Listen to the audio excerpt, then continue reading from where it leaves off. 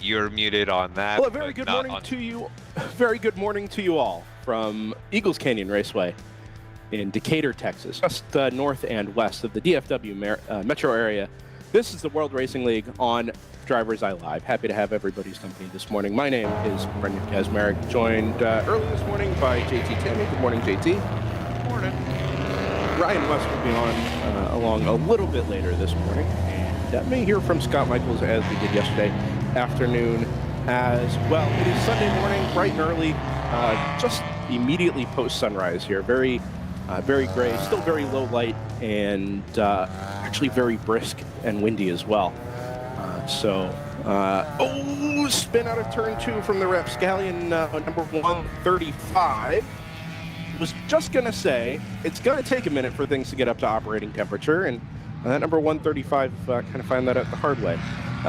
It is the 7-hour enduro to close out our weekend here at ECR, the first visit of the World Racing League to Eagles Canyon, and a solid race yesterday. Let's take a quick look at the venue.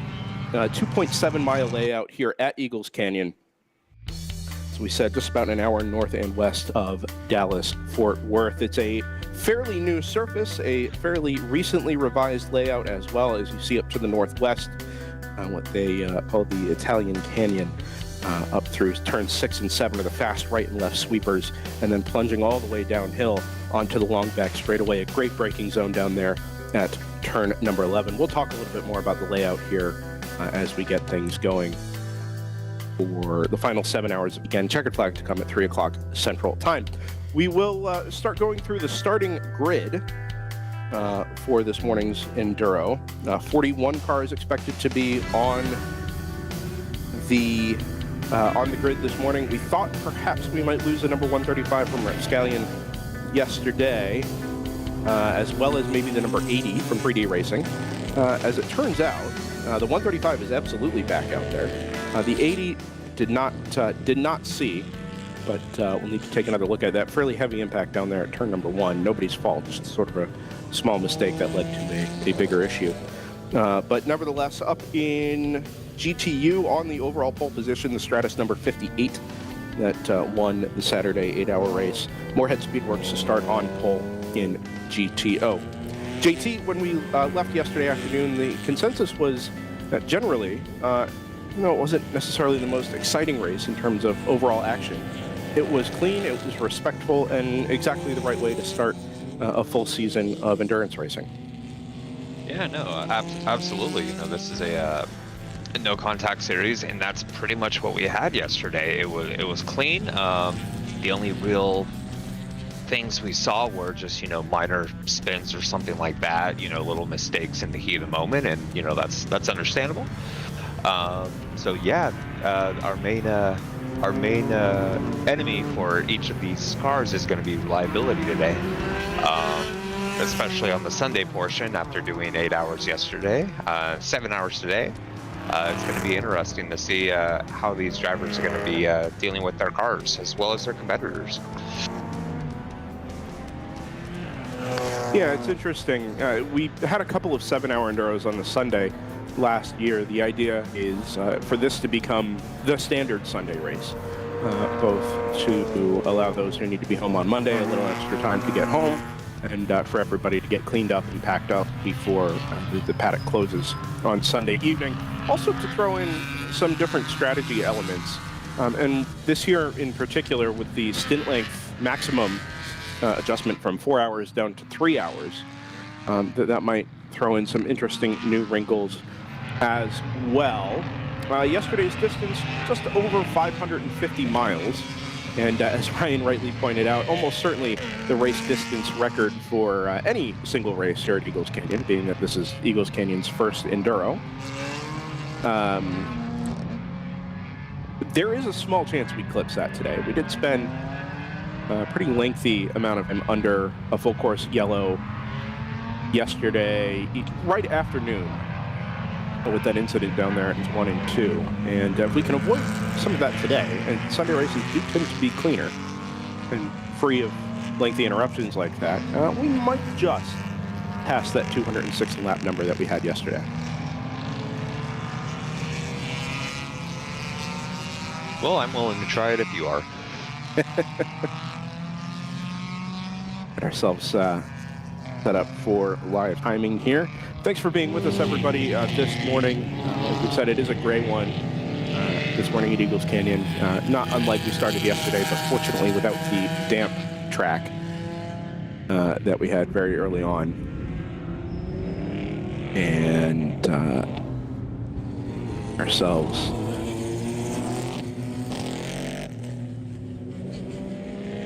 right away here.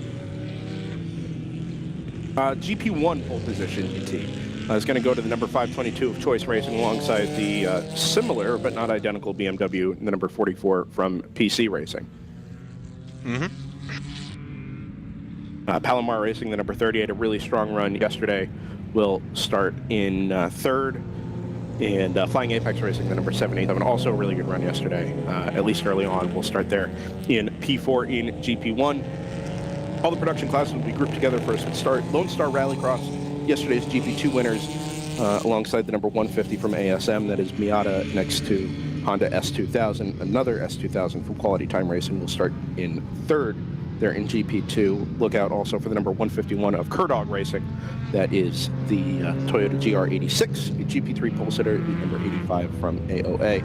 Possibly the number 27 of Brett Scallion Motorsports to start shotgun on the field. Production field works its way through the final sequence of corners here. We'll pick the GT cars up on the front straightaway as the green flag will wave, and we will get the final 7-hour race of the weekend underway at Eagles Canyon Raceway. Down into turn 1, GTU leads GTO, but remember, it's cold, tires not up to temperature. This is going to play very much into the hands of the GTO field, and immediately the number 34 from Hitman Racing takes an advantage headed up the hill out of turn 2 into 3A and 3B. The blue Stratus NP01 gets away at the front of the field, but again, that blue, green, and black Toyota Supra of Hitman Racing that won GTO yesterday is escaping out front of the GTO field. It's then the yellow Stratus number 59, followed by the white Ginetta from Moorhead Speedworks. The production class is headed to turns 1 and 2 for the first time. Palomar alongside Choice Racing at the front. I don't see the PC Racing BMW on the grid. That car had lots of transmission issues yesterday. We believe it was transmission issues. And I don't know that they actually got those sorted. It's left Choice Racing as kind of out on its own to go and do battle with that number 38 from Palomar. Flying Apex Racing, the 787 Porsche Boxster, slots into third. Looks like a clean start, all things considered, JT. Yeah, definitely. That's just what you want to see at the very start of a 7-hour race. So well done by the drivers here. GTO and GTU field heads down into turns 11 and 12. This is that steep drop-off headed out of what we were kind of describing as a corkscrew yesterday. Not quite as dramatic, but certainly does tend to let your stomach rise up towards your throat a little bit as you drop out under acceleration from that left and right chicane. Coming up to complete lap number 1 as the Grand Touring field heads through turns 15A and B. Out in the distance, looks like that number 58 has been able to get things up to temperature very quickly this morning and has begun to gap the lead GTO car that is still the number 34 Hitman Racing Toyota Supra. The 290 Ginetta has jumped the number 59 Stratus Sebico NP01. So we have GTU, GTO, GTO, then GTU as the top 4 overall. Good start as well for the HM Road Racing number 296. That's the lone Chicayman, Club Sport Manti.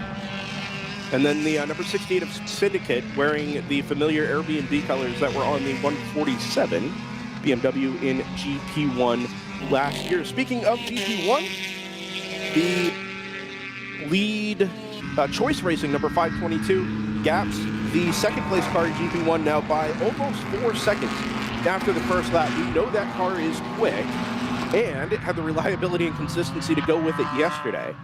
And in these dry conditions this morning, fresh tires, just getting things up to temperature.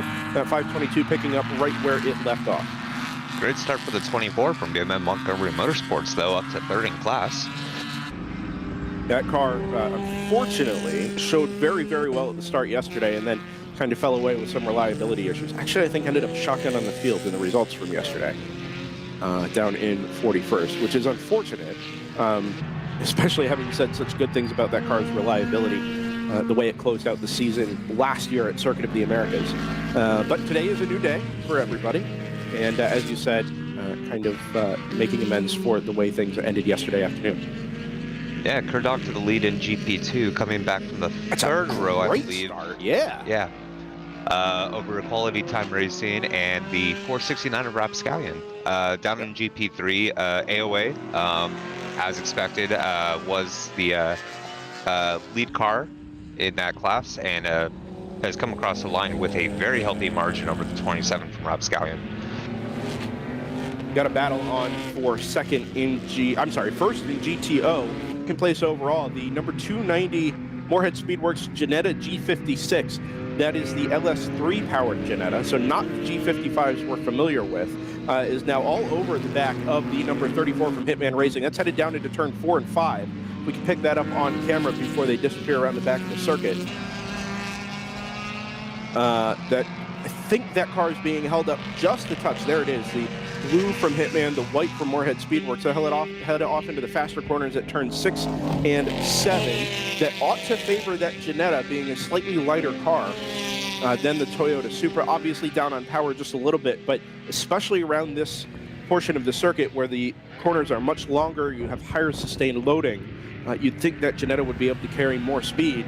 And unfortunately, just not able to get the move done and take advantage of all the pace that we would assume it has. Choice Racing now leads that BMM Montgomery Motorsport number 24 in the production classes, in particular in GP1. So Big Mission has jumped the 38 of Alomar. 64 of Open Throttle Racing now fourth. I'm sorry, it's not the 64. 64 is, it is the 64. The 63 is now ahead of Flying Apex Racing and sits in 5th place overall in the GP1 standings. I think this number 34 from Hitman is now creating something of a train headed down to turn 15A and B to close out lap number 3.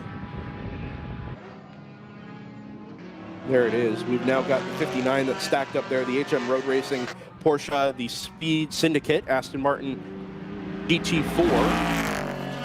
So 5 or 6 cars just stacked behind that Hitman Supra at the moment. No real defending going on. It's a good run for the Ginetta through turn 2, headed up the hill, but it's going to have to be late on the brakes if he's going to get the move done, headed up into turns 3A and B, and thinks better of it. Not really the opportunity he would have been looking for, headed down into 4 and 5. Likely a similar scenario. Not really a hard enough king zone and not ever really straightening the car up before you arc the corner or arc the car back into turn 5. Fortunately, I think either turn 1, 15, 1, or 3 are going to be the opportunities for that Ginetta to sneak by, or hold station for a few laps until you start to catch the back of the production classes, where you can maybe use one of the GP cars as something of a pick to get yourself up into the lead. This is all happening now 8 seconds behind your overall race leader, the Stratus 58.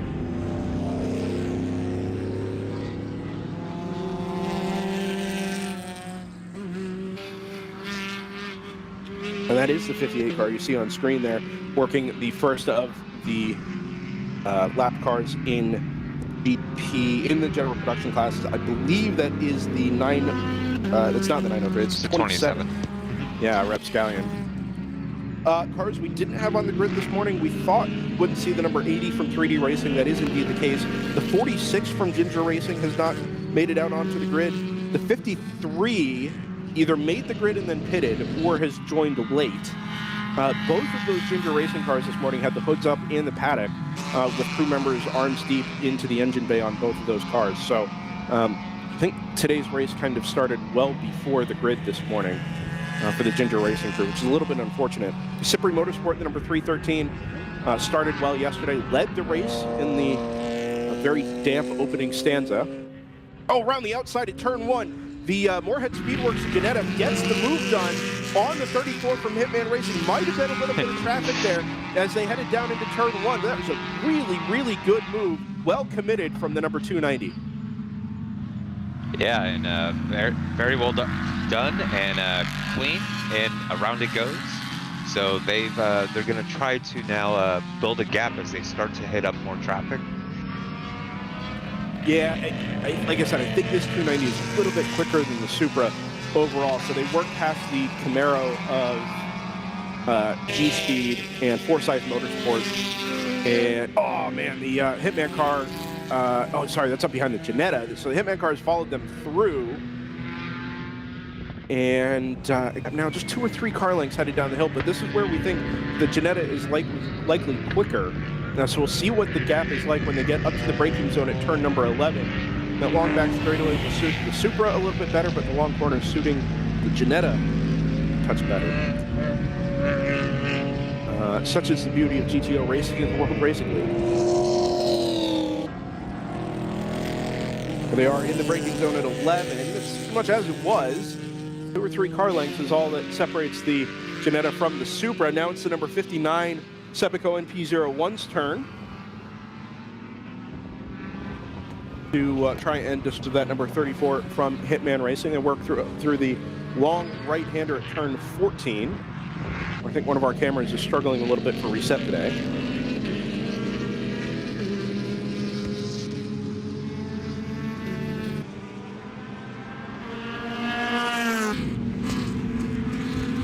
It's interesting to note that we have 2 cars from Open Throttle Racing in GP1 today.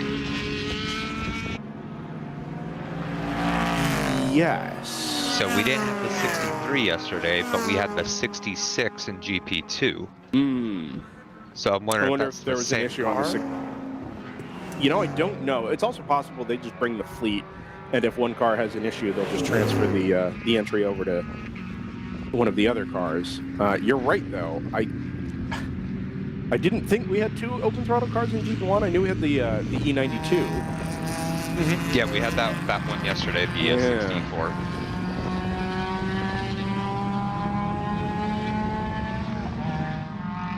5 laps complete. The race leader is the number 58 from Stratus Racing.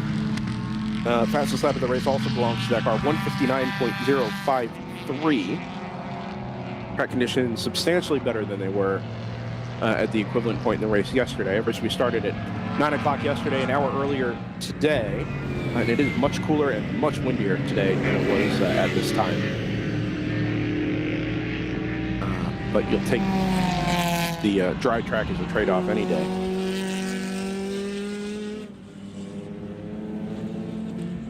The number 123 NFC Motors Mercedes that started off so strong yesterday and was in contention for the East win right up until the penultimate round of pit stop.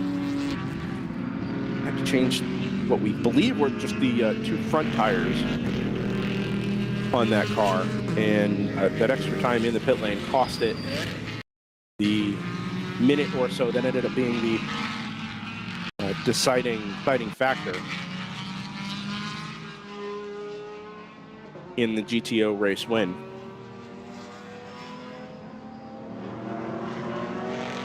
GP1 still led by Choice Racing. The gap is now 12.5 seconds.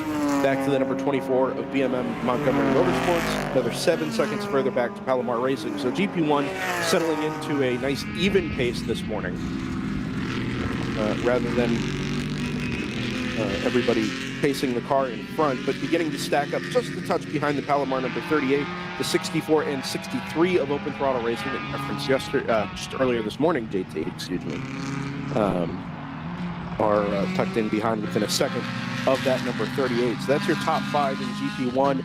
Blaze Racing in the number 118 leads the 787 of Flying Apex Racing down in 7th in class, and then the 325 very festively colored Zeepa Racing BMW M3. Sits behind them. GP2, as you mentioned, Kerdog Racing, really, really good start, but the margin is a quarter of a second between that car and the number 469 of Rapscallion Motorsports. That should not be difficult to find on track. No, just look for the large gaggle of cars. Yeah, they're actually headed down into 13 and 14 now. Might be best to come up here at the last corner if we don't have our turn 14 camera functioning the way it's meant to at the moment.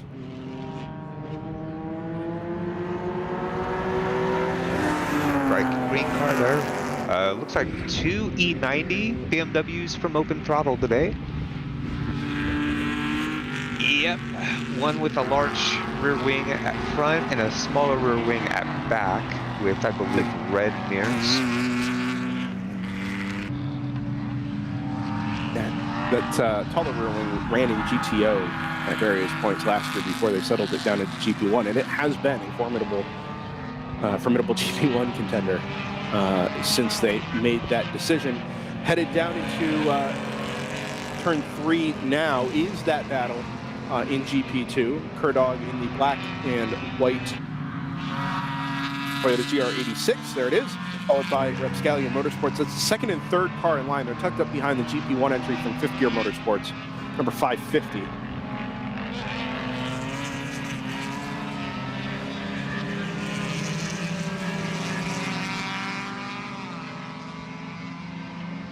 They'll off down in turn 6 and 7.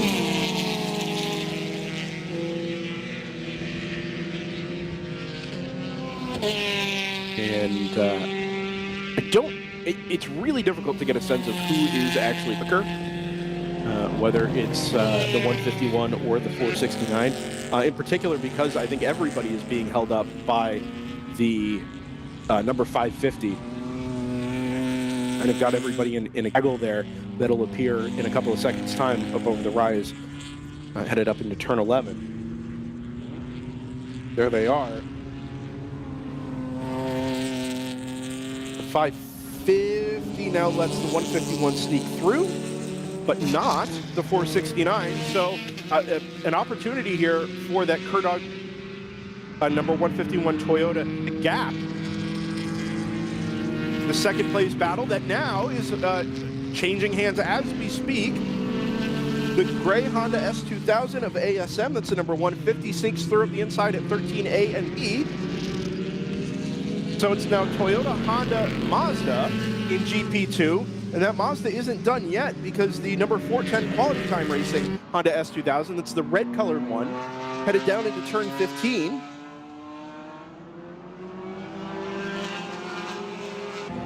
Is now right up on the back of that NC Mazda MX-5. Is that Mincy?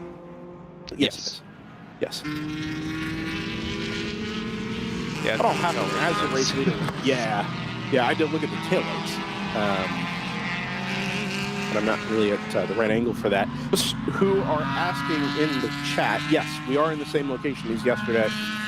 Up by turns 1 and 2. If you'd like to come in chat, you're more than welcome to stop. We're up on the second floor. The largely finished, but not quite there yet. Hospitality area here at the first inn.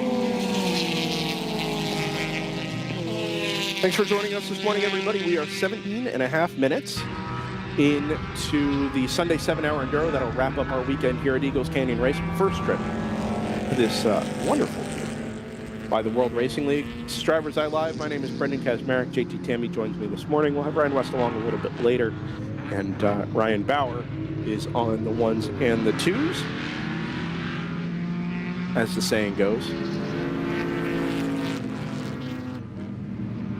The 46 Ginger Racing BMW has come through and sounds absolutely terrible.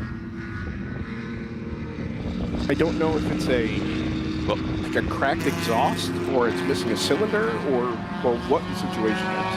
I can't imagine they'd be out running that car if it were down a cylinder for some reason, but it sounds abysmal. No, you'd think if they're running down a cylinder, they'd try to get a tech for GP2 or 3. Yeah, right. Just put it on the dyno and see what happens. But that is good to see that the car is out there and has now taken the start of the race. So hopefully, if they have any issues cropping up right now, they can diagnose that and get that running. Yeah, I wouldn't be shocked if that car ends up back in the pit lane at the end of the lap here, unless they're just going to run it until it dies. But does not seem like inter-racing way. We haven't seen the reemergence of the number 53 BMW 1 Series from that squad either.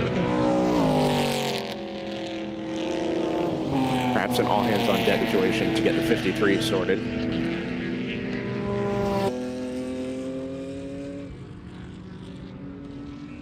Up in GTO, the number 290 Moorhead Sports Janetta G56 has made its escape from the Hitman Racing Toyota Supra that won yesterday in that class. Now, oh boy, we have to do math. 6-ish seconds to the good. Supra is now defending from the 96. HM Road Racing Porsche Cayman. And the Speed City Aston Martin that's tucked right up under the back of that battle as well. 60 from Stratus is playing a part in this battle as well. That's your third place car in GTU. All of our GTU runners inside the top 7 at this early stage. And then, go just a little bit further back, 8th and 9th overall, GTR 99 and NFC Motorsports. Typically we see at least an NFC car off to a really strong start and tries to establish a gap at the front of the field. And then a very strong finish for that as well. But we said we thought these 7-hour races might throw a little bit of strategy wrinkle into things, and I suspect that's exactly what that 123 has chosen to do. Just up the driver lineup a touch. Maybe do something different. Could very easily do this race on just 2 driver changes. A couple of long stints for everybody. 2.5 hours, 2.5 hours, and then 3. But the maximum is 3 hours for any one driving stint. So you got to be really careful and have all your math done properly there. And it wouldn't take much of a full course yellow to, or a poorly timed full course yellow to throw things way out of whack. So I do actually wonder here if we might get a little more conservative on driver rotation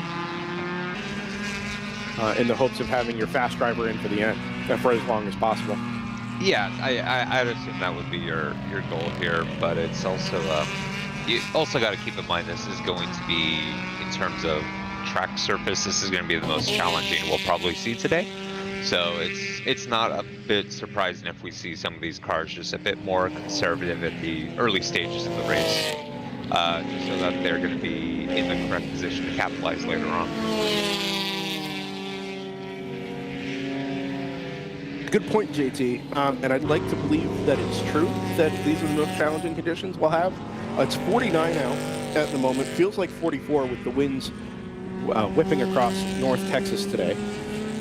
59 is the high, at least the anticipated high, which is a good 10 degrees cooler than we got yesterday afternoon. And unfortunately, just a couple of little showers around this part of North Texas. And it's a non-zero chance we just catch the raindrops here in the next hour or 2. A 25% chance most of the day today. That's been up now to about 35. So we'll wait and keep an eye on the skies and on the radar as well, which our Ryan Bowery is setting up for Decatur, Texas. At the moment, I'd like to give a shout out this morning to good friend Brian Geeknelli, who sent me a message last night regarding some of the display issues that RaceHero.io had as our live timing source. Obviously, everything's been updated to run with the latest version of Orbis on the relay side, which is working great. But small change to the web user interface that we couldn't follow the lap charts, which made it quite difficult to follow lap time trends, pit stop trends, stint lengths, things of that nature. And I got a text from last night from Brian saying that they had undone some of those changes to make sure that everybody had what they needed for today. So Brian and folks at Haggerty Motorsport, they're doing God's work to get us the things we need to follow all this great World Racing League action.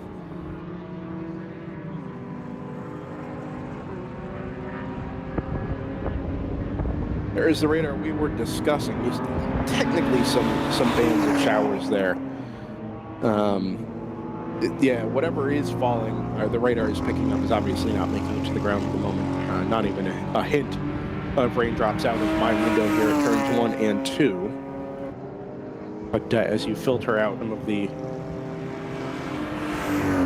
lower intense reflectivity, there definitely are a few showers that are out there. Wind does make it less likely to hit the ground as well, but we'll wait and see. A little Verga action this morning.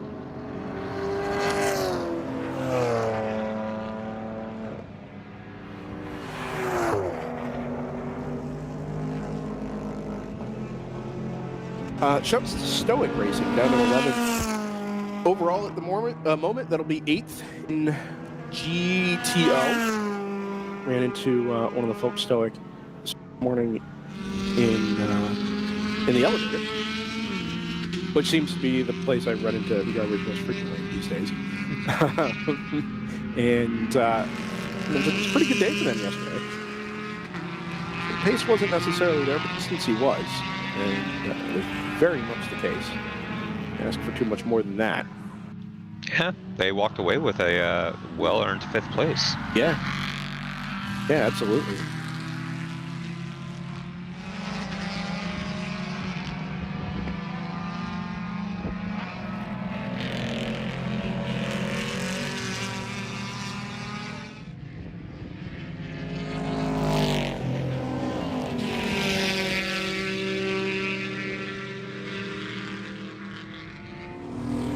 So in GP1, it looks like the 63 from Open Throttle did get around Palomar for 3rd. And the 118 of Blaze Racing has got around the 64 from Open Throttle for 5th. That very closely bunched together gaggle of cars is spread out just a little bit, so there's a second or so in between each of the cars. Gives them a little bit of breathing room, and we'll try to keep an eye on these cars as they start to get into a nice consistent rhythm to see who's got a little bit more edge in pace over the course of this stint here.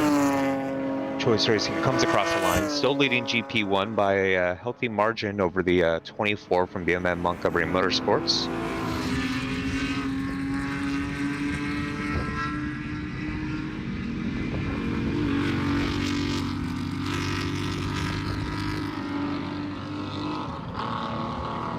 There we go, coming across the line, about 18-second gap.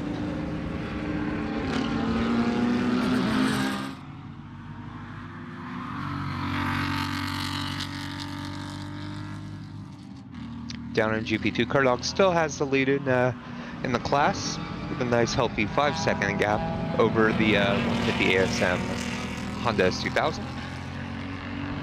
You still have the lead rapscallion car, the 469 in 3rd. Just a little bit over a second behind, and closing, setting their fastest lap, this previous lap. That MX-5 has managed to gap about 6 seconds to the next Honda S2000 Quality Time Racing. We're hoping they have a good showing today. They were looking quite quick yesterday, but unfortunately did run into a few issues as the day went on.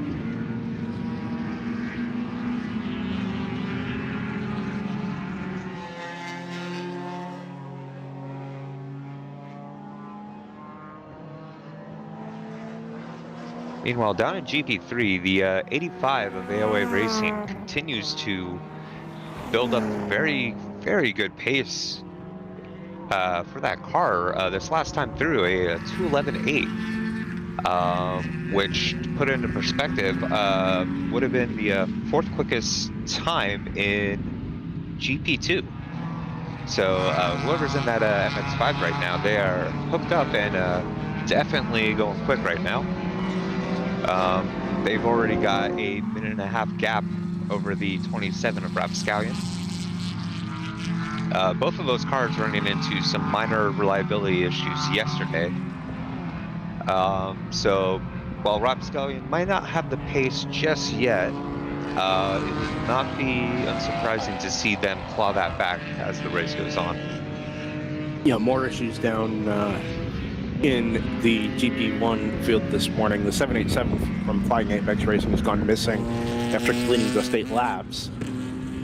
And that means the car is either in the pit lane or back in the paddock.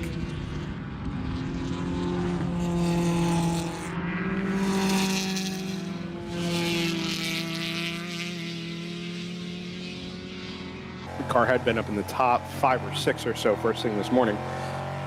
Jump on board the number 290 from Moorhead Speedworks. This is that LS3 powered, well, give it a second. The LS3 powered Ginetta G56.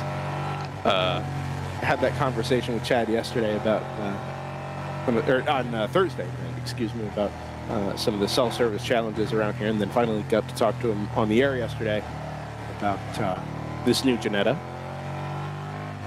It's missing its wipe. Oh, yeah, it's just the hook. That's very interesting. This is what happens when you take a small engine, put it in the bin, and throw an LS3 in it. You start to develop some different issues, such as going way too fast than the car was designed for. Well, to be clear, this car is, it ships with the LS. Oh, the 56 does? Yes, yeah. Okay, never mind then. Yeah, it's got the Ginetta logos on it. It's a Chevrolet block, obviously, but okay. The engine, as far as I know, the tune is by Ginetta as well. And they outsource some of the other electronics, build that on their car. But also been told the tune is locked on that car, so they are having to use restrictors, air restrictors, to manage power, the old-fashioned. And they've got actually quite a small one on that car that leaves it a little bit underpowered, is what we've heard.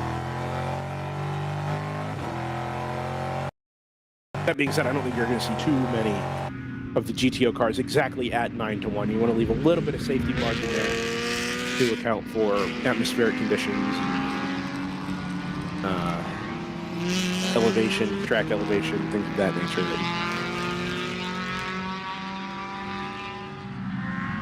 Potentially put your race without danger. But anyway, no problem with that 290. It stays dry leading the field. Sorry, JJ, go ahead. I was to say, with the wiper situation, I hope that it stays dry. Yes.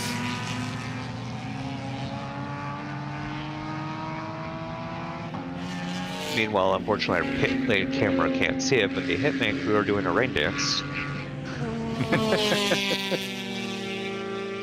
Yeah, I don't think there's any panic from anybody at the moment. Yesterday was tentative, right? Everybody was kind of tiptoeing around, waiting for the track to dry out.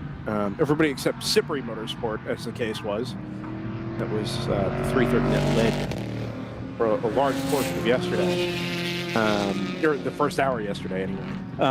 Everybody else is kind of settled in. This morning, getting very much the same vibe. I don't think anybody is trying terribly hard either to pass whoever is ahead of them or to chase anybody down. Just settle into the pace, ride around for maybe the first hour and 15 minutes here, and then see where things shake out after the first round of pit stops. An hour obviously doesn't make a huge difference, scaling down from 8 hours yesterday to 7 hours today, but it does have the potential to just change strategy up a little bit. And in particular, if you're in the Canyon Racing number 34 pit box, longer runs and longer races will obviously favor cars with better fuel mileage. And that car just got truly wild fuel economy yesterday. They did all of the right things right and pitted at the right times. But with an hour shorter race, obviously you take advantage of that, or have less opportunity to take advantage of that. The same goes for Palomar down in GP1. Number 38, I mean, just it was 50 plus laps on a tank, or 50. I think it was on 50 laps on a tank there through most of yesterday afternoon.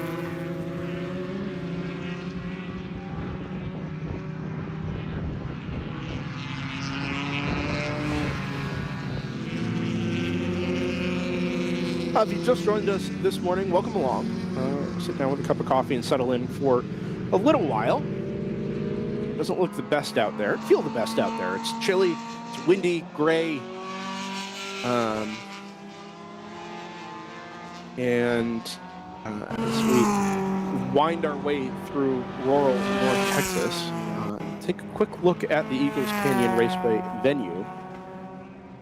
Here about an hour north and west of Dallas-Fort Worth. In particular, Fort Worth. We are on the Fort Worth side of things. We kick our season off traditionally or historically been out at Nola Motorsports Park. We've swapped things around to go into the state of Texas where we ended last season as well. New venue here, and the first time it's been on camera. First live stream from this venue as well. First endurance racing weekend for the track. A great weekend of firsts here in a fairly recently revised layout that includes that wonderful section up at the northwest corner. Unfortunately, the cell reception up there is not very good, so we aren't able to do very much with our trackside cameras back there. And to be frank, the sight lines aren't very good either. I mean, it just kind of drops down a hill.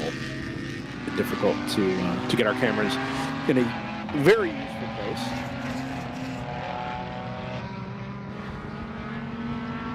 This is up here at the turn 1 and 2 chicane.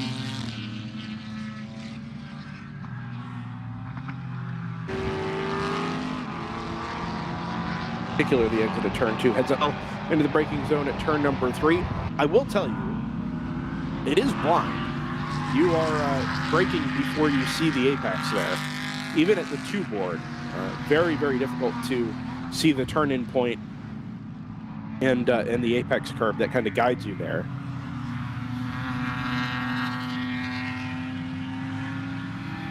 Then you drop back down the hill on the other side through turn 3A.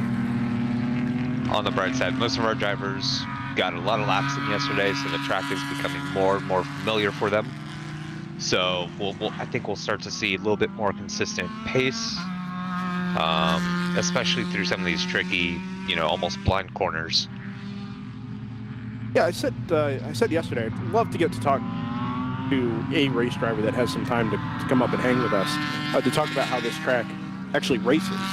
And we know how it looks, and I've had a handful of low interrupted laps in the rental car, so I know roughly how it feels. But I mean, once you're out there at speed, there's a lot of natural elevation change and natural cambers here to these corners that actually make it look like a lot of fun. More fun than I think you would display out on paper, as Scott Michaels kind of hinted yesterday. And talk to somebody about what it's actually like here. Because if the consensus is positive, the hope would be that we could come back here on a pretty regular basis. The 53 has made it back out on track. It's BMW 1 Series from Ginger Racing Team. Unfortunately, they've swapped it out for the 46, which is now back behind you. Yeah. Fastest lap of the race now belongs to the Stratus number 59. And a personal best put in at the same time for the Moorhead Sports number 290. It's a 59.5 for Moorhead, and the fastest lap of the race, 157.7. That is moving. And we were in I think the high 55s in qualifying ended up being the pole time. One of the things you notice about these GTU cars in particular with GTO, you tend to see the fastest laps being put in within the first 10 laps or so, and then maybe on a fresh set of tires in the afternoon, if the conditions, track and atmospheric, allow. But these GTU cars seem to be able to sustain overall performance much, much deeper into the runs. And just takes a capable and confident driver, a little bit of clear road,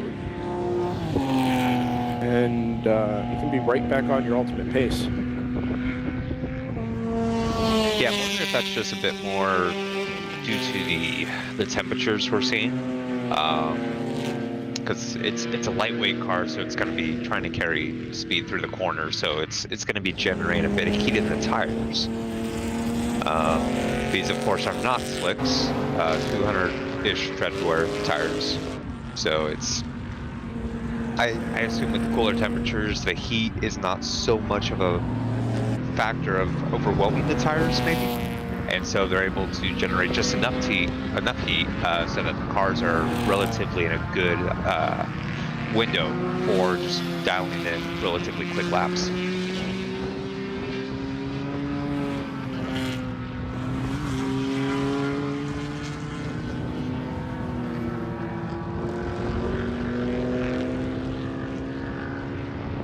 The GP3 leader of AOA Racing did come in to pit lane. Not sure if that was scheduled or not, but they've since gone back out. So that promotes Rapscallion up to the front.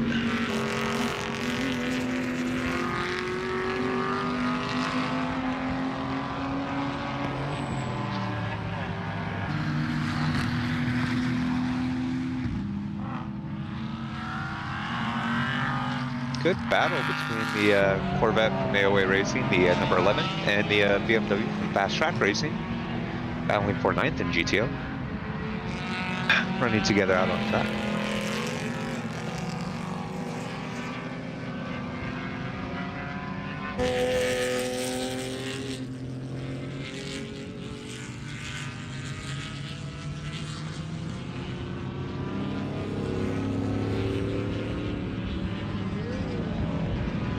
Here we go. Does that see group headed into Fast 11? Track. Yep, passing on the inside of 11 of the number 11 AOA Corvette, coming into turn 11. So that's going to be 9th for Fast Track Racing.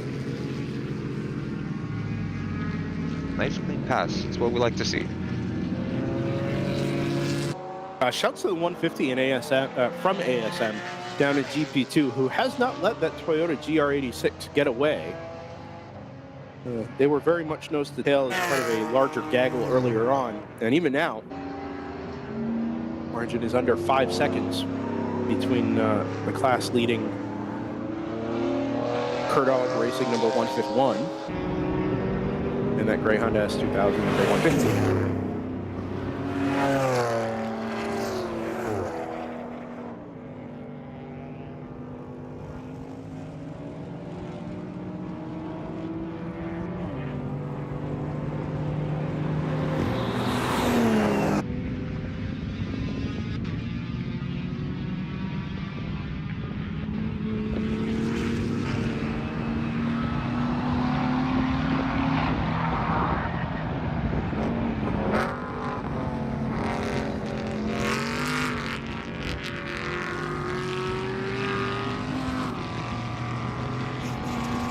Timer should be correct now. For those of you that pointed that out. Yep, there we go. It is a 7-hour race, of course. Lone Stars managed to close up the gap here with the quality time Honda S2000 in their battle for 4th in GP2. Last time across the line, less than a second separating those cars. Yeah, 410 has slipped back a little bit. They were up in 3rd. Very early on this thing, being a Toyota Honda tentative podium there. But now the 469 is slotted into 3rd, and the 550 is slotted into 4th. When last we saw that 550, they were kind of holding up the 550's GP1 mistake. Yes. I was going to say, yeah, it But was it's in kind of there. holding up the GP2 battle, but it has slipped back a bit further in the overall. So back on board the number 290 from Moorhead Speedworks. Facing down that number 151 GR86, just up ahead of us. Hope to see more of those Toyotas through the balance of the season. I think it was kind of a surprise to us, at least, to see that car on the entry list. We had talked a little bit with Brad McCall of Round 3 Racing about potentially having a GR86 Cup program and a WRL program to supplement the revenue opportunities for running those cars. And at the very least, it would be extra seating, for potential customers. But that was going to be dependent on actually having the permission to do it. That was kind of all we heard about GR86s vis-a-vis endurance racing. And then, in the entry list for round 1 here at Eagles Canyon, and lo and behold, there is your GR86 Cup.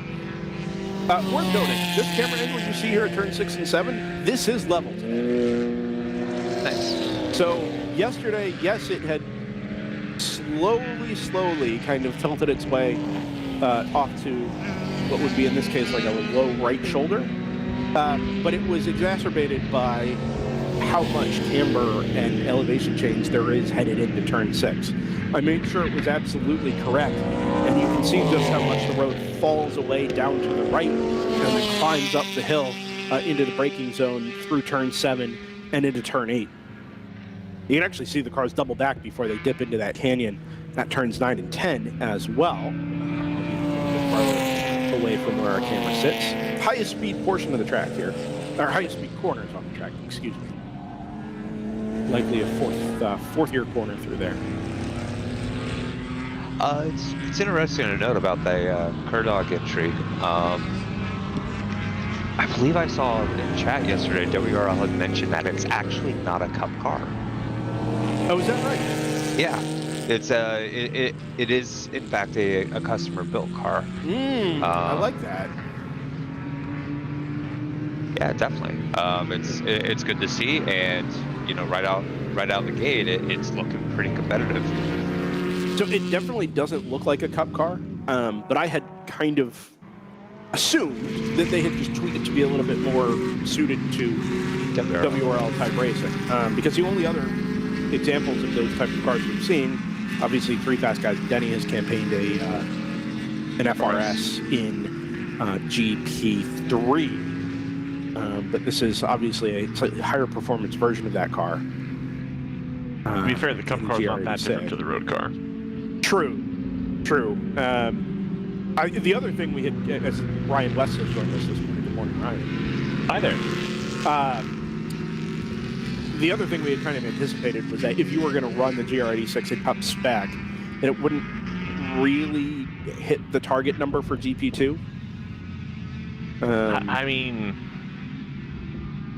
I'm sure it's a quick car, but it wasn't going to be at the optimum power to weight, for the maximum in that class, and therefore might be either underpowered or touch off of what you would hope for to be competitive. And actually, that 151 is very much at the peak of GP2 performance at the moment. Do we have a GP2 on board at all right now, or no?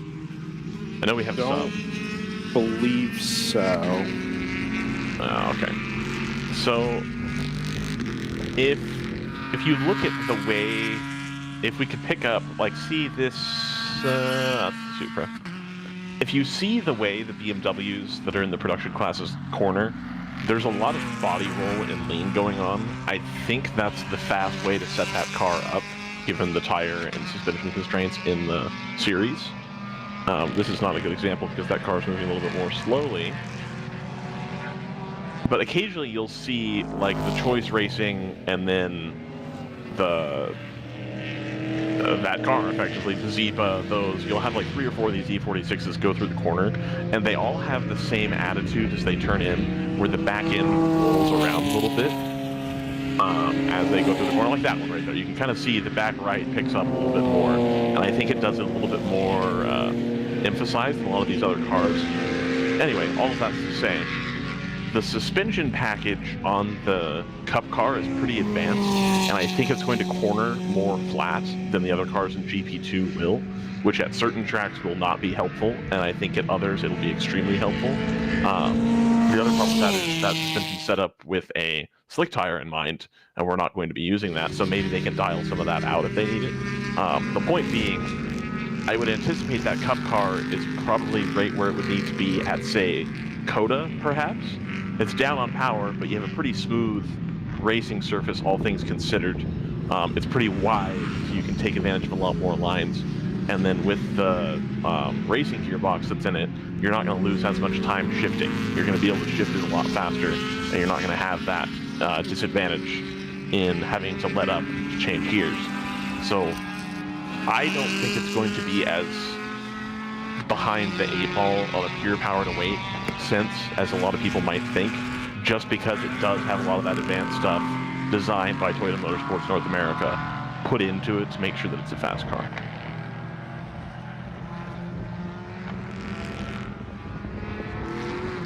Okay.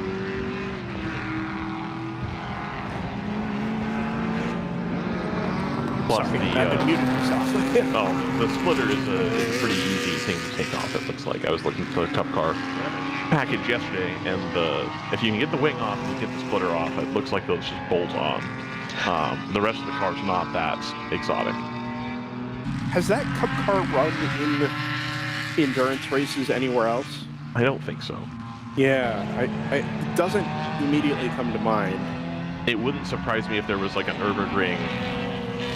Somebody had taken one there, but I don't think. Yeah, but I don't think it was the GR Cup. Yeah, I don't think they were the GR Cup cars. I know there have been examples of GT86. No, I think even the current one has probably run at the Nürburgring, like the current right, one. but not. I don't think it's the Cup, the North American Cup version. Probably not. They did if there was enough of them around to do that sort of thing. 9 hour Kyalami. Interesting. Just a week and a half ago. Oh, all right. Is that part of the South African Endurance Series? I'm not sure. Now that SRO doesn't run it as part of the IGTC? Let's find out. Kyalami, of course, is on Forza Motorsport right now. It's on basically everything these days. I raced it Thursday in R Factor 2. Do you know why it's on everything these days? Because it's awesome. Because it's owned by Porsche. I was not aware of that. I know they've been doing a lot of their launches in South Africa. Yeah. So Interesting. So Kyalami redesigned itself or was redesigned and rebuilt in, I think, like 91. Right around 1991. And ran Formula One races there for a little while, but obviously was kind of out of the safety standard to be able to run anything at or near the top level of modern motorsports. And I think it was actually going to be sold, and then Porsche South Africa came in, purchased the property, and dumped, I think it was like close to $100 million into the track to get it up to, an international standard. And then the IGTC came there, obviously. There have been rumors of WEC headed there in the future. If the track were maybe 20% longer, if you were to just stretch the whole thing out by about 20%, I think it'd be a slam dunk sports car and Formula One venue. As it stands, it might just be a little bit too tight for anything other than, single class GT racing, basically.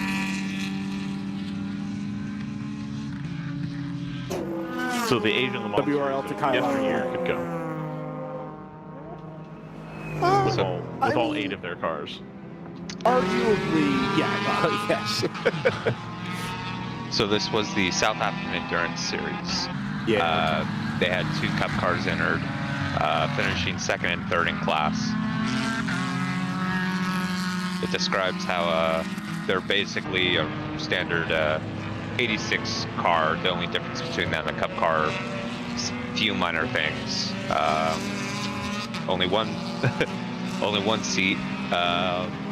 semi-slick tires, big brake kit, catback exhaust, Yeah. roll cage, OMPC, and harness, but everything else is more or less the same.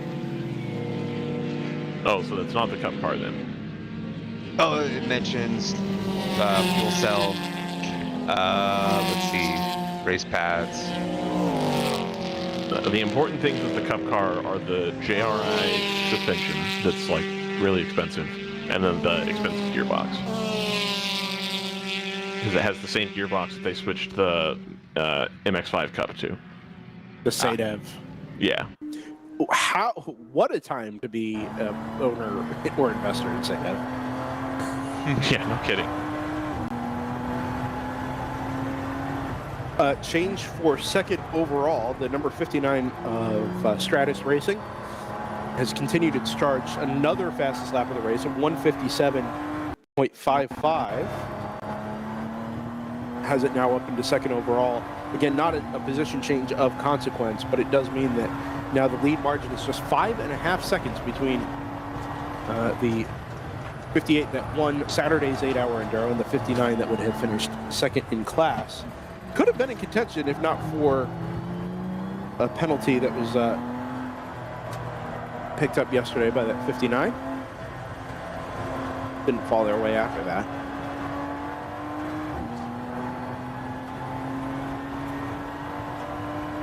On board this 34 Toyota Supra from Hitman Racing. This is climbing the hill up into turn 11. Peak speed there about 127 miles an hour.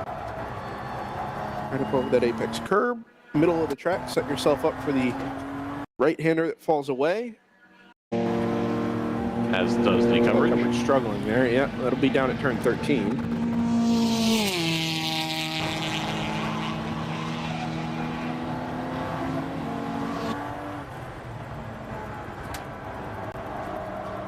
Obviously, Montgomery Motorsports have made their recovery in GP1 The compared to Montgomery yesterday. recovery. Wow. Nobody appreciated that. Oh, I couldn't hear it. Oh, the Montgomery recovery. It got a smirk. Thanks.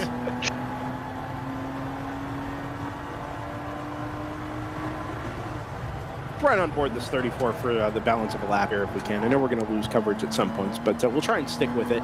Fourth gear through turns 1 and 2. That first right-hand apex, a little bit tighter than the second. So you're on the throttle very hard through the left-hander. Up to the line braking zone there at turn 3A. Breathe the throttle through 3B. Lean on that right front tire too much. Up into fifth gear, it'll drop down into this little canyon as the self-service falls away. At turn 5, we're a little bit behind with the onboard camera before that car is on track. But wait for service to pop back up. It's headed down into 6 and 7. Like we said, we thought fourth or fifth gear corner there. 100 miles an hour through the first apex, right around 82 through the second. But part of that is because you've got to be on the brakes pretty much immediately to get yourself set up for the hard left-hander at turn 8. Through the right-hander at 9, accelerating down the hill. Very easy to get into this corner early, as I discovered in the rental car this morning. You want to hold it off and then come into the throttle pretty aggressively as you get to the midpoint of the corner and track out closer to 130 miles an hour this time up into turn 11. Car washes away a little bit, a little protest from the rear as it heads up through turns 12, through turn 12 and down into 13A and B.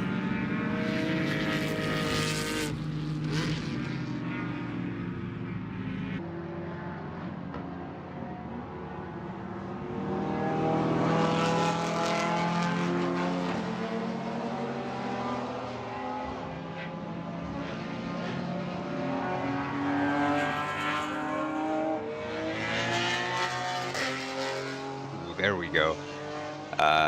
Real Light Racing comes out of the pit and resets their fastest lap by the tune of some 20 seconds. That car, unfortunately, was struggling a bit this first hour or so, but bringing it in and coming back out has massively improved its pace. So well done to them.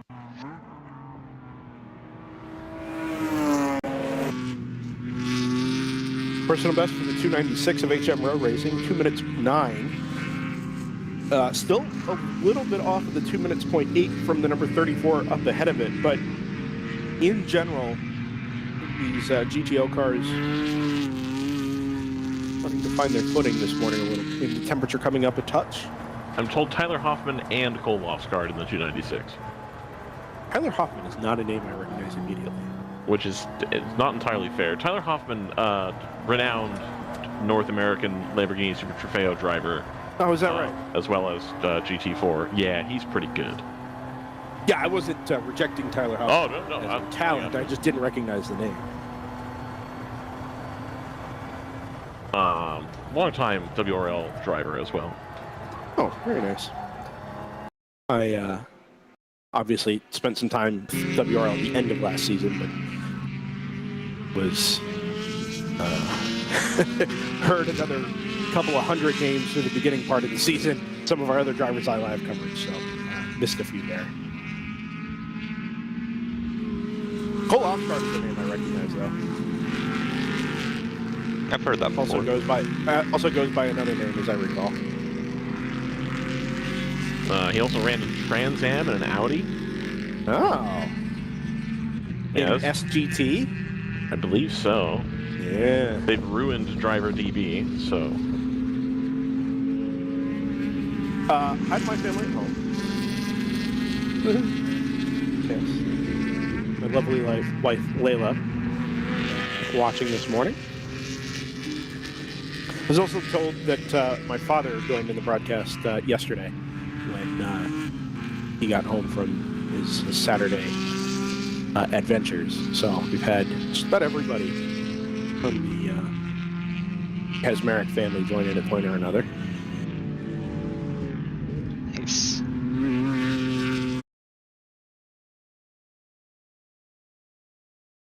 Ryan, does your family watch from home? No. Good catch from the Moorhead onboard there. Unfortunately, the came in by the looks of it. I think that may have been the 550 of fifth gear getting loose. Looked like turn 10 maybe? Moorhead very confident that there won't be any rain today. We were discussing that earlier. Oh, okay. Like, you can already see where it's worn into the windshield, which is unfortunate. Yeah. Chat confirmed that the wiper did take flight earlier. On a Janetta? The extra bits don't work well? A parts failure on a Janetta, you say? That's weird.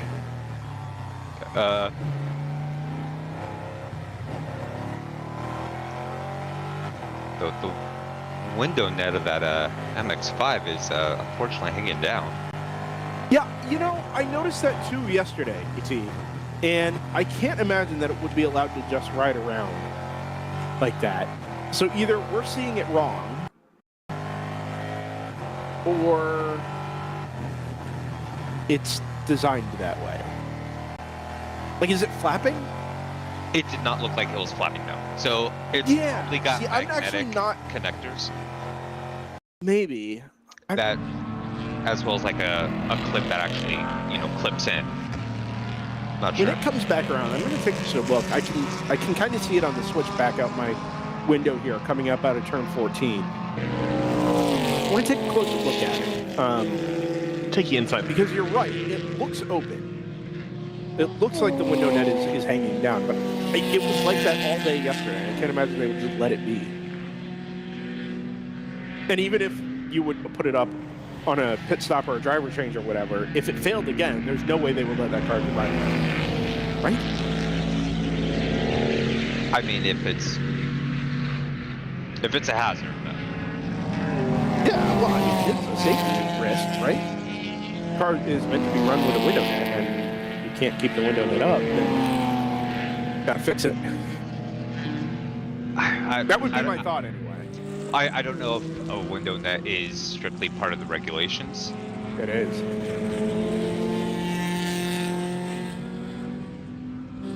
Awkward. which is why I don't think what we see reflects reality.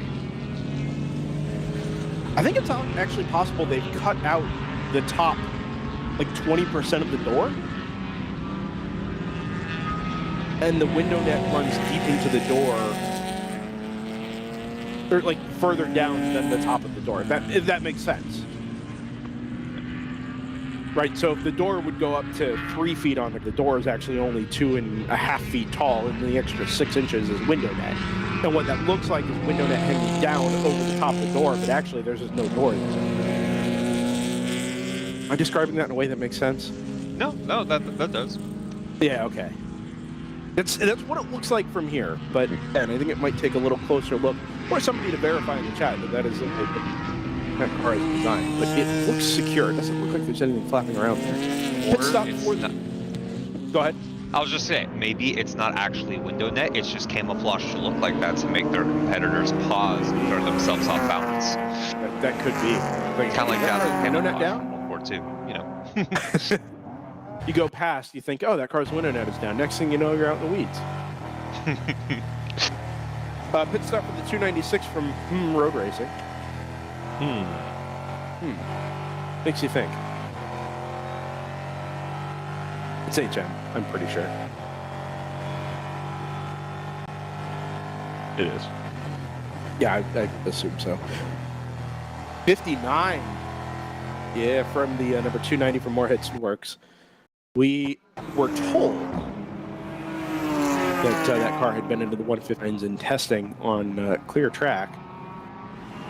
Or if they've found a little bit with that car and into the 159s and race trim now as well. It's a really good lap.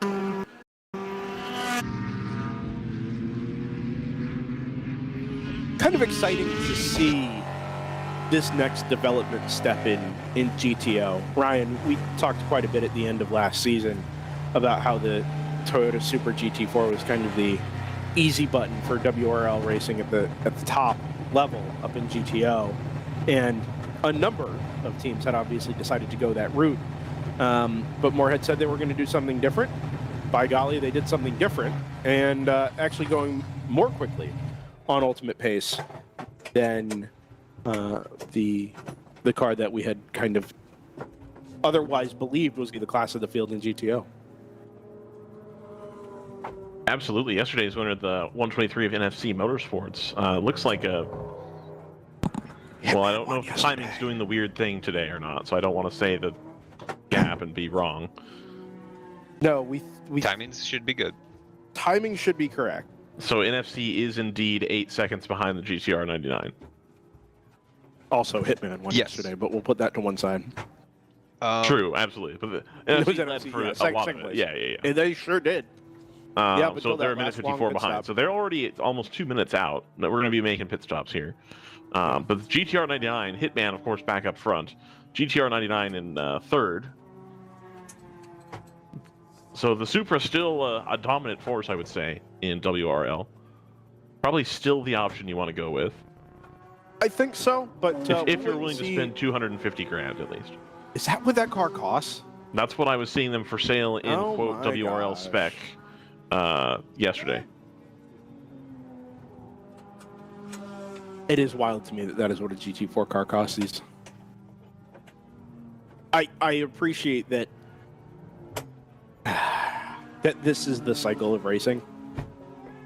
You know, you think back to the old GT1 cars, and then like the proper, you know, the Toyota TS020, the GT1, the Mercedes ELK, that whole category of cars that pushed itself and spent itself out of existence. And then old GT2 became GT1. That was the Viper and the Ferrari 550 and the Corvette C5R. And then that class spent itself out of existence after the Aston Martin days. And then, you know, the old GT2 became GTE, and that became the top class. And GT3 started to spend itself up to the next level. GTE just obviously went away. Now GT3 is your top class of international endurance racing. That is crazy expensive. And even GT4 now is getting up well beyond the cost of what any of the SRO GT classes I think were ever really designed to be. Do you remember when the Camaro GT4 car came out and the entire Continental Tire Sports Car Challenge paddock complained that it was a cheater car because it was 300 grand. Yeah. And now it's Well, like, they were only selling it to a handful of teams. Like, it wasn't a... I don't think it was ever a commercially available... Like, anybody could just get one. From memory, they only had, like, a handful of them running in the series. Like, Rebel Rock had one, but they were a long time. Stevenson. Chevrolet. Stevenson, right? Yeah, I think that was the way the Camaro program was structured. Now, it could also be that they were the only ones who could afford, $300,000 GT4 car, but...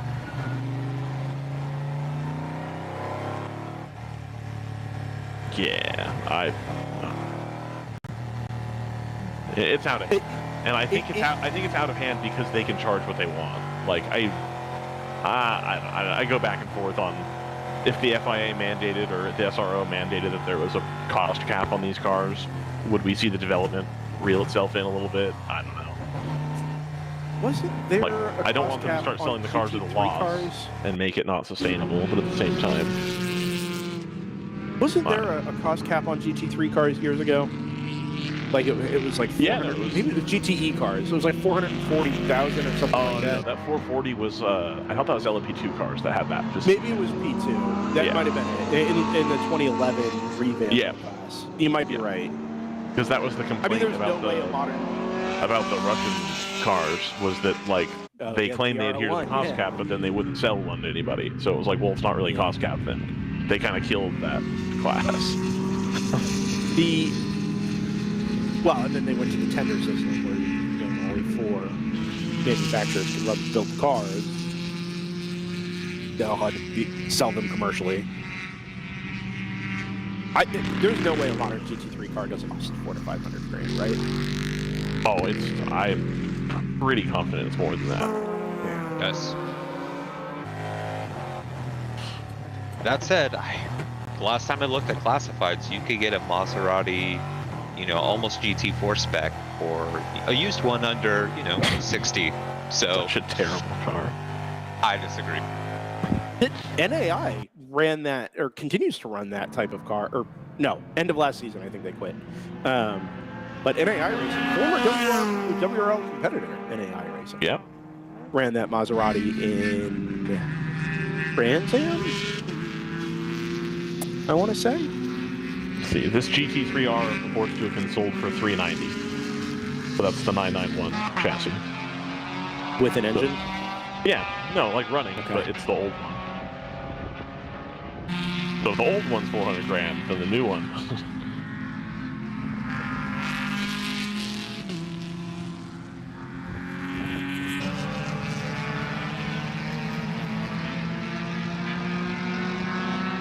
Ooh, okay, here's a question for you, and then I'll move on from this, because I get sucked into this.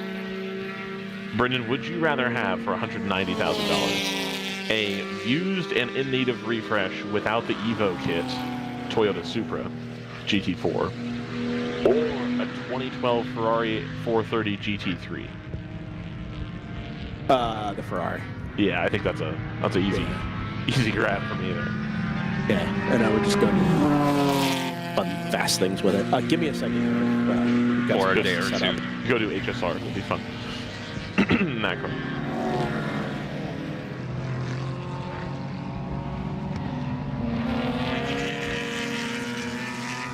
So we are having pit stops in the general production classes.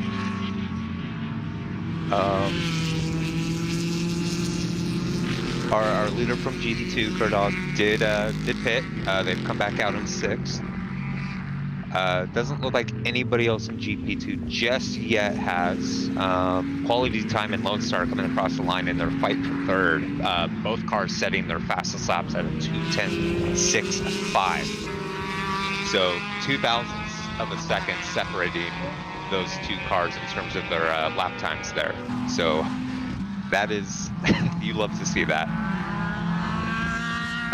522 Trace Racing is fit. Yo. Yeah, sorry, I'm gonna interrupt you. Before things go, before things change, we spent yesterday praising the reliability of a certain BMM Montgomery Motorsports number 24, just for that car to immediately find itself back in the paddock. I'm happy to report that the fine folks at BMM Montgomery Motorsports are having a better morning to this point so far, and that we've been joined by Jay Tompkins and Kevin Hosier. Kevin may not speak with us this morning, but Jay certainly will. Good morning, Jay. Good morning. How are you? I'm doing okay. You guys seem to be doing okay as well. The car headed through turns 1 and 2 here. You raced yesterday. Were we kind of picking off where we left off last season? Yeah, hopefully so. Okay. We had some maintenance, and we're not sure. Software items bite us Friday and Saturday, and so far today, fingers crossed, it's going as it should at the moment. So, when you say software issues, one of the repeating things we hear about running, these newer BMWs is, the electronics kind of make not impossible, but difficult to run these things in a true race trim. Is it related? Are your issues kind of related to that software and electronics development? No, because really it's a stock car. Okay. Right? And the hard part is, or we're not sure, is what was happening, or what we finally figured out through a multitude of things, was the transmission was not happening. Okay. It was deciding it needed to go into limp mode. It was deciding something's wrong, and there was we scanned through the super scanner that BMM has, is that a clutch was slipping. Okay. Why was it slipping? Don't know. We reset everything, recalibrated, all kinds of stuff, drove around the paddock and whatever, and took the pan down, replaced the fluid, checked all the internals. And so far, it seems to be running well. What we don't know, because Kevin and I have been sitting on the hill here, is how he's able to drive it right now. Because what we were going to start with is basically in a different setting than what I was running with it yesterday morning. Okay. That maybe would keep it happy. Clearly, it's happy now. It's running great lap times. So far, so good. Yep, I got you here. We don't know if he's running with automatic right now or with the paddles or what. We have no clue. What do you typically run the car in? Typically, it's in full manual paddles. Okay. And what we found yesterday through the software is as soon as you hit the paddle, it put itself back in basically what was called extreme economy, which is essentially the protective mode of, I can get home, Okay. but you can't push me. Okay. That's what it was doing, and it was doing it to me on track. So I'd go to shit, and what's even weirder is in every left-hand turn only, which there's a lot of lefts here, Yeah, sure. in mostly left-hand turns, except for 2, it would basically kick a gear up on its own, even though it's in full locked manual, and then I could hit the upshift again, then hit downshift, and it would downshift. So it was really, really weird. Did you has the transmission been looked at or taken apart at all? No, So this is just, we're going to try. other than change the fluid. Gotcha. Okay. Slow rapscallion Mazda MX-5 headed down the back straightaway here. I don't know that that car's going to make it to pit in.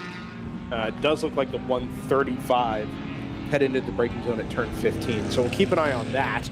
With any luck, yeah, I think that car's coming to a halt. With any luck, that'll be a hot pull here. They did pretty well yesterday, the staff at Eagles Canyon Raceway, to keep things operating smoothly. Montgomery Motorsports from 2023 has become BMM Montgomery Motorsports for 2024. I think most of us in the paddock recognize BMM as Big Mission Motorsports, based out of Colorado. Talk about your experience and the changeover from just being an independent operation to now having this association with BMM. I say this knowing absolutely nothing about this relationship. That's part of the reason why we came up here was we've known those guys for a long time, pit next to them, friends or whatever at race weekends. And basically what happened is going into next year is not all of us, the 3 race owners, one who's not even here this weekend, could commit to, let's say, the same schedule this year and or future. So that being said, we said, what do we do? Do we sell the car? Does Kevin and I buy out the 3rd guy, but at what number? Who knows? And Big Mission was willing to, because we had talked to him about before, basically provide track support, right? They're doing 2 things. They're going to house the car, maintain the car, provide track support, bring it to the track, but then also we'll rent seats in it when we don't Very want to cool. race it. Yeah. So the guy out there now is a rental driver from California, actually, pretty experienced. And so at Road America, for example, will be the next race we're going to. It'll be me and 2 other rental guys. One guy who's raced with us before last year in the car. But it was just it was the solution to keeping the car going without having to, like, again, just shut it down. And then what do we all do? So all of us should be together at Watkins Glen and Coda this year. Oh, nice. All 3 owners. Okay. So, but other than that this was our solution to, if I want to race 5 times and Kevin wants to race 3 times and Sean wants to race only 2, then now it works. Gotcha. Hopefully. We'll see. First race. Is BMM willing to put the car on track, or are you guys willing to have the car on track for other races if you guys aren't involved? Say if somebody wanted to take the car to, I don't know, Charlotte. 100%. Okay, very good. So, for example, right now, me personally has the most races booked. This one, I was going to do Road America for sure. I'm in on, but again, 2 rental drivers. We'll do 3 or 4, depending on what the group wants to do. Ideally, 3 drivers. I was then going to do Road Atlanta, but I may not now. And maybe I pick up another race and then Watkins Glen and Coda. Okay. So other than that, the car is available. Okay. For, I say anyone, pending who they are and their experience and whatever, to rent. And if the car rents, BMM will bring their car, because what they got out of was renting their extra cars for seats, except for maybe something like High Plains, because we're so close. Yeah. So they're running our car in the old Team LMR that they've run before that came under Big Mission. Yeah, 151, I think it's in it. It was, but then they bought a new car and then they crashed it at Road America last year. Well, they've since gotten a new car. Okay. And I think Road America will be its first race. Got it. So again, but they're not renting seats. We are renting seats. But the idea is, if LMR is not going, BMM will come if our car is coming. Okay. That's how they're operating. I think, except for something like High Plains, they'll probably fill a bunch of cars. So with you guys being a Texas-based squad, a car being with BMM now out in Colorado, what does the development process of this car look like moving forward? Really, the car's developed. Okay. I think the biggest thing that we have to do next will be set up with the new spec tire. Right. How do we adjust the suspension to like that tire?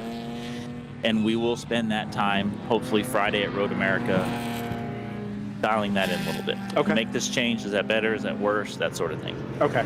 But ultimately, the car is built to what it's going to be built at this point. Okay. There's really, besides maybe putting a nicer diff in it, which I don't know that it needs, that would be about the only thing left.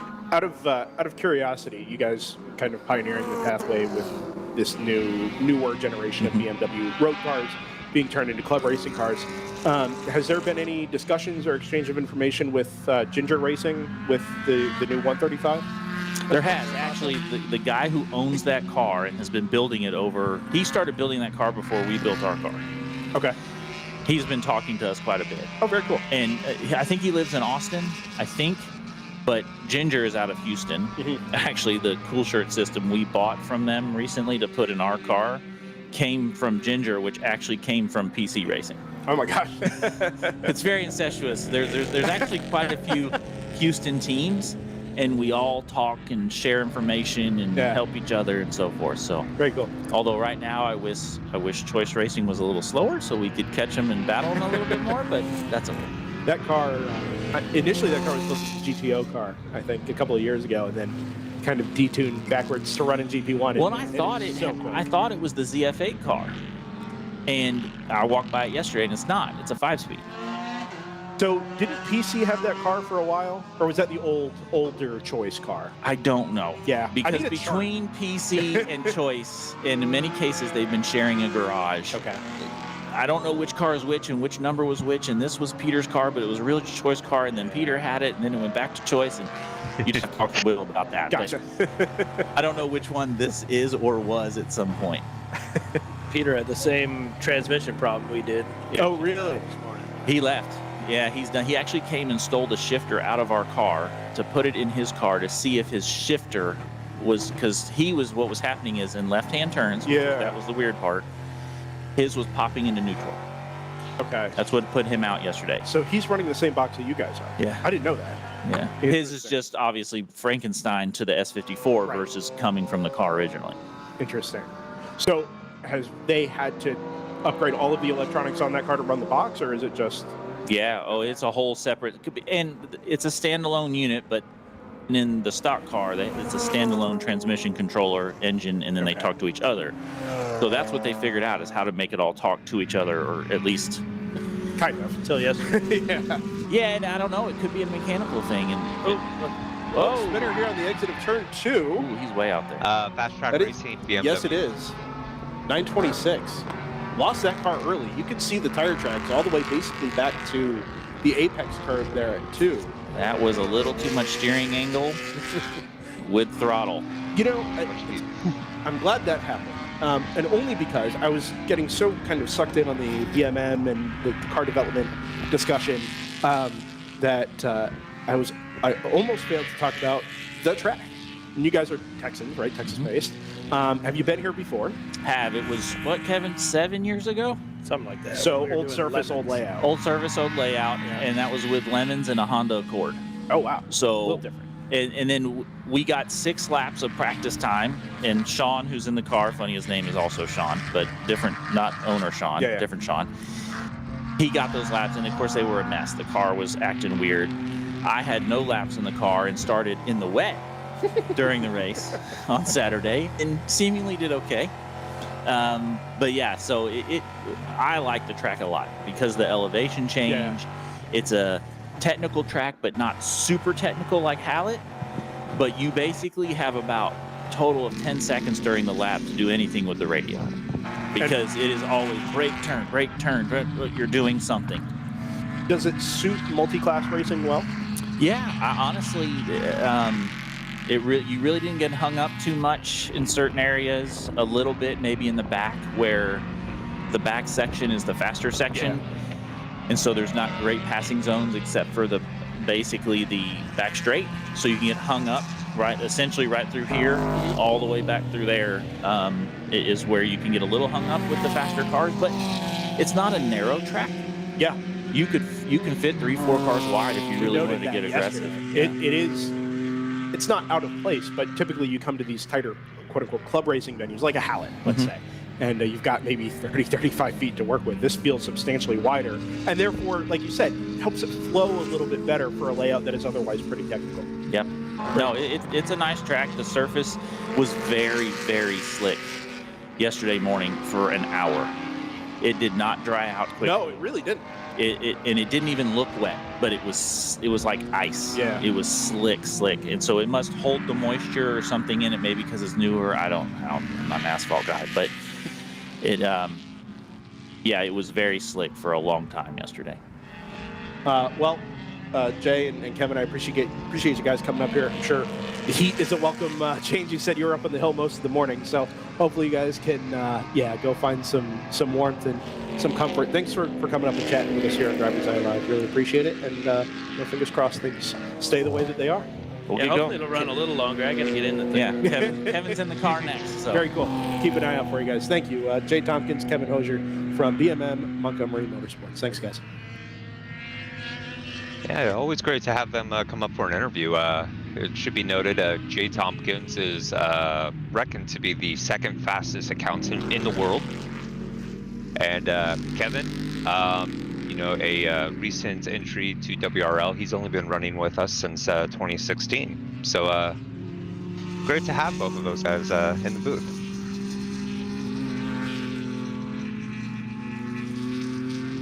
Yeah, great guys, and they really developed that car. It's, we talked about this yesterday, so I'll just touch on it here, but they've developed that 2 Series into a pretty nifty little car. I think a really cost-effective way to get into that chassis. I predicted at one point that people would just move right into the M235IR Cup Racer GTA car that they run in SRO. But those are still a little bit on the expensive side, whereas I know these 235s, at one point you could get them for about $25,000 used, obviously. And then the 240 a little bit more expensive than that. So to see people starting to push that car forward, I think it's going to be a really cost-effective way to go racing, as long as we can get all these things under control with regards to the gearbox, etc. I should have asked Jay, and maybe he's still in the booth, maybe Brendan can hear me, I don't know, which gearbox they're using. If it is the ZF automatic that a lot of them use, I also know that they had the actual DCT on that car at one point as well, BMW did. So I would be really curious to know which one it is. I don't know. They just stepped out. Oh, okay. Yeah, sorry. I don't know. So one of the reasons I wanted to touch on and was so excited by the Ginger Racing number 53, the 135i, is because, okay, Montgomery and BMM Montgomery put out the number 24 as the first example of a newer gen BMW to kind of get out ahead of the the E46, S54, etc. parts shortage, or at least the creep up in costs. And I kind of felt like we were just waiting for somebody to take the next bite out of that apple, right? BMM Montgomery did it first. Somebody eventually was going to take the next step and try and duplicate that. Maybe not exactly, but okay, using similar kinds of technology, build another iteration of that concept. And it kind of seems like if Ginger can figure out the number 53, or the owner of that car can figure out the 53, and BMM Montgomery can continue to keep this number 24 reliable and make it maintenance friendly, or as maintenance friendly as it's going to be, that now we'll start to see a repetition of this approach to going racing at this level. Right? We don't need to see maybe a dozen of these cars, but we do see a dozen E46s, so right. I mean, if it happens that way, we kind of have BMM Montgomery to thank for kicking this all off, and I'm excited to see where this goes. And that platform's, 25 years old at this point? Yeah. The E46. So, yep. We're looking at that generation of 2 Series started in, 15, I think. 16, somewhere in there. So we're, getting on for almost 10 years. Are we finding that's the number? Is the car is about 10 years old before they're cheap enough that you feel good about pulling the interiors out and making it into a race car? Like, is that the number? I've always tried to figure out how long it's actually going to take to get some of these showroom cars built into race cars. Home brew wise, not necessarily.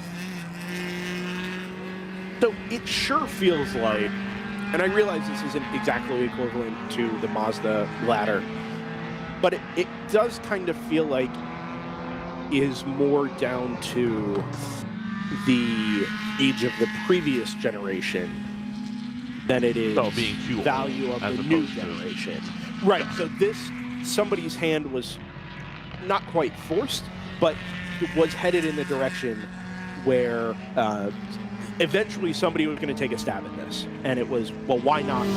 Why not Jay and Kevin and Sean? Right. And in some ways, you're just getting out ahead of it. I think back to, I think it was 2016 when we covered the 25 Hours of Thunderhill. There was a team based out of Illinois called Guest Driver, and they had built up the first generation of ND MX-5s. Yeah, and they were into a race. the fiberglass roofs, right? Yes, it was well before the MX-5 Cups pivoted from NC to ND. Yeah, and they were trying to get out in front of the inevitable move of club racing or well-promoted club racing from the NC platform over to the ND. Now, the interesting thing is beyond the MX-5 Cup, that really hasn't trickled down into spec Mazda club racing. Well, I mean, only now spec MX-5 is a national class in the SCCA, like as of this year. Right. And that, to some degrees, just has to do with the age of the NAs and the NBs. Now you're providing a place for the old MX-5 Cup, etc. cars to go racing. I'll point to that again, Brendan. The first NC, 2006. Yeah, exactly. About 8 or 10 years. Yeah.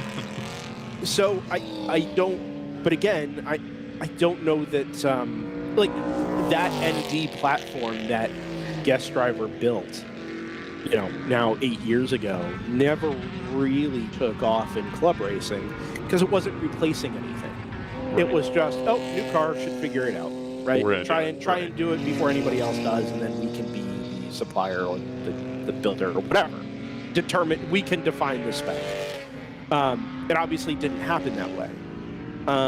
But I think as we've talked to Chad Moorhead, as we're finding out with PC racing, there is a universal issue or a universal challenge that is facing a lot of the E36 and E46 platform teams that eventually everybody's going to have to find a way out.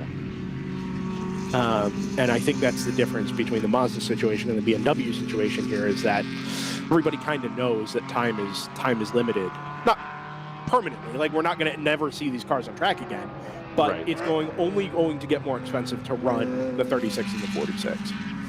And if you can find an alternative and you like this type of racing, this is potential pathway.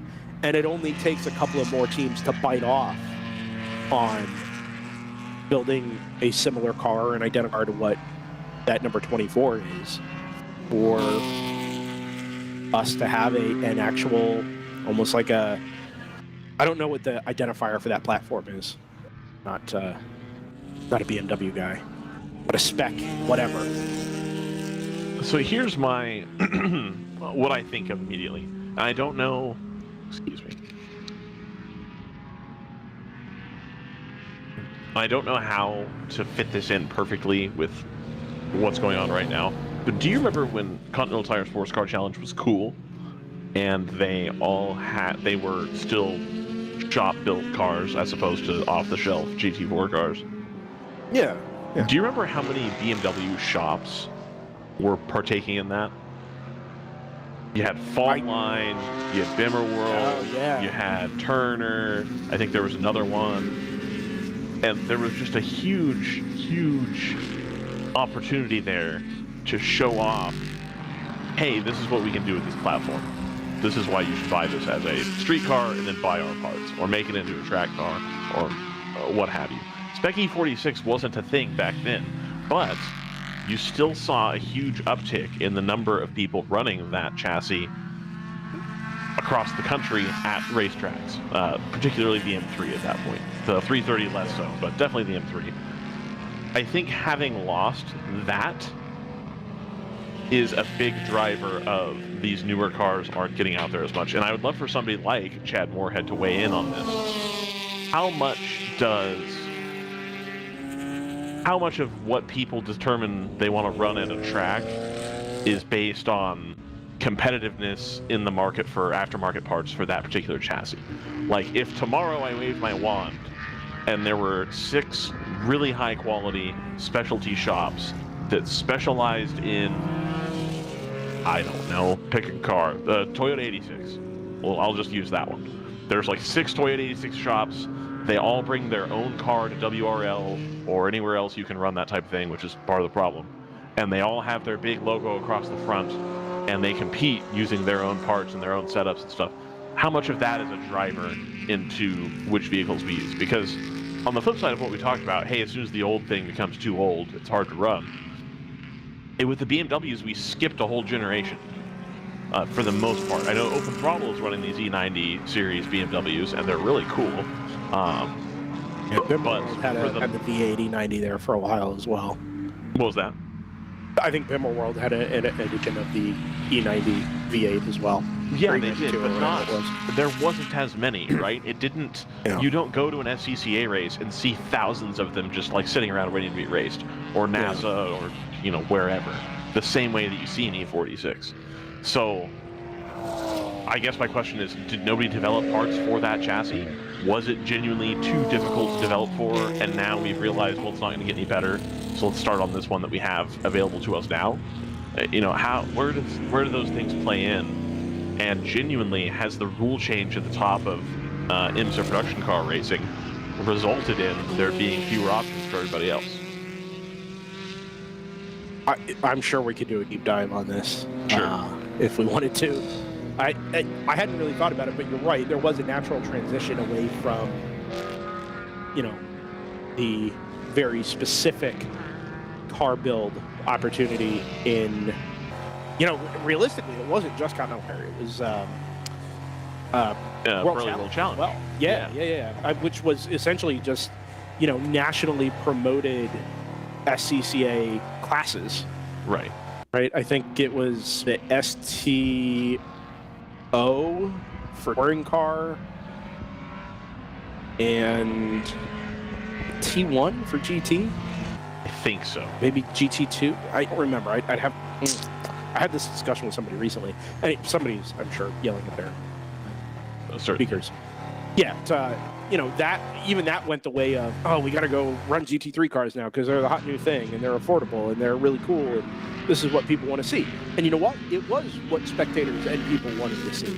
But the knock-on effect, as you say, is it kind of killed the opportunity for specialty shops to go out and build cars and market their products and market their brand, which in turn damages the, you know, supply market for, you know, an entire country's worth of club racing cars.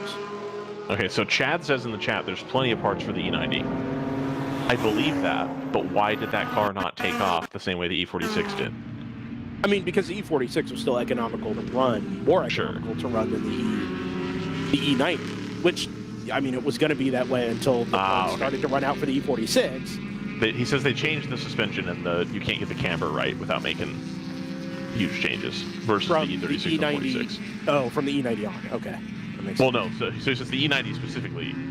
They've made it. So, okay, that makes sense. And I believe that. They do feel like a more premium car, but I think that contributes to it not feeling as fun. I've driven both, like the road car and like I would way rather drive an E46. That makes sense. I believe that. Don't need to cut this discourse short, but we should go back and pay a little bit of attention to things that have gone on since we started this interview and post-mortem. Would you like some updates? Yeah, so I'm going to start here with what we've got going on at the top, and then we can trickle into the production classes, because we need to do that for sure. But let's start with the overall and GTU and GTO lead, where we've got Stratus number 59 that has taken the overall race lead on pit stop exchange, and now holds a near 1 minute margin back to the GTO leading, number 34 from Pitman Racing.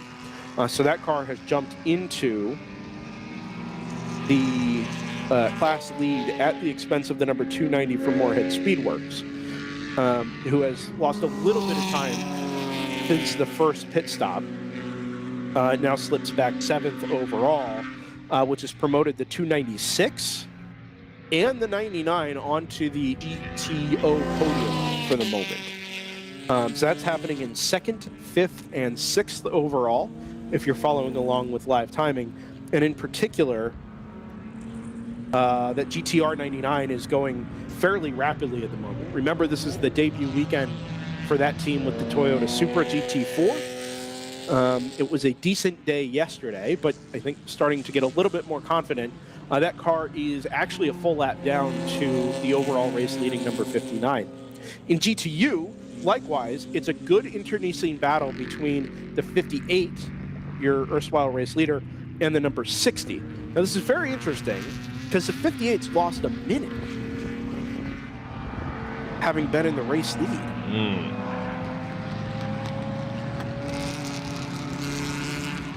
A little bit of pace come out of that. It's not slow. It's still in the low 2 minutes, which is, you know, by all accounts, it's a good race pace.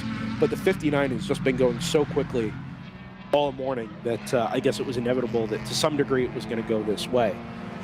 But the 58 and the 60 are right there together within a second, and they have been for the last little while since we've started heading.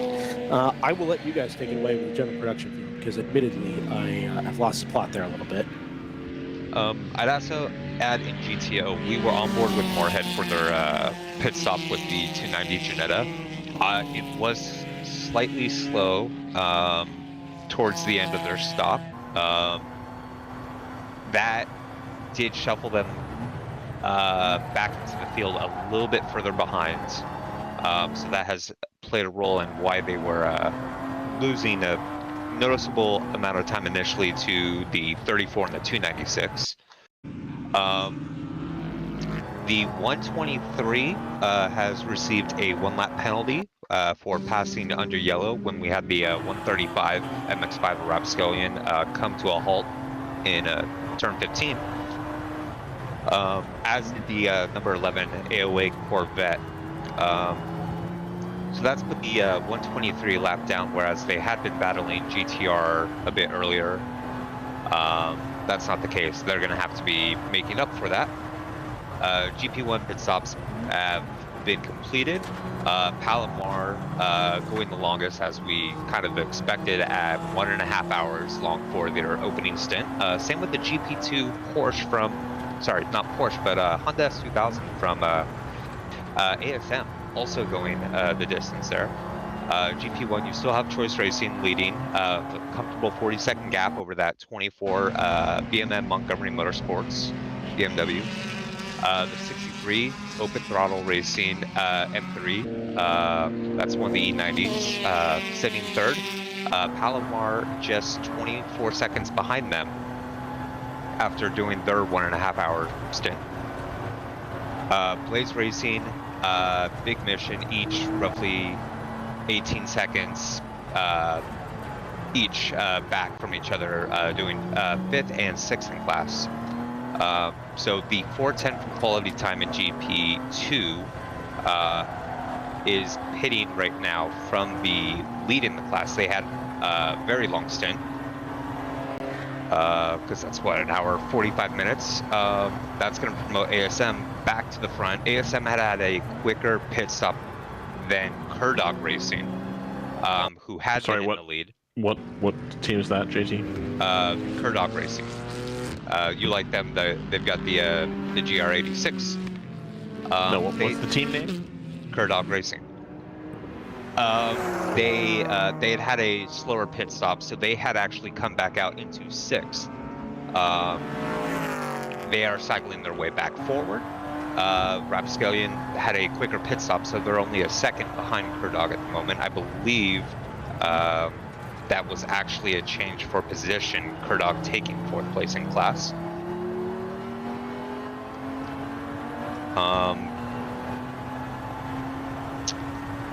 Where was I? Lone Star Racing has been doing a pretty good job working their way back up as well.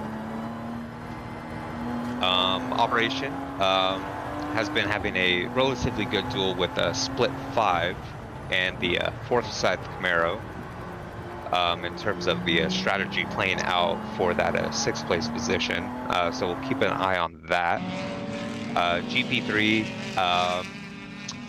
AOA had that issue early on, I believe, with the early pit stop, because they'd come back in just 2 laps later.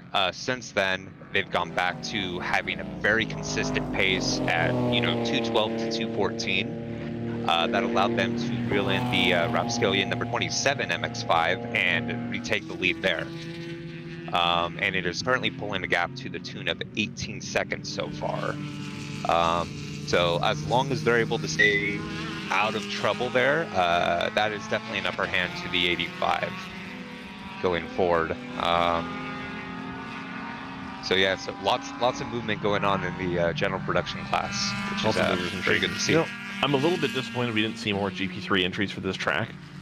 I really thought the characteristics of this track being a little bit tighter, as Jay talked about, you're waiting to pass people on the straights because it's a little bit more technical in bits and pieces of it. I was really hoping that would lend itself to having GP3 be a little bit more popular here, where you can kind of draft on the straights, but then you can, pick and choose. With a smaller car, with the width of the course, you can use more of the track. I was really hoping for more of those to show up, and a little bit disappointed. I understand there's another race, another season opener going on right now elsewhere, which almost certainly contributed to there being a little bit fewer entries than we would typically see here at WRL, which is unfortunate, but I'm still happy to see AOA and Rapscallion here. I know that Open Throttle, for example, have sort of split their substantial fleet of cars between the 2 events. And they usually have GP3. I believe last year's GP3 champions, and very nearly the national champions as well. Pretty darn close, as I recall, on the points. So we're not seeing that car return here, but I do understand that car is being run elsewhere. Yeah. Well, yeah, we don't see them here. Additionally, you know, there's sometimes we'd have an entry from Rockwell. We'll see 3 Fast Guys and Denny come back later in the season. I believe they're on the entry list for Barber. You know, we'll also probably see Roberts Motorsports with their MX-5 come out. Yep. And that's hopefully something we'll see more of in that class throughout the season. Absolutely. I think we will. There's enough cars out there, I believe, that will be able to be involved. You can get the Spec Miata, basically. How different do you think a Spec Miata has to be in GP3? It can't be that much, right? It's got to be close. I'm not happy sure, to be told by somebody who knows. Let's make that clear. But if you run the NC, it may even be a little bit too slow. Well, because that's pretty much what AOA runs, is the old NC Cup cars from what was, I believe, the Playboy Challenge or whatever it was. Yeah. But for the NDs, you know, we did have a couple run with us last year. Hardway ran a global Cup car. I believe so did Astro Autosport. So we saw both of those run in GP3. So it's definitely possible. Anyway, there's cars out there. Between the FRS, DNC, Miatas are out there. There's more and more parts for those every single day. Rapscallion's got that pretty nicely built Miata that they like to run. We can see some front-wheel drive stuff. I think we've seen some front-wheel drive stuff in the past. We might see that again. GP3, I feel good about GP3 for the rest of the season. I think this is going to be a good season for them. I know a couple of the tracks are a little bit bigger. I think Watkins Glen might be a little big. I always would hear talked about the people that lived close to me. I lived really close to Thunder Hill when I was growing up. And the folks that ran Miatas there, at least, would always tell me that they would rather go to autocross anyway because they found it boring to just sit on the straights at Thunder Hill. And that you spend so much time third to fourth gear waiting for the next corner to come on the front and back stretches there, that, you know, they really would rather autocross at that point or go to a smaller track like they have now at the smaller track at Thunder Hill. They also preferred going to Laguna, for example. So I can see how potentially driving a Miata at, like, say, Coda would not be super fun, and I could see how that would be the case at perhaps Watkins Glen. Watkins Glen still has a nice little flow to it, I guess, but this was really a track that I thought would attract more of them. JT doesn't know anything about Miatas, though, so you almost certainly won't weigh in on my take. I was just gonna say, I mean, I kind of get it, you know, rather running at Laguna Seca, but also going up that hill. I've watched my Miata stop accelerating going up that hill. I believe it. I absolutely believe that. Absolutely believe it. You know, what's unfortunate is, at least when I ran with the SCCA as a scrutineer, they very rarely went to Sonoma. I don't know if there's, like, beef or, like, what the situation with that is, but they would only go, like, once a year. And it was, they'd do, like, 2 Thunder Hills, Laguna Seca, 2 Thunder Hills, Laguna Seca, maybe Laguna Seca one more time, and they would go to Sonoma right at the end of the season. And I thought that, you know, if you had the 3 tracks in the region, you may as well use all 3. I thought that Sonoma probably a similar issue going up the hill in a Miata potentially. There, you know, turns 1 and 2 going up that direction, but yeah, I don't know. GP2 and GP1, of course, very healthy looking this season. I believe both classes eligible for the extra points, given that there's enough entries. That's still the rule, I believe, where it's over. Is it over 7, JT? Where you get the extra points? I can't remember.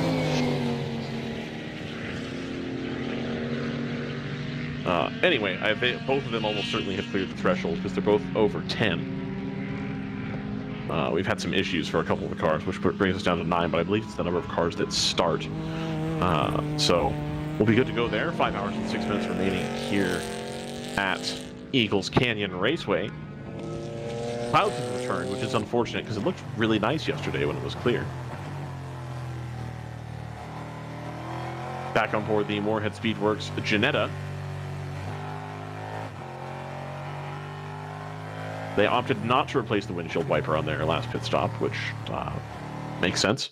It's extra time, and if you really don't think it's going to rain, I can see not wanting to do that. I can see also not wanting it to come off again. Funny you mentioned the rain. Literally, as I was coming back up into the booth, the sun poked out for the first time. Oh, I thought you were going to say it was starting to rain. I was like, oh. No. No, it's actually started to brighten up a little bit.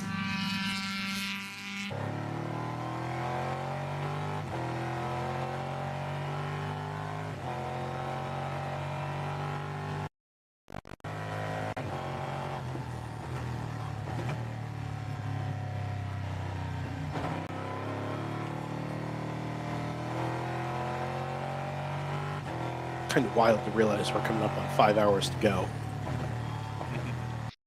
10 o'clock in the morning. And it feels like I've only been here for an hour.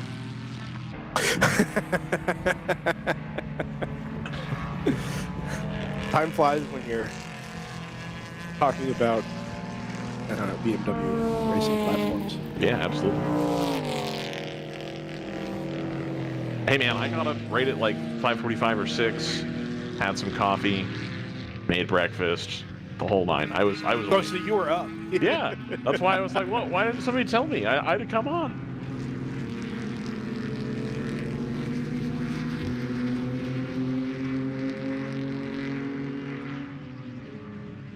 Actually, really impressed with how even the pace is across the top 10 at the moment. Pretty much, other than the Stratus number 60 and the occasional dip into the high 50s for the other GTU cars, everybody right in the 201, 202 bracket. Pretty much right down to Stoic, who last time does a 205, but was previously in the 2s and the 3s.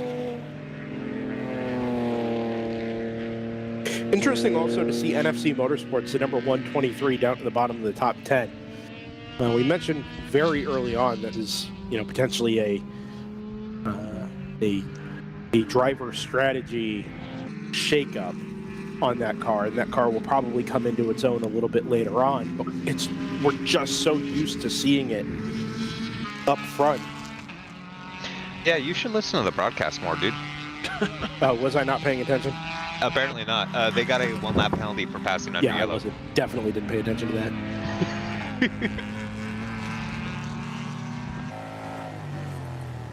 So HM Road Racing currently 46 seconds off of Hitman at the front of GTO. And they're turning broadly similar lap times right now. So that'll be something to keep our eyes on, assuming we go green the rest of the way here, which I think would be fun. But just, let's let the strategies and the fuel and all that other stuff play itself out over the course of an entire race.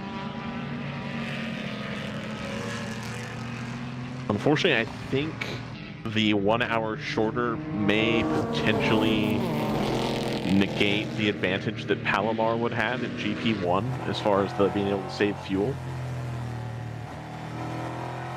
I think they may end up having to stop the same number of times as everybody else now.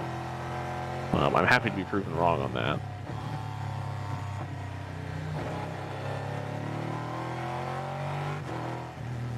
It's always good when you make a supposition and nobody chimes in. Even just to say I'm wrong would be nice. You have this feeling of internal dread. Is the broadcast working? Am I talking nonsense? No idea. We'll move on from that. Kerdal Racing, the number 151, currently in third, right behind the Lone Star Rallycross 321. It says on my screen a 45-second interval there. And then Lone Star Rallycross about 30 seconds behind ASM in the S2000. Nary a BMW 3 Series in sight in GP2. Can we talk about a BMW 3 Series? We just spent a long time GP1? talking about 3 Series, to be fair. Yeah, but this is a very specific 3 Series. This would be the 3 Series of the M3 of Blaze Racing, the number 118. Yes, absolutely. Yeah, I'm happy to say I've been joined by one of your West Coast compatriots there, Ryan. Scott Mann, out of the number 118, has joined us up here in the DriversEye Live booth. Thanks for stopping by, Scott. Gentlemen, thank you very much for having me. Appreciate you guys very much. Yeah, we spoke very briefly just a moment ago about some of the origins of Blaze Racing. Not your first time in the World Racing. We've seen the name before. Not our first picnic. Yeah. And not even your first picnic in endurance racing. You guys have spent some time in other series as well. That's correct. But you just told me you guys are committed to a full season of WRL racing. Yeah, I mean, there's a lot of different products that are out there and different ways of being able to get the experience and get some good racing. But quite frankly, WRL definitely serves up the best.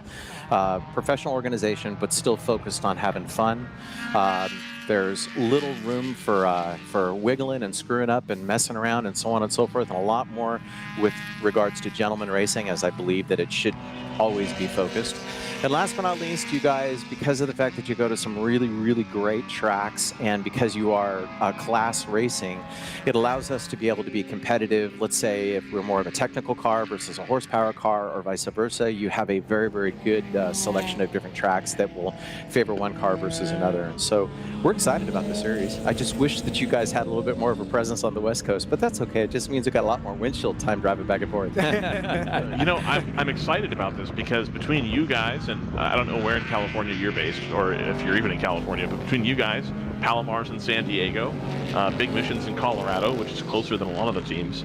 The more you guys that we get in the series, the more we can start talking to RJ about, no, we really need a Laguna date. Get us a loud Laguna date so we can go. Absolutely. No, that would be great. And even if it's not a loud Laguna date, I mean, yeah, of course, we all want that. But, if we can just go to Laguna Seca, even if we've got to shove a bunch of toilet paper in the exhaust pipe to get the idea. But we're out of Las Vegas, Nevada. Ever heard of it? Okay. No, not at all. I'm actually currently not on speaking terms with Las Vegas, Nevada, unfortunately.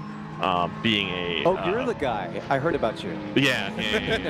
Being a sort of an East Bay guy, it's that's a rough subject there. But no, great place. Absolutely, copy that. Yeah, go Raiders. No. So let's talk about the team first. Sure. Right. We'll talk car in a second.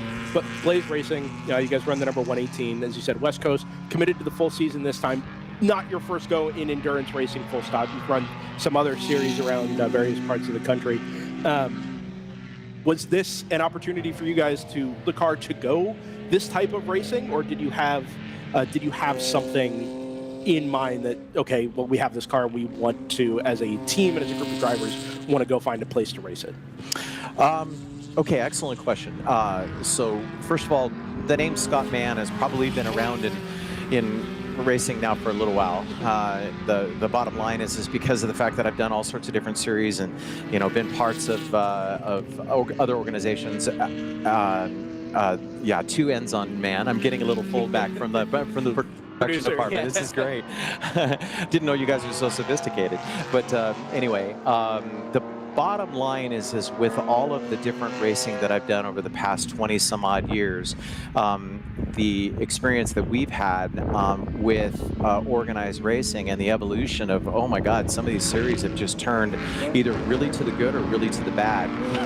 Starting up our series or our team, we were actually going towards a different organization, which will not necessarily be named, but has something to do with, rockets that shoot to the moon. Oh, very interesting. Yeah, right. And so because of that, we really focused on that. And unfortunately, things didn't necessarily go sideways, but it wasn't a good fit for us. And so in building this team, the interesting thing is I'm the old guy. I'm 58 years old.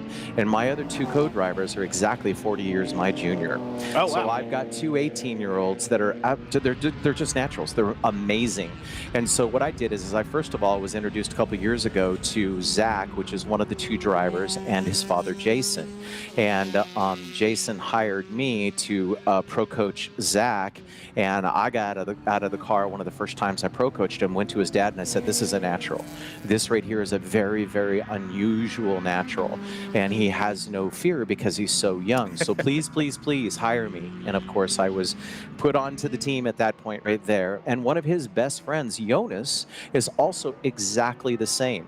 And just to keep in mind, of course, yeah, they'll be missing a little bit of school and things like that, but they're definitely pushed by the parents to be, you know, basically straight A students, to be good community servants. They are both very involved in other activities and things like that. They're both huge into sports. They're understanding the physicality of racing now and the discipline and things of that nature. So there's a lot that's going into the video game era, as I call it. And so the team is the three of us. Jason is the team owner. That's father of Zach. Jonas's dad, Jens, is also very involved. And an uncle on Zach and Jason's side, his name is Rob. He is also here. And then we have just recently recruited a professional mechanic to also help us build the team. His name is Mike. He's literally my neighbor in Las Vegas. And so he's excellent, and we're very, very glad to put him onto the team. But with relationship to the car, it's an E36, it's an M3, it's a 95, it's an OBD1 car, not an OBD2 car. And yes, we're running the S50 motor. For those people that are geeking out on BMWs right now, you know exactly what I'm talking about. So we have a whole host of issues that we're trying to work through.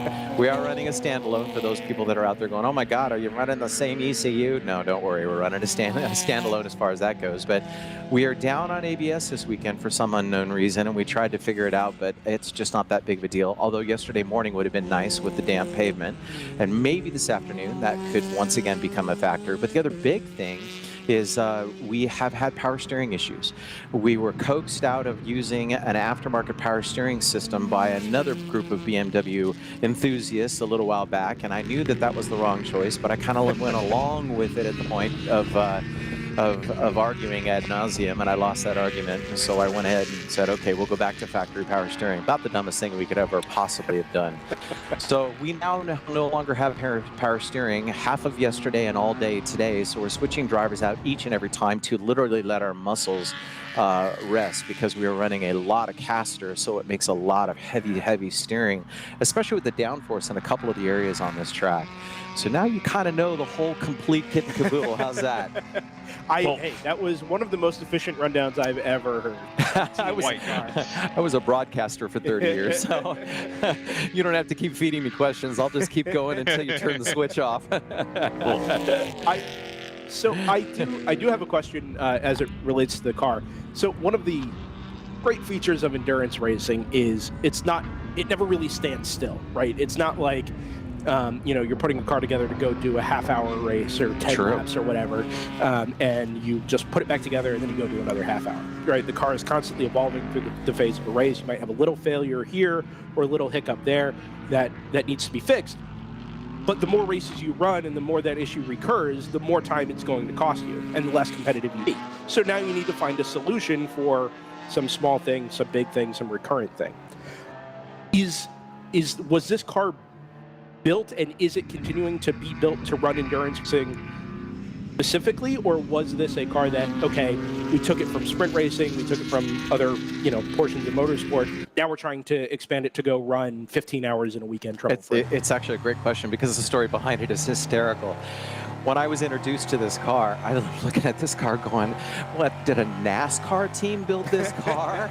And they said, well, as a matter of fact, yeah, it was a dirt track NASCAR team, because it's got one of those aluminum dashboards with the big, giant, round, gauges that look like it should be hanging from some rapper's, neck or something like that. I'm looking at this thing going, holy smoke, it's about as analog as you could possibly imagine. And then, of course, it had a bunch of stuff on it that you would typically see on a push-to-start dirt track, a single wing car or something like that. It's just crazy. And we eliminated some of that stuff, but there was actually some goodness that went into it. For one thing, they yanked out the entire electrical harness and started over again, which was kind of cool on the interior, but they didn't do it in the engine compartment, which was kind of odd. It's like, okay, well, what if you're going to do this? Why wouldn't you just do the whole car? But anyway, to answer your question, Twofold. Yes, it was built originally just to be a car to go on track. Okay. And whether it was going to go to a particular service or not, whoever built it basically said, okay, here's your race car, Jason, enjoy. And Jason realized that it was not developed well and then sought my attention in my shop in Las Vegas, and I put a lot of time into it. And I kept on pushing Jason, let's take it out of NASA and let's not do sprint racing, let's do endurance racing. And sure enough, he absolutely loves it. And being a happy team owner that Jason is, that is a very, very important thing for us. And then with regards to how we built the car, we stayed with the S50 motor. We wanted the lower horsepower. We wanted the lower weight. A lot of us come out of the Miata industry, the Miata world, and so we want the momentum racing. We realize as people are driving away from us on straightaways that they're burning a lot more fuel than we are. And of course, looking at the strategy, all of our leaders in our class actually pitted way before we did. It's pretty easy to see that. And our idea is okay, if we can eliminate one pit stop and maybe even two towards the end of the weekend, that right there is going to put us in an absolutely phenomenal position. And we've won races based on pit strategy. So it is the chess match. It also saves on the gear. Yeah. If you're not running as big a horsepower, your CV axles, your drive line, your transmission, your rear diff, all the various different things that all suffer from big horsepower don't suffer quite as much. And so we're pretty enthusiastic about that. Two important things have just happened. Number one, not related to you guys. Unfortunately, the number 5 Chevrolet Camaro has come to rest at the exit of turn 5, just smack in between two of our cameras. So that car will need to be recovered. But more relevant to you guys, your number 118 has just passed the number 38 Palomar Racing BMW. It's a pass for third in GP1. So That's you guys great. are up onto the podium for the moment. And as you were talking about strategy, that is the other car that played the strategy game yesterday. They were doing 50 plus laps on a tank of fuel. Yeah. A really good tank of fuel yesterday. So it's interesting to kind of see that and see that pass being made as we're discussing, okay, hey, it's not just about going quickly on track for 7 or 8 hours. It's actually playing the long game and running an efficient race, which is one of the things we like to talk about here at DriversEye Live. We're strategy nerds, we're racing nerds, and in particular, endurance racing nerds. And So- in order to finish first, you must first finish. Of course. So that is where I want to go with my next question, is you've got two 18-year-olds behind the wheel of the car. Yes. Right? And you say they have no fear. And it would be very easy to just turn them loose and say, hey, go do laps, pass what you need to pass, do what you got to do. Yep. Right? But that is, A, not the series that WRL is, and B, it's not the way to win endurance races. 100%. By and large. And so as part of this process, are there professional aspirations for these two kids, young drivers behind the wheel of the car, that you are trying to teach them, hey, if you want to go sports car racing as a career, you need to develop these habits and these, preferences now? Or is this just a, hey, get some experience behind the wheel, don't push yourself, be smart, and, just have fun? Again, excellent question. Thank you very much. So the easiest thing to do with today's youth, especially when they come from the available funds that Jason and Jens have at their discretion, is to spoil them, do the arrive and drive, shove them in a car, and away they go. That's not how when Jason basically said, hey, I want you to coach my son, I said, okay, he's not going to get coaching with me in the right seat or coaching with telemetry only. There's going to be an entire full service that needs to occur, because one of the most important things, especially because of the emotional maturity of today's youth in particular, is so immature, so underdeveloped, that if you do not confront every aspect of that when you're teaching today's youth and continue to keep them in check and continue to identify by their emotional concerns so that you can not marginalize them and cause them to think that they can't have those feelings, that becomes the Achilles heel. I'm telling you, if you're gonna be working with kids, which I don't have any kids myself, but for whatever reason I really like working with them. I like the how fast they think and how quickly they learn, but also how quickly you can upset the apple cart by teaching wrong things or marginalizing them. That's the sort of thing that I did. I was very, very careful to make sure that their concerns were addressed, but also their position behind the wheel was of no emotion and cold and calculated. The best example of that is Jason's son. Jason So first of all, he's an emergency room doc, just to give you an idea. So you can imagine he's got 50 balls in the air and he knows where all of them are happening all at the same time. So he comes from really good stock, Zach. So Zach, as I'm coaching him, I keep on saying, okay, under the circumstances, you need to realize that when you're behind the wheel, nothing can affect your emotions. You need to be stoic. And in every way, shape, or form, he's shown examples of that. On the rare occasion at the end, when we've actually done something pretty incredible, a victory or something like that, that's when he can just pour it on and have a great old time. But in the meantime, he is just, he literally is the same way when I'm talking to him on the radio as if you were just talking to him, just sitting there in the car, going to Walmart or something like that, which that's one of the biggest triumphs. That's very cool. And I'm happy to hear that. And, you know, as we get into a driver ID era, which is something we're really excited about here, we'll have the opportunity to tell those stories a little bit more and to actively watch that maturation process. I agree. A lot behind the wheel, ultimately, you know, and whether you learn from your mistakes or you learn from your successes, it'll be fun and very, very cool to watch you guys over the course of a full season and watch the two young guys over the course of a full season. Cool. Yeah, very excited for that. Lastly, let you talk about yourself. More of interest to us as broadcasters. You spent 30 years as a broadcaster and in the business. We're not. We're amateurs. But we do this because we love racing. You guys sound great. Well, thank you. I'm serious. I was actually down in the clubhouse and I was watching the broadcast and some of the in-car footage and stuff, and I'm thinking to myself, okay, there's technology that's really kind of coming to rest and it's being done right. On top of that, I was listening to the commentary and I was going, hey, you know, that's not too terribly bad at all. That actually works out really good.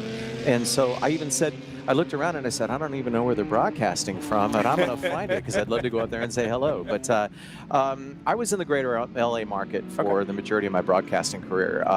North of LA, basically up in the Ventura County area. I did, for anybody that ever came from LA, KMX 106, KNJO. And then I worked into Q105. Then I went south down to LA. The last job that I had was actually news radio, and for those traffic and weather together, it's KNX 1070 News Radio. And that was one of my jobs, and so yeah, it was fun. Broadcasting is absolutely incredible. If you have an ugly face like me, broadcasting works out really, really great. If you have an empty checkbook, it remains empty. We have all of those things. Yes. But no, it was a lot of fun. Yeah, so there you go. There's my broadcasting career. Appreciate you coming up, Scott. Thanks for chatting with us. Absolutely. I'll probably maybe bounce back up a little bit later if we don't get too terribly happy, but I do need to get back to the team. I am the team principal, but gentlemen in the production booth, thank you very much. And to you, my friend, I'm shaking your hand. Thank you for those people that have no idea what's going on in the backfield. Good luck to everybody, and please, please, please, the most important thing is that we have a safe race, because no one is getting, can I say later paid? You can say whatever you want. Okay, no one is getting later paid doing this. Because I couldn't have said that on KNX. No, definitely not. Thank you, gentlemen. Scott, I'm going to man. drop the cans. Scott Mann from Blaze Racing. Thanks for stopping up, Scott. And yeah, best of luck to you guys this weekend in the balance of the season.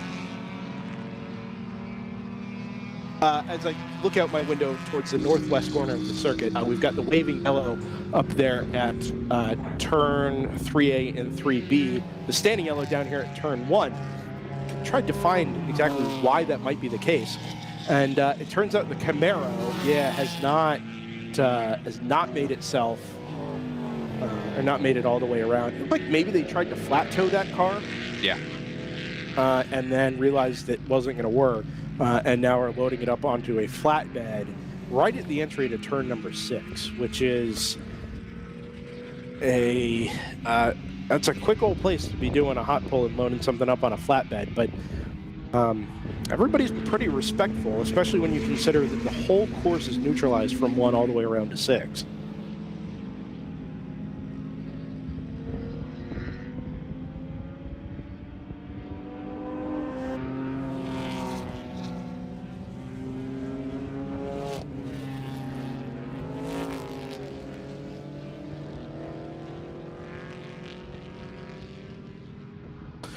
As we work well into the 3rd hour of racing here at Eagles Canyon Raceway. Reminder, you are watching the World Racing League. We are DriversEye Live. Brendan Kazmarek, JT Tammy, and Ryan West this morning on on the headsets. Ryan Bauer on production duty this weekend on his WRL debut weekend. A fine morning for racing, all things considered. The skies have cleared up a little bit. We've got a little bit of sunlight, helped take some of the chill out of the air. It is windy and it is brisk, but a lot better than it was 2 and some change hours ago. And on a shorter endurance race this weekend, 4 hours, 42 minutes remaining. Still plenty to do and plenty to talk about. One of the things we ought to talk about here is our 2024 WRL schedule. And obviously we are 1 race down. We've still got plenty of hours of racing action to come. The debut weekend here at Eagles Canyon Raceway, as we had previously mentioned. Ryan, you're headed to Barber Motorsports Park here in about a month's time. Your first visit down there? Yes, I am. Okay. And you're probably also headed to Mid-Ohio. Sure, yeah. Which is exciting because we'll be the first competitive race weekend on the brand new surface out there at Mid-Ohio Sports Car Course. I'll be hoping to get a cool rental car again that identifies me as somebody who's employed with the series. Toyota Supra. No. I had that Mini Cooper that had all the vinyl on it. So I stood out. Nobody ever asked me for my pass or anything while I was in the car. Oh, is that right? Yeah, I knew that. It was like the 25-year anniversary edition. So it was blue and it had all these like red and white numbers on it and stuff. So like it looked really official, and I never had to stop at the front gate. Didn't have any issues with anything. It was great. Well, you're going to have to find that thing again, because whatever you guys did last year up there worked. I sadly will not be involved in that weekend. But it should be, I mean, as long as it doesn't snow, I think it'll be a fine weekend up. And very excited to go give that new racing surface its test run. We've been... there's been a lot of calls for some upgrades to Mid-Ohio, and fortunately the ownership have listened, and whether it was to help suit the Moto America interest in getting back to Mid-Ohio, or it was just because it was obviously time, or both, we'll be the first ones on it, and you'll be able to follow all of that here with us on DriversEye Live. Road America, April 26th through 28th, earlier this year. Still probably just as temperate up there in Wisconsin, same time of year, but we're off Mother's Day weekend, fortunately, to go up to Road America. Daytona International Speedway, the 3.56 mile road course, it just hosted the 23 hours and 58 minutes of Daytona last weekend. June 7th and 8th. June 20th, 29th, another long enduro, so we'll have 14 hours at Daytona, and I believe it's going to be 12 or 13 at Charlotte. Need to confirm that. June 28th to 29th. Definitely looking forward to that new layout as well. Road Atlanta, July 26th to 28th is an all skate, all of the classes together after last year's experiment with GTO, GTU, and all the production classes running on separate weekends. High Plains Raceway, the last long enduro, September 6th to 7th. We head up to Watkins Glen for the first time in October, up to do some leaf peeping, as well as some endurance racing. Up there in the southern end of the Finger Lakes. Be something of a home race for me, being in Pennsylvania. Very excited for that. November 8th to 10th, we'll wrap up the East Region Championship at Sebring International Raceway. Then, of course, the National Championship weekend at Circuit of the Americas. It's been a while since we've done 3 brand new venues in a season. But it's just hit me. That's exactly where we're headed here. First time to Charlotte, first time to Watkins Glen, and obviously first time here at Eagles Canyon. I was trying to think yesterday. You could build a decent schedule of racing for tracks that WRL no longer goes to. Like, we're turning through tracks and getting the people exposure to so many race courses in this country, because there's always a little bit of change here and there. But if you just think about, if you had a schedule that was Ozarks, NOLA, Hallett, Brainerd, VIR, Texas World. well, Homestead. Homestead. Never Homestead. Never Homestead. I don't think that's ever been on the menu. Summit. I don't think WRL's been to Summit. Did we go to Summit once? No, not for WRL. Oh, okay, got it. We did technically, yes, but Gotcha. Yeah. I don't know, man. I was thinking about that Motorsports yesterday. Park Hastings. The Baltimore Street Course. The Iowa Road Course. No. Man, I want that. I don't know if it's even like in raceable condition right now. I would, in keeping with our love of bad ideas in endurance racing. Nice split weekend there in the infield road course, like 1.3 miles or whatever it is. We should just do a Midwest swing where we do the Iowa Road Course, the Indy Road Course, Brainerd, Road America, and then does Chicagoland have a road course? No. No. Does the Milwaukee Mile have a road course? Let's work on this. I like the idea here of a maybe like a 9 and 9 on the Iowa road course, where you get like the Grand Touring cars on the Saturday, the production cars on the Sunday, or vice versa. Nice. Yeah. Targa Newfoundland WRL class. Brad points out Autobahn. Autobahn. Yep. There Yeah, you Brad would say Autobahn. Yeah, I could take Autobahn. We very nearly went there for an open wheel series back in 2021. And obviously that never came to pass. But it was on the calendar, and chances were that we were going to end up there. I've never actually seen racing from Autobahn. I do remember when the first version of it came out for R Factor way back in the day. It was pretty fun. Fun to race on. AOA has closed back up that gap to Rapscallion for the leading GP3. Every battle in GP3 is a battle for the lead, VT. That's true. 3-second gap now. Pit stop for your overall race leader. Stratus number 59 is into and out of the pit lane, but not before it gave up the overall race lead to the Hitman Racing number 34.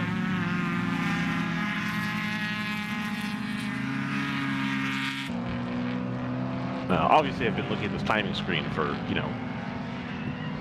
8, 10, 12 hours, whatever, this weekend. Palomar Racing, they were in GP2 last season. They're in GP1 this season. I would be really curious to find out what changes they've made to the car. So if you're from Palomar Racing and you've got a little bit of spare time, you want to come chit-chat with Brendan, I would like to hear about that. They ran GP1 last Wasn't year. Palomar in GP1? Yeah. Yeah, They're the- GP2. Nah, And it was GP1, all the they had 14 to run and, the light car. 14 and 15.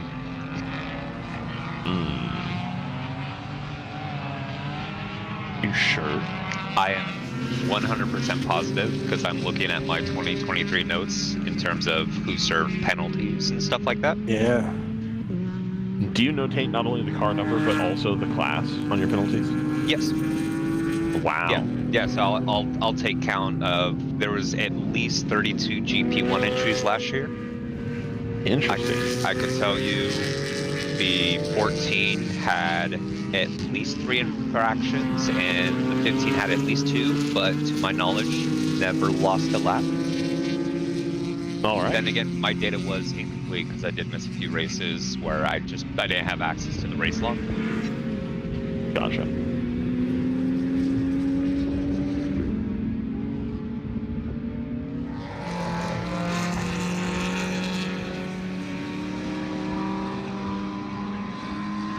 All right, well, never mind then. I mean, they can still come up and chat. They can still you come know? chat. Yeah, absolutely. Just because I'm an idiot doesn't mean you shouldn't come chat. And you can ask them why they're running different numbers this year. There you go. Instead of That's perfect. Yeah. instead of the 14 and 15, you have the 38 and the 83. And to my knowledge, both of them this year are E36 M3s. Which is what they were last year. I thought one of them was a A 325i. Oh, you're going that direction. I suppose.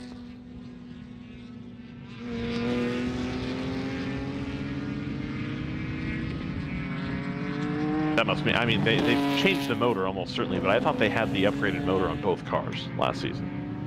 The M3 motor. Because they talked about they use the old one. They don't use the E46 motor, which a lot of people do. Okay.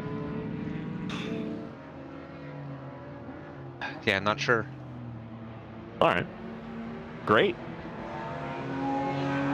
We're here. We're vibing.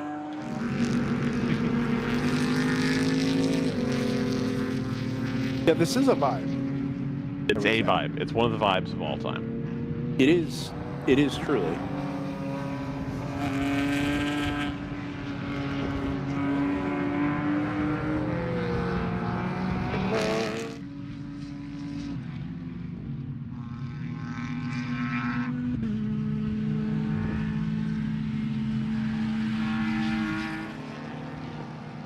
Go the 85, taking about 8/10 out of the 27 last time by. Lone Star Rallycross has closed within 15 seconds of ASM.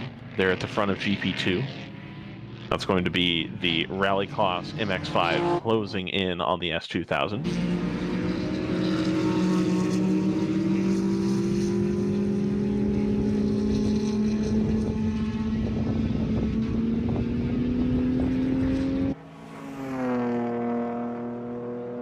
Both of the Big Mission car now with the top 5 GP1 in the BMW class.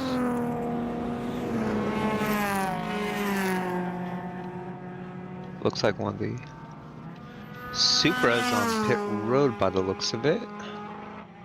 I should look over my shoulder here. Yes. I think maybe that is GTR or Hitman. Hitman is listed as missing, so that makes sense. So that is our GTO leader on pit road here.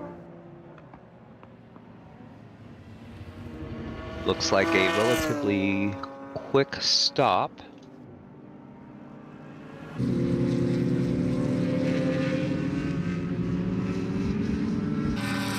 Yeah, Hitman just headed up the hill now to turn 2. Beat Syndicate, number 68, second place in GTO.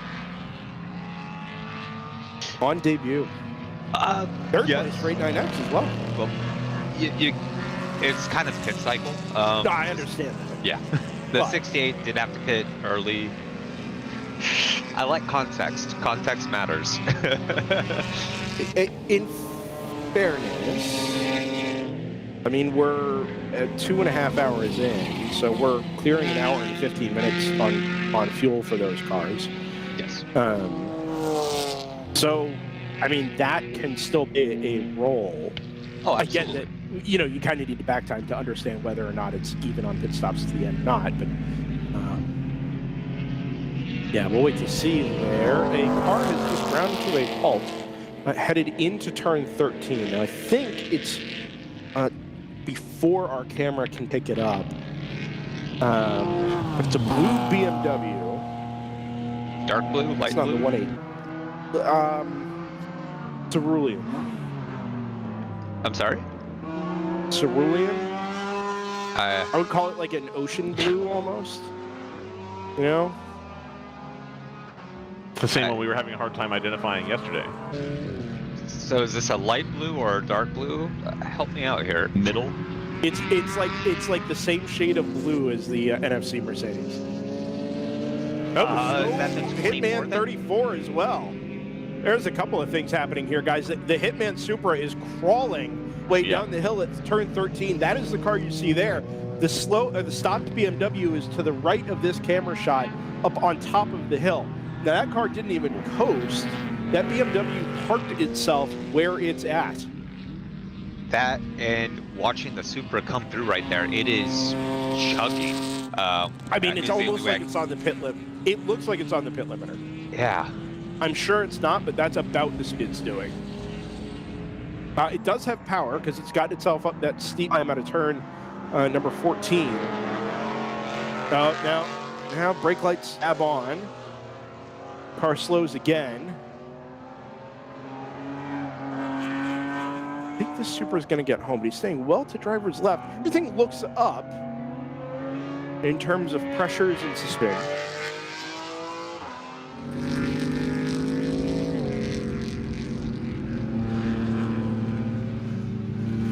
Anything in the race control log that would indicate it for this car? That would indicate what? Any type, like, did it have a spin and run off the track somewhere and do some damage, or is it? Yeah. So this is on. It has left front wheel loose. Ooh. Oh, interesting. So this is on its outlap. Remember. Now this is going to put the 296 into the lead here. Yes, well, potentially they've got a little bit of time still. We needed to clarify that this is the erstwhile GTO class leader as this is happening. And then it's possible the missing car stops at turn 14 could be Split 5 Racing in GP2. Yeah, that checks out. I'm not sure on the color that they're running, but it has been it is missing on Race Hero at the moment, and it had been running 6th. Yeah, that does check out. I think that's the only car stopped at the moment. I don't see any other flags up, and they are now sending the tilt bed to go recover that car.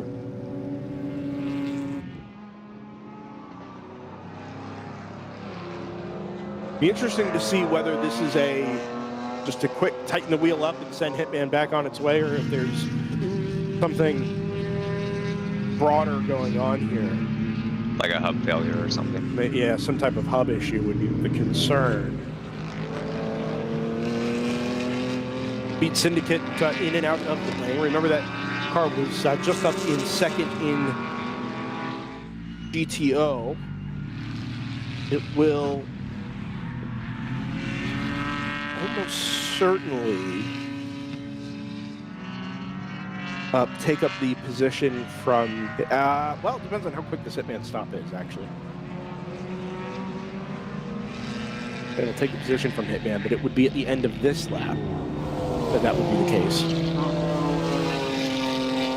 HM Road Racing comes through and picks up the GTO class lead at the expense of that 34 of Hitman Racing. Now, remember that this HM Road Racing car has only been going an hour on fuel. It is pretty noticeably the car running shortest on a full tank of fuel, whereas lots of the other GTO cars are up in the 1 hour 15-minute range.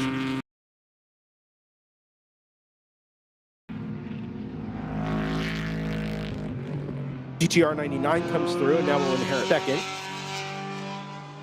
and thereby also now being the lead Supra up in GTO. This is all happening behind the entire GTU field, which for the first time in recent memory now occupies all of the spots ahead of GTO.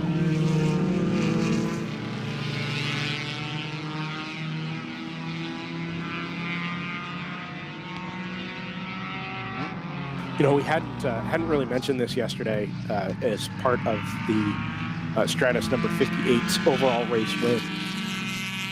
It was actually a really reliable run for all three of the Stratus yesterday.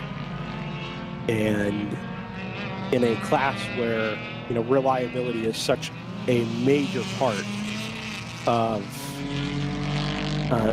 your ability to even win a race, never mind, you know, win a race win a class race, not just overall. It seems like the Stratus crew have kind of found something with these NPO1s that allows it to be a little bit more durable than we've occasionally seen out of those cars. Yeah, especially for the case for the 58. We know the 59 did have a brief issue. Early on, they did stop in turn 11. That and another car brought out our first full course yellow yesterday. And there was something with the 60, I can't remember what, but all three cars are looking fantastic today.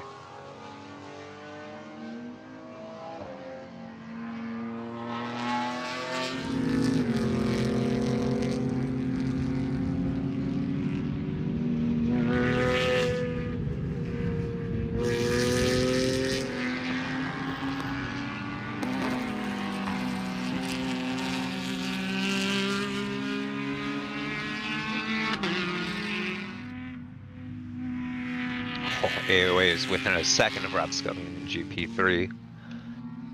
So if you see two dark-colored MX-5s around the track, that would be them dueling it out.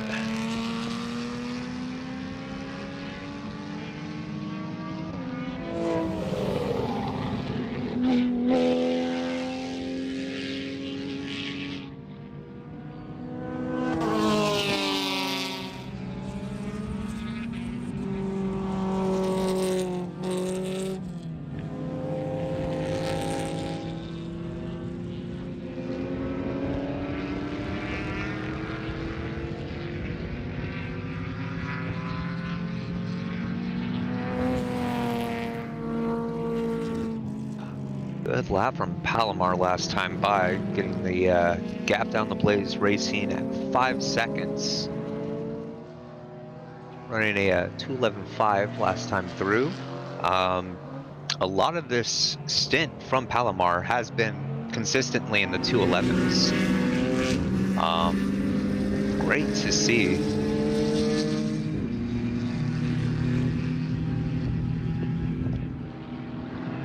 Blaze Racing also doing 2:11s for a lot of this stint, but the 2:15 last time by helped Palomar close that gap just a bit.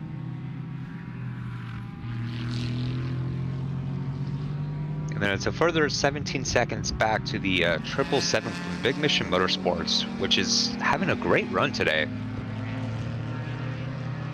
That's off to them.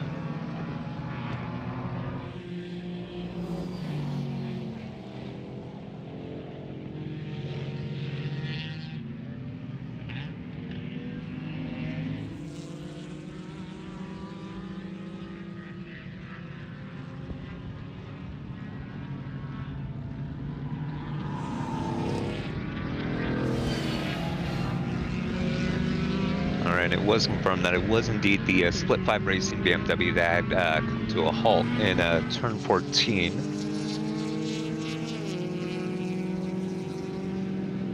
Still haven't seen the reemergence of that number 34. So there was from Hitman Racing. There was a note in the race control log that that lap it did have contact with another car. Which there we go. Could have possibly have caused that wheel issue, or that what wheel corner? Issue. Turn 10. That would be interesting, but yeah, possible. So that would be the left-hander going onto that back straight. Yeah, you wouldn't think a left front that would cause a left front issue with that car, but I suppose it's possible. It depends if a car is overtaking you on the inside at the apex when you're turning in. That's where the contact's going to be, is your left front. That's true. What car was the second incident there? It's currently listed as the Mercedes. Oh, very interesting. Which may also be getting some passing under yellow penalties for the stop 215. So we'll see. Race control will definitely take care of that. They were very tentative yesterday around the safety vehicles and stuff, so I'll be a little surprised by that if that happens.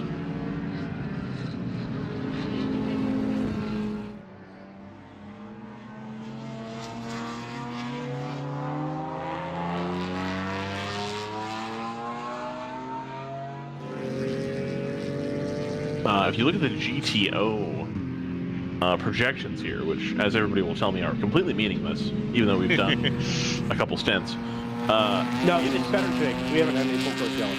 It's wide open right now. Yeah, 2 stints is what it takes for the stint projections to kind of even themselves out. We're wide 2 full open stints. across the top 5 right now. It's like very up in the air. Anybody can take that. We haven't seen a second stop yet from Stoic. We've recently just had a second stop from GTR 99. Same thing with the 89X Aston Martin. Yeah, Stoke's going to be doing it in the next couple of laps, I believe. Yeah, I at believe least that. going by the the first stint? We are showing no number for Stoic because it hasn't made its second stop yet.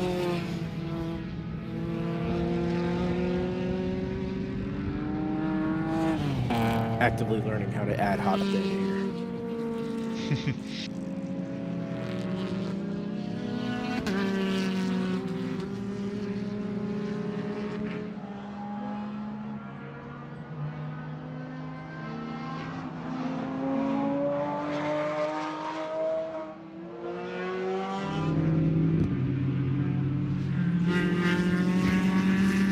I love that turn one shot of MX-5 coming through, using the curb and just getting up a little bit on the inside.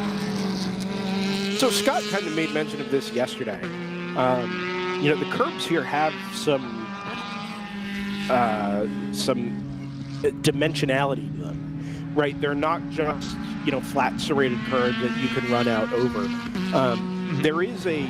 Let them get too far. 7.5 seconds, not too big a hill to climb. If we look at GP1, probably 22 is the heavy favorite to win, of course. Tracks with what we saw yesterday, but it gives the 118 and the 63, along with, you know, the 24, even chances at second place. The prediction software predicts that the 38 will be third or even fourth at this point. Still a little early because I don't think they've done 2 full fuel stints yet in GP2 or in GP1. In GP2, that's all sort of spread itself out. We're going to wait for fuel stops from them, and then it's anybody's game in GP3. Could go either direction.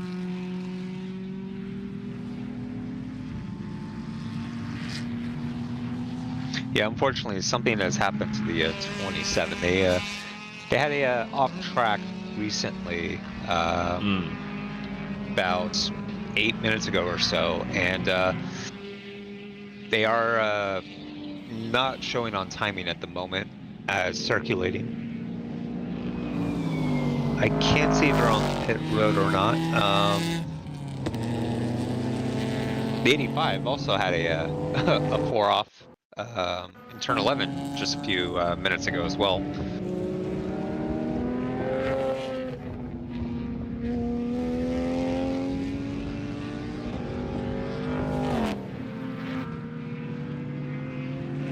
Okay, there we go. They just tripped timing with a 8-minute 20 lap as they leave pit lane. The 27 Rapscallion in GP3.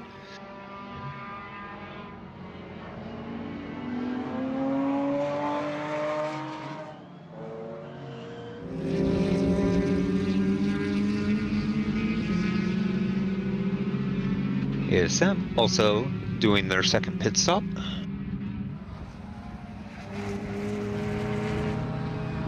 That promotes Lone Star to the lead.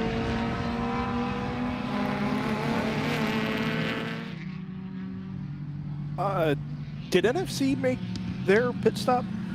Yes, they were just coming down lane 2 minutes ago or so. Okay, because they are now, 19th overall. 6 laps off of the overall lead, or off of the class lead. Yeah, that's let me do my math real quick because I believe that is correct.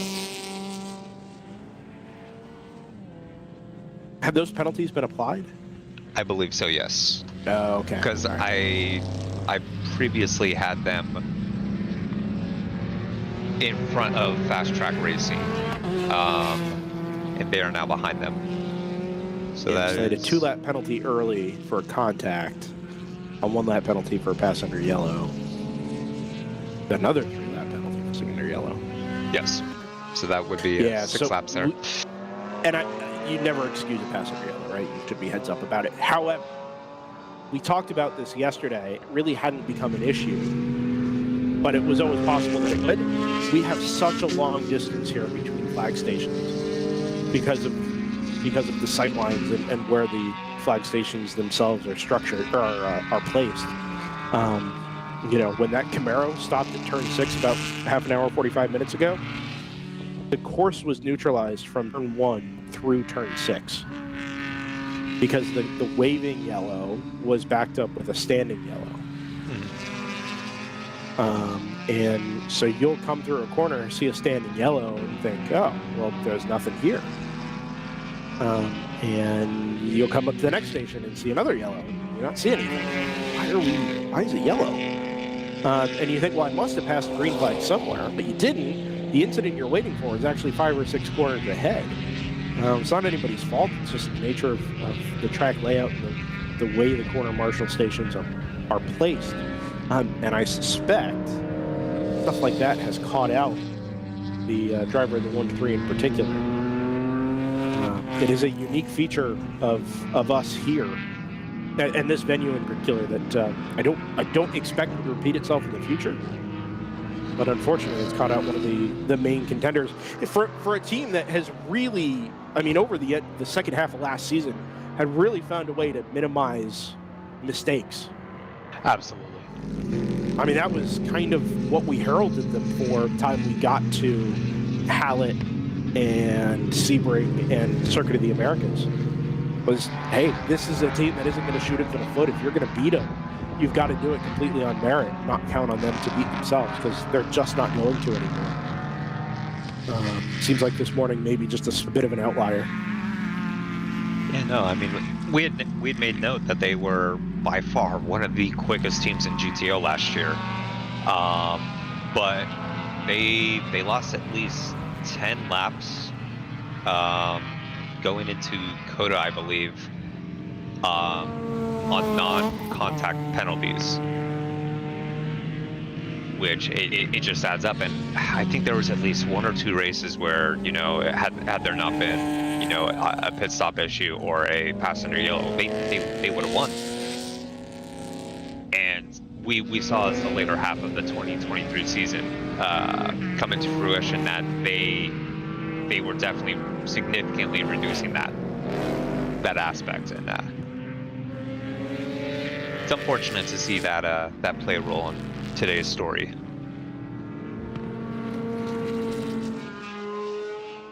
I think we've got a pit stop here for the 118 of Blaze Racing as well. Listed as missing on Race Hero at the moment. That's going to move the Montgomery Motorsports 24 with Big Mission up into 3rd position. So that's a podium there for them. That, you know, go ahead. They may be on pit road. I can't tell if that's them that's closest to us right now that's just leaving the box. The Blaze car? Yep, that is them. That's them tripping timing there. So they're not actually missing. They were just doing and serving their stop. You know, I said to Jay and Kevin as they were leaving, this partnership with Big Mission Motorsports and Montgomery Motorsports has kind of created a nice guys super team. It's just like some of the best guys in the paddock are now just, you know, now you all just hang out all the time, I guess. Yeah, but we do need to stop talking about their cars just in case. I'm not talking about the cars, I'm talking about the people. That's fine. I mean, the comment that I wanted to make, and I wasn't sure how to do it in such a way that would be appropriately lighthearted when I'm not there to, like, gauge their reactions. Yeah. Was that, you know, it's all well and fine to talk about, well, you know, we're going to give the car to Big Mission for them to take care of it. And, you know, the reasoning they gave made a lot of sense. But, I don't know, I get the perspective that, like, there's a lot more time to drink beer if you're not having to work on the car so much. And I'm not talking about at the track, but, like, if the car's at your house and you're having your homies over, it's like, well, we got to change the diff fluid, you know, and that cuts into drinking time. Take a quick poll, see what the overlay or the overlap between drinking time and car work time is. I bet you there's more than you would expect. That's fair. That's fair. But then you're not getting your hands dirty, you know.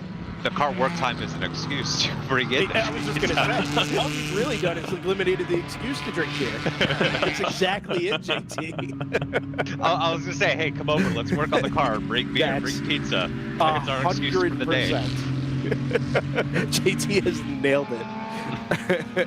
Hitman is back. Excellent. Number 34 appears to have rectified its issue. 23 minutes is the lap time. Now, about, I would venture to guess, 4 or so that would have been the in-lap.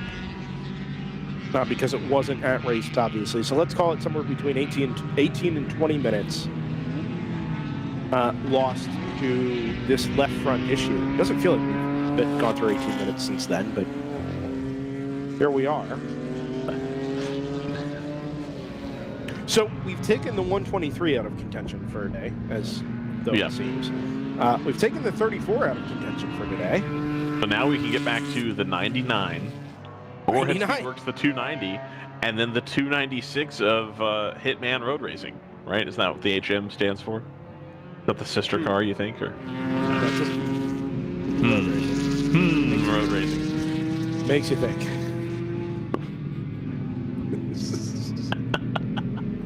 We are branding experts.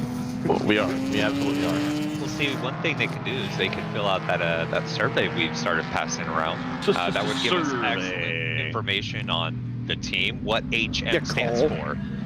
Speaking of survey, please do the surveys. I know that I'm like talking in like a lighthearted manner of this, but like I really would love that WRL DriverSeye live feedback survey to get a lot of results, because I want to help create this into a big cool thing, and if I have the data to support it, then we can make it into the big cool thing. But I need you guys, and you guys being drivers, entrants, and team owners, to fill it out.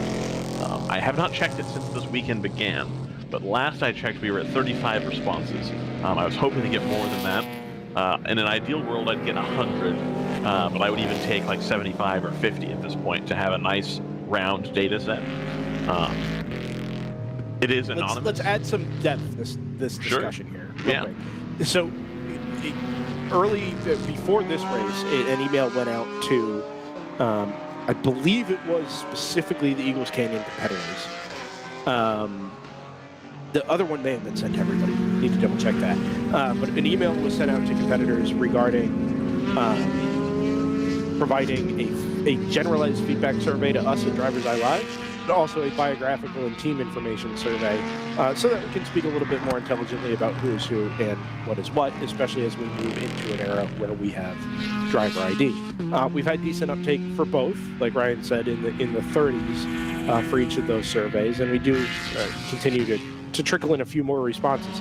If you've gotten that email and you haven't filled it out yet, please take time and fill out both of those surveys. Look back about a week to a week and a half, and you should find something from the WRL registration email that contains links to both of them. The feedback survey in particular, this is our 4th year covering the World Racing League on a something like full-time basis, whether we're doing 8 races or 13 races. Certainly spend a lot of time talking about it. It is now important for us to understand exactly what the next steps look like, because we are maximizing a lot of the technology that we already have, and in an effort to continue pushing things forward, as Ryan said, we kind of need to know what y'all are looking for and what you like and what you don't like about what we do here at DriverSeye Live. So, and please put what you don't like. Like 100%. Sure. Like there's a box on there for what do you want to see less of. Please put in what you don't like. There's been a lot of responses, and like people are really friendly, and I appreciate that. And people are nice. And I'm not gonna. Go ahead. But if you do have negative feedback, I do want to hear it. I appreciate it if everybody just is like friendly, and maybe we're perfect at our jobs. I kind of doubt it, but maybe we are. I don't know. But please, if you have negative feedback, please give that too, because I think that helps just as much as positive feedback.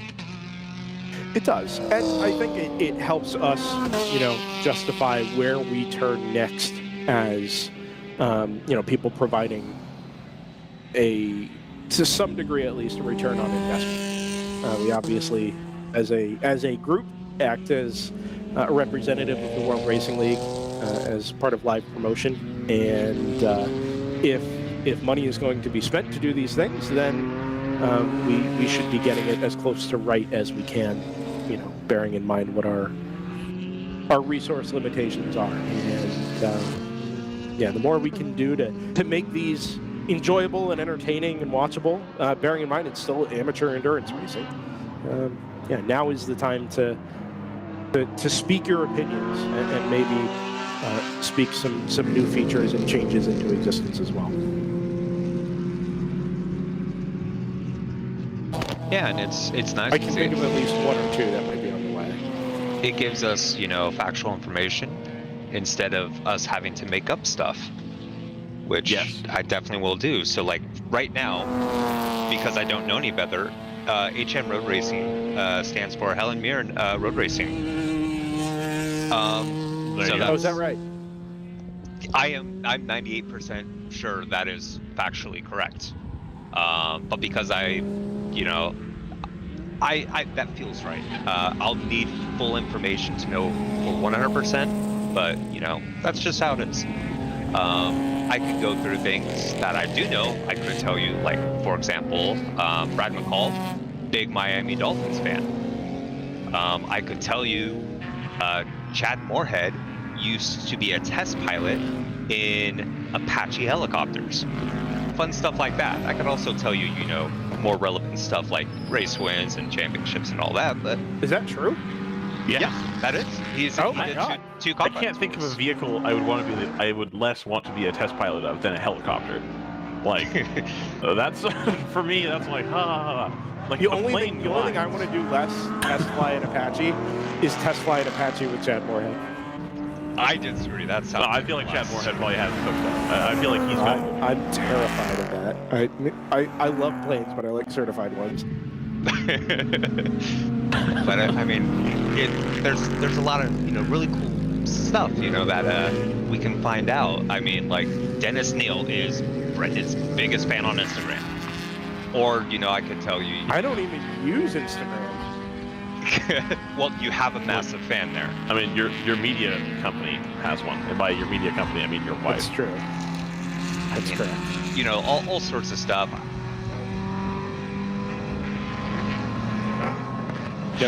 Nobody uses it. Like, we post from it. It's mostly Layla that posts from it. To be clear, producer Ryan. We just don't use it. That being said, please follow us on Instagram at DriversEye Live. Please follow Where someday we will post more. Eastern Pennsylvania Beer Drinker Society, or whatever it's called. What's the page that she runs? The good one. The Lehigh Valley. Lehigh Valley. Thank you. Yeah. At LV Brewers Guild. Yeah. Yeah. That's the Lehigh Valley. Any other tidbits you've got for us, JT? That may or may not be relevant to the situation. So, like, Cole Lofsgaard, he was really into collecting Lord of the Rings cards. I have no idea why. Interesting. I'll take it. But the problem is he made the cards himself. I'm sorry, what? I'm 98% sure that's true. I don't know for sure. So you don't actually... Whoa. Wow. All right. I can't tell you factual things like Tom O'Gorman is a former factory driver for Honda Racing. JT. Yes. Do you have anything on Jason Marks? Jason Marks, he keeps trying. I don't have anything factual, but I do have a note that he keeps trying to convince Justin Marks that they're related, and that there does need to be a Trackhouse sponsorship in WRL. Is that true, Jason? Is that true? I'm terribly sorry. I'm It sounds terribly good. sorry. I'm going to run with that. I think so. I'll take you it. should. That Are you that cousins said, with Justin? We must be. I think so. For sure. Funny story. Where were we? So Yeah, Jason Marks joins us from g'day. Hitman Hi, Racing everyone. number 34, by the way. It's Toyota Supra. Yeah, hi, Jason. Hi. So of all places, a story about the confusion. First time I ran the Supra, 22. My wife was at a function at an event, and Terry Borcella was there. Nice. And they chat, and he was working on her program, blah blah blah. And it's like, oh, my husband was there. Oh, what's his name? Jason Marks. Oh, you mean Justin Marks in the Supra? No, Jason Marks. Oh no, Justin. No, it was Jay Marks. No, Justin Marks was driving. It's like, no, Jason Marks. My husband was driving. So yeah, I'll take it. I think you're the preferred Marks. 100%. You have any German cousins? Nah, man. Any Deutsche Marks? Yeah, that was. Crushing it. Yeah, I saw that. I was like, oh, he's gonna do that one, isn't he? All right. You see my driving? I left plenty of skid marks out there. Oh man, he's got jokes, guys. Thank Jason's you. got All day. jokes. You've got jokes. Yesterday, you had strategy. Man, we have strategy. Crushed it. Man, we had some. The boys put on a clinic. Put it that way. I've got some really, really smart dudes on the program. Very, very fortunate that they want to be here, and just non-stop all day. We just destroyed it on the strategy. Just killed it. We turned back after the race was over, and we realized, said, you know what? This race was won with 3 hours and 35 minutes to go. 100%. And that, like, everything that happened after that turned back to coming in, topping off twice. I assume the second one was just insurance. Go full rich, don't worry about it, done. We called it at the time, like, hey, they're the only ones to do this. Nobody else answered this. We should keep an eye on it. And we knew why at the time. Obviously, you could go, the two stints. What's the bad news? Or the two stops. Go ahead, Ryan Bauer. Fantastic. 34 has ground to a halt is what we're hearing from our producer. That sucks. Well, anyway, go on. No, we realized that everything, like, you guys won the race halfway through it, and that was really, really cool. It was. Very infrequently do things stand out the way that decision stood out. Right. It was great, and the moment I could get in the car to do the maximum 3 hours, I got in with like 2 hours and 50 minutes to go. I just really just tried to get in the zone, chip away, just hit, really be on point, be efficient with the car, because I didn't know what the other team was doing or another yellow flag, and it paid off. It paid off. And we had enough tire on the car right at the end that I could push. It was funny, like 3 laps to go, we got some cloud cover.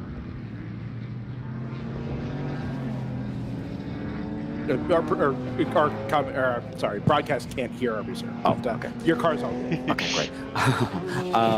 So we, it was funny, like 3 laps to go, got some cloud cover, second last lap. I'm like, I have got all the grip in the world again. And the last lap, I put my best lap down for the weekend, like on the last lap, because, bit of cloud cover. Yeah. This place really wakes up. So that was kind of cool to finish it off and put a good lap down for the boys, just to really, drive home the win. So no, just great way to start the season. Unfortunate here, today, but shit happens. It's racing, and onwards and upwards. Just unfortunate bit of contact down there at turn 10? Or have you guys been working on an issue? It looks like he. Going back out. It looks like he. Yeah. Looks like the incident. The car moved across in the brake zone and had some damage. I don't know. Maybe we lost a tire or something. Couldn't tell you. But it's back out there, so that's all that matters. You obviously primarily race with the number 34 in Hitman Racing, but we also see you behind the wheel of the number 99 occasionally. Yeah. We talked towards the end of last season about the Team GTR move over to the Toyota Supra. Have you been involved with them on their debut weekend with that car? Or are you firmly with them now? I was the first driver of that car at NOLA about 3-4 weeks ago. Oh, wow. Okay. So I went down to NOLA and helped out the boys, do a little bit of rinse and repeat off the 34 onto that car. And shook it down, and kind of got Harold up to speed. Then we went to Sebring with it the following week for PBO Winterfest, and gave the old M4 one last hurrah, and with all the power, no ballast, slick tires. That was fun, and so I've been helping them, and we got a test next week at Barber, so with GTR, so because there's no max track time on the Thursday, so. Chipping away with them. I'll be there at Barber race with them because we're not, Hitman's not doing that race. So yeah. Is this all you drive now, Supers? I drove an M4 the other day.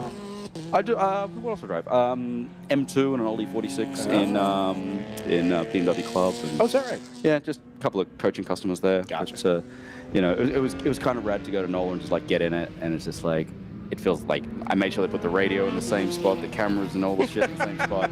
So I'm like, this feels exactly like my car. So it was cool. They built it for you. Yeah. Yeah. Thanks, guys. First time here? The Eagles Yeah, Canyon? what a place. You like it? I love it. You've been downtown Decatur for dinner? You went to that little square? You've been I down- didn't. I had the pizza, the State Street pizza. Yep, we went there 2 nights ago. But that was a DoorDash experience. Oh, not okay. an in-person Ah, experience. fair It enough. was very good. The food was excellent. This track's fabulous. Yeah, I like it. Like for a country club member, like you know, lady gentleman track, fantastic. Yeah. Yeah. Does it race well?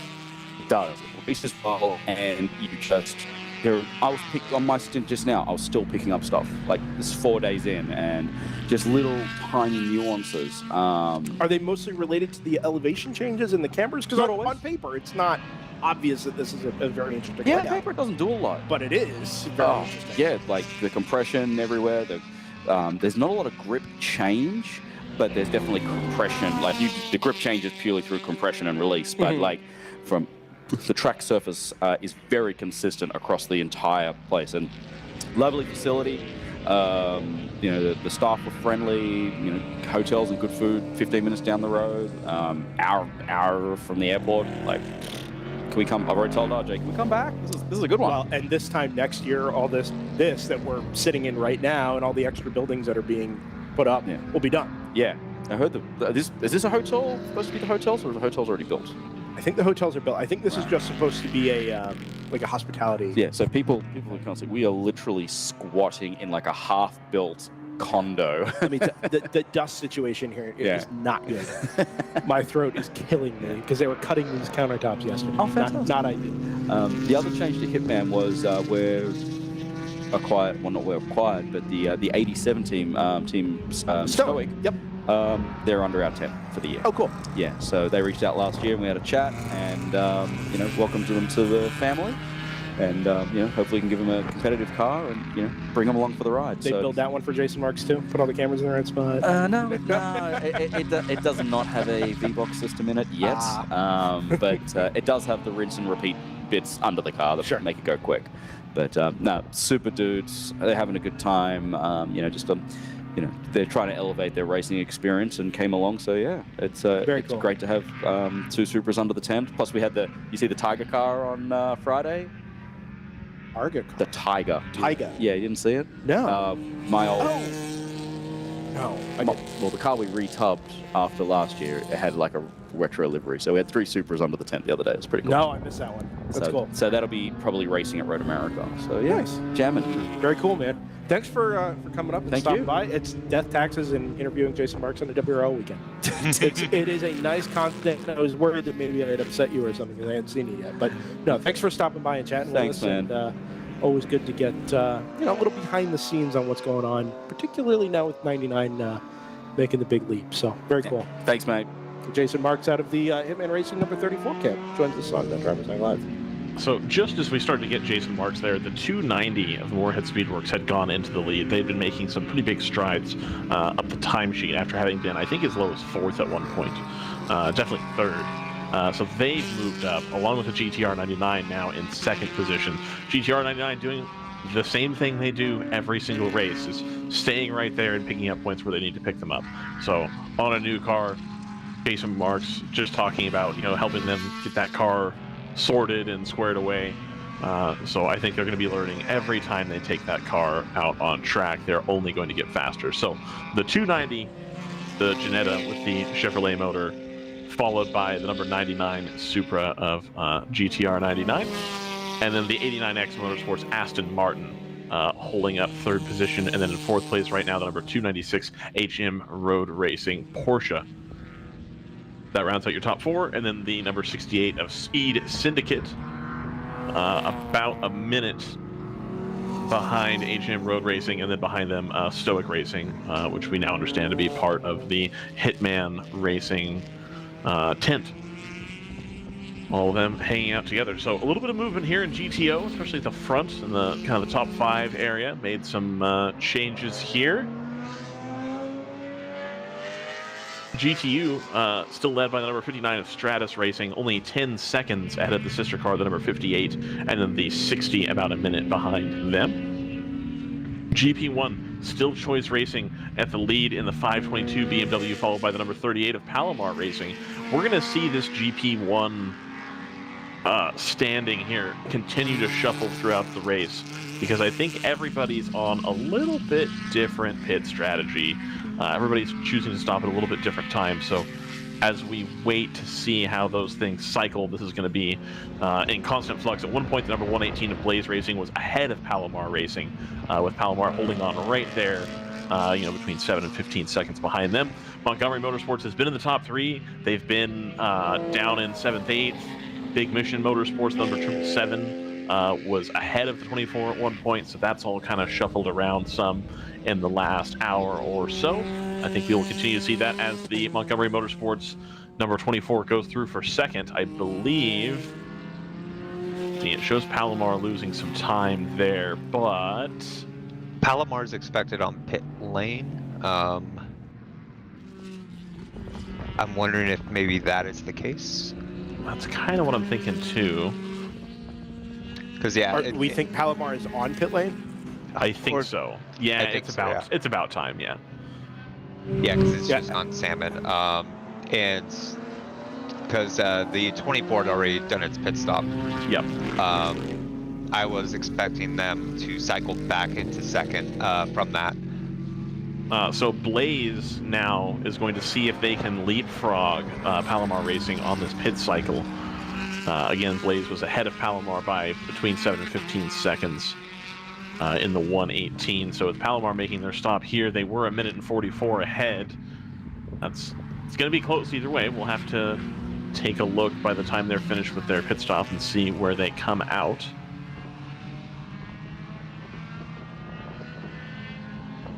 Verdal Racing pit on lap 77. So they're now down in 5th position, running as high as, I believe, 3rd or 2nd at one point. It's still ASM followed by Lone Star Rallycross at the front, the 150 from the 322, followed by the 410 of Quality Time Racing. They still need to make their 2nd pit stop.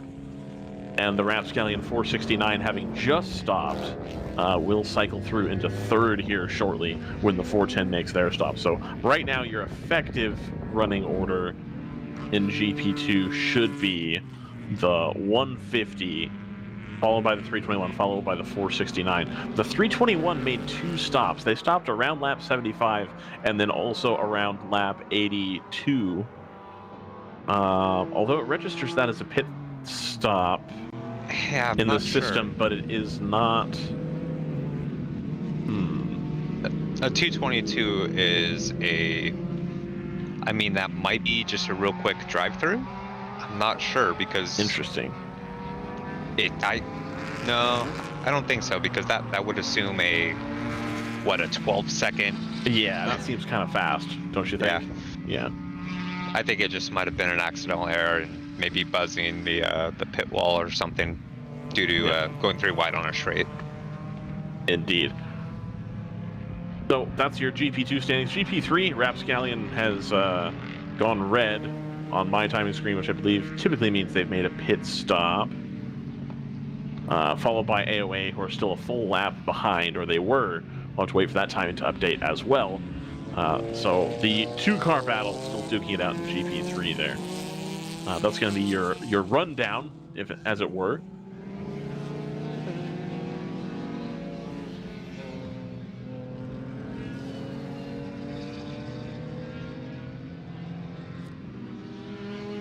I'm thinking that 27 is possibly just left pit lane this lap. I'm looking for it out on track. Yeah. So there's the Palomar car. That's what we're looking at right now. Followed by the Hitman Racing Supra. So they have gone back out. Whatever it was evidently a small issue.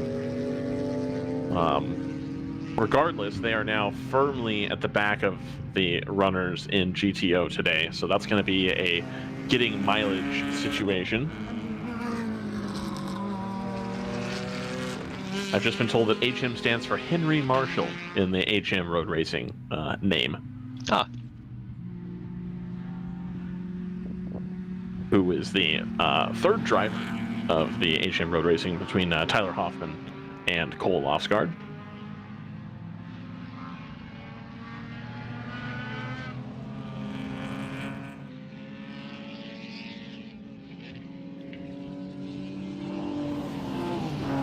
I believe Henry, of course, right now getting his laps in.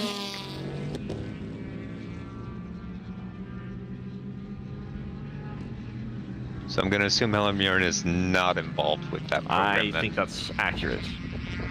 Okay, good to know. Yeah. It was a good shout, though. I appreciate it. Car off in turn 15 here. Driver's right by the pit entry. It's a BMW of some sort.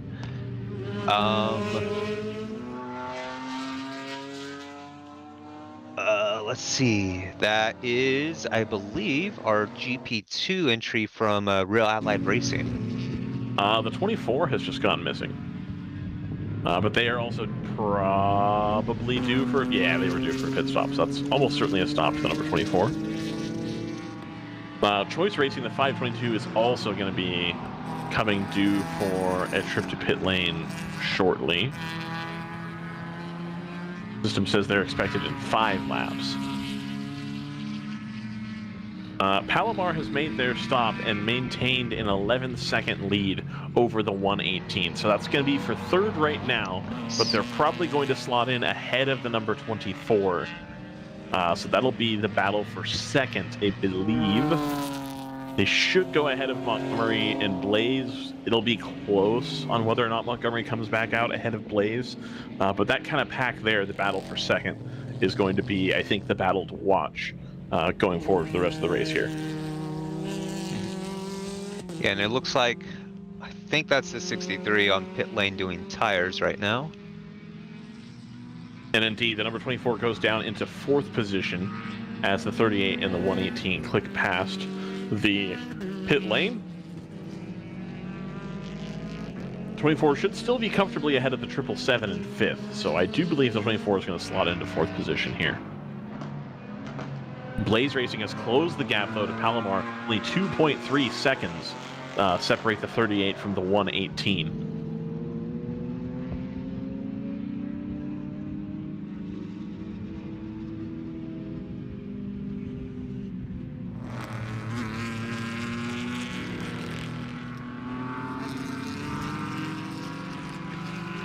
Yeah, both 211s for those two cars last time through, so it's going to be interesting to see how this this stint starts to unfold in terms of the similar pace.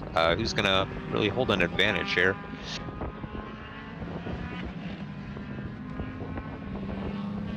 What we can see here, I believe, is the battle between the number 58 and the 59 NPO1s of Stratus Racing, the blue and the yellow cars. The yellow one is the 58. Do I have that right, JT? Let me check.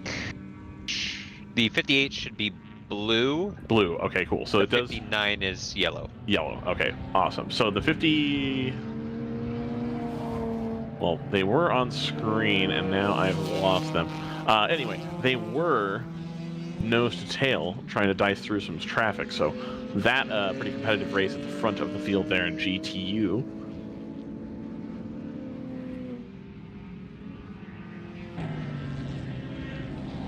Yeah, I believe Here it is, right here. So we've got the blue car in the front, so that's going to be the 58. The 59, the yellow car, getting just caught up in some traffic there. They're going to cut back around the left side to try to get past this back marker. Both cars, of course, coming around to put another lap on the race, on the GTO leader. And this is the battle for the overall lead right now. Correct. Battle between teammates, of course, so you would imagine extra care being taken to not make any body contact. So they've stretched the gap a little bit, the 58 has, back to the 59. The 59 was caught behind that traffic, as I had said, but it does look like the 58 has a little bit more pace here. Gap was only 3 seconds last time by. I'm sure it'll be 2.7. But that said, the 59 was 0.2 slower. So they match each other in terms of pace. It's just going to be kind of dictated a bit with traffic here. And here comes the 58 to go around the 290 here. We of course know that the passing opportunities at this track can sometimes be a little bit tricky, helped by the fact that the 58 makes their lap time in a completely different way to the GTO field. May give them a little bit more opportunity to squeeze by in the corners, but perhaps a little bit more defensive going down the straights. Not able to get in the draft and make that pass going down into the turn, although they can brake a little bit later as well. Ironically, that Ginetta is probably one of the closer GTO cars to the GTU field. Yeah, absolutely. It tends to be on the lighter end, a little bit less power. Yeah, Chad had noted earlier that the GTUs were using the car for drafting. Yeah. You know, I want to make this observation about Stratus. They've got their 3 cars here this weekend, 58, 59, and 60.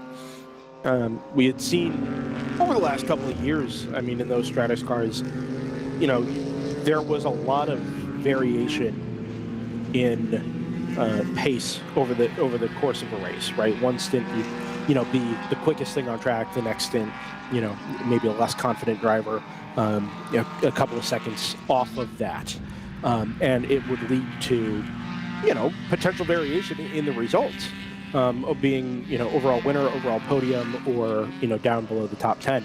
And what I'm seeing this weekend is across all 3 cars, the pace is there. The consistency across the driver lineups in all of those 3 cars has gone through the roof. I think there's a lot of credit due, whether it's coaching staff, whether it's setup and getting those cars more consistent and comfortable for drivers of varying experience levels. I mean, they are... I don't know that this is all down to just track layout and suiting the NPO ones well, though it obviously does. I think they've taken a big step up as a team and as a driver lineup to be quicker, more consistent, and I think they deserve all the credit in the world for that.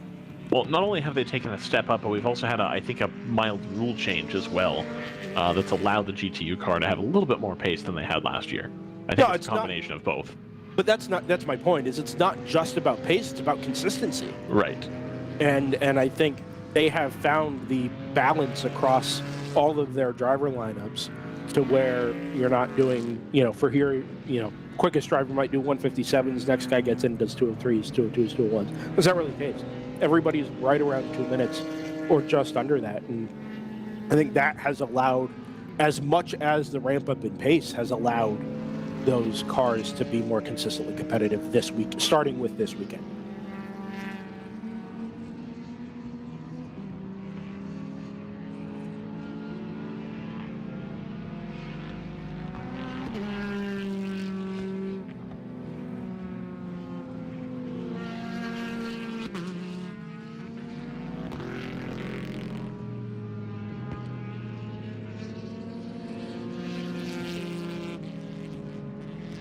Good fight with 89X and GTR for third in GTO. Gap's at 1.5 seconds at the moment.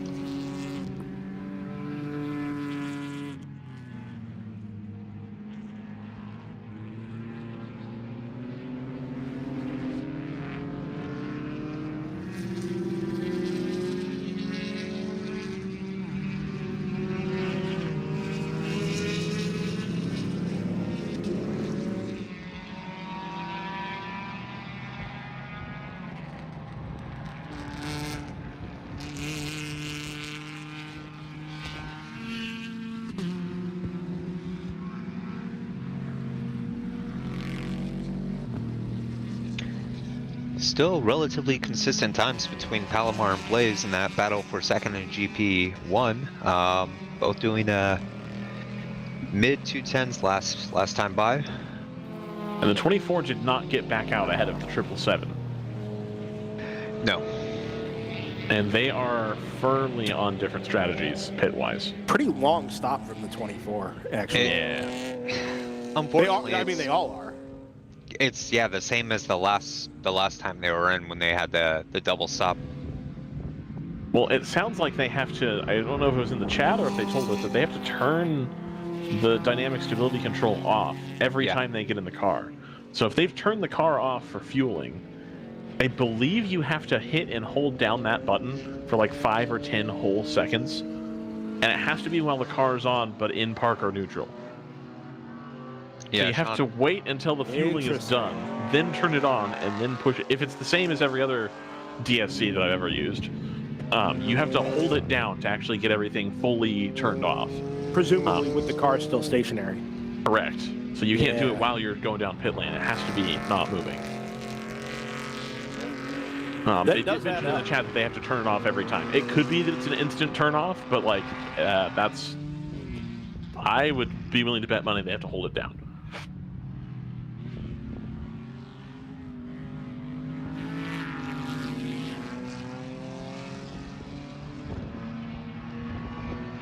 Just reaching halfway. Our Sunday 7-hour enduro at Eagles Canyon Raceway. We are DriversEye Live. This is the World Racing League. Thanks for spending your Sunday with us. 11:30 Central. I'm here, headed for a checkered flag right at 3 o'clock. So a little earlier finish today. The day has cleared up for us very, very nicely. It was very cool, gray, and windy this morning. Actually very unpleasant. And sun's out. And very, very comfortable. I'm Brendan Kazmarek, joined by JT Tammy and Ryan West. Ryan Bauer on production duties this weekend. Not that we've had much to replay this weekend, but I gather replay is in active development. So maybe some of that to come a little bit later on this afternoon. Ryan's been putting in work for the last couple of weekends to a slightly tweaked show build up to speed. And if you were with us through most of last season, hopefully you've enjoyed the updated graphics on the lower thirds. We had the grid rundown for the first time this morning. It's kind of neat. And all of this will be tweaked over the course of the season. But yeah, little new tweaks here and there to help and to clean things up and take us from what we were just 3 or 4 short years ago into looking as clean and professional as you'll ever see an amateur road racing broadcast. Or so we think.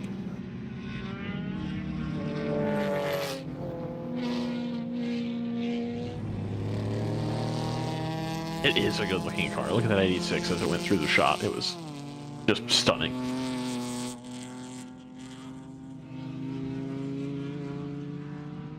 You're talking about the GR86. Yes. Yeah. I'm like, the 86? 3 fast guys and Denny's are here? It's the same car.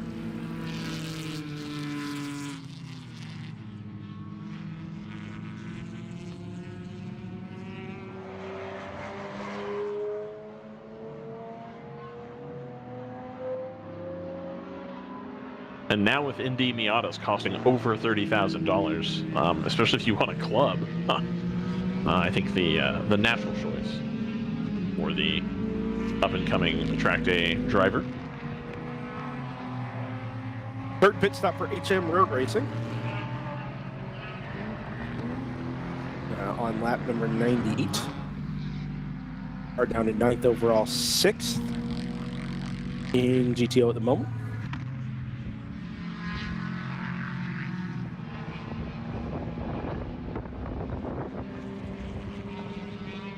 Car still feels like it could be in the fight for GTO honors.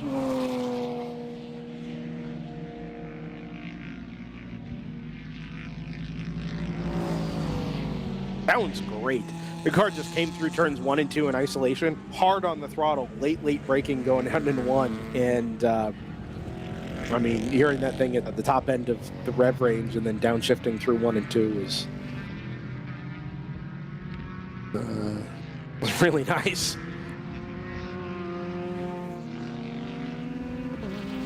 Porsches are becoming a thing of the past. GT4 Caymans. That's hilarious. You want an ND Miata with club and the big brakes, it's $40,000. Never seen anything like it. I can't imagine that. You just get it used NB and have twice as much fun. Oh, You used to be able to buy a 4Runner for $40,000. Like, if you just go by weight, substantially more car. What's 40 grand? Ew. JT, of course, has never been off-roading. I have in my escape, just not real off-roading. Right.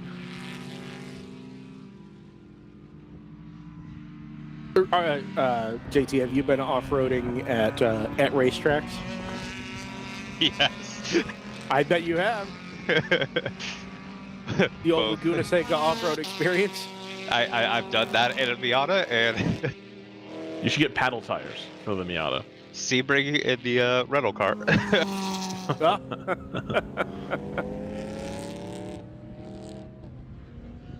Speaking of rental car, Brendan, how was the deer situation on the way home last night? It was fine. It was fine. That's good. Yeah, last night was good. I got out earlier last night than I did on this day, so there was a little bit more light. And there were no clouds. So, still kind of bright enough that at least I could see. Congrats, you're 36 hours with hitting a deer. Yeah, we're working on a new streak here. A longer one than before.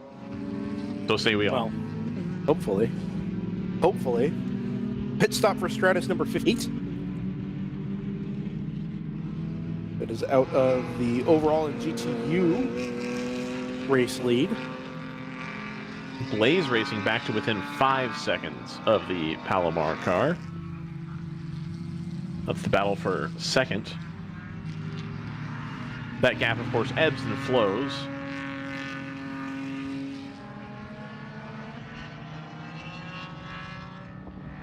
.118 is noted as being under investigation for potential contact. Nose of that car into the rear of the number 6 about 20 minutes ago, so it'll take a little while to resolve itself. Actually, that's not fair. It'll take a while for the steward to resolve it. Alrighty. Fine group of very hardworking people just down the way in race control. Yes, they are. Got the whole gang here this weekend. Whole gang's here. We've got Jimmy, and we've got Stevie, and we've got RJ. And we've Plenty got of people Dave. to weigh in. Plenty of people to give takes.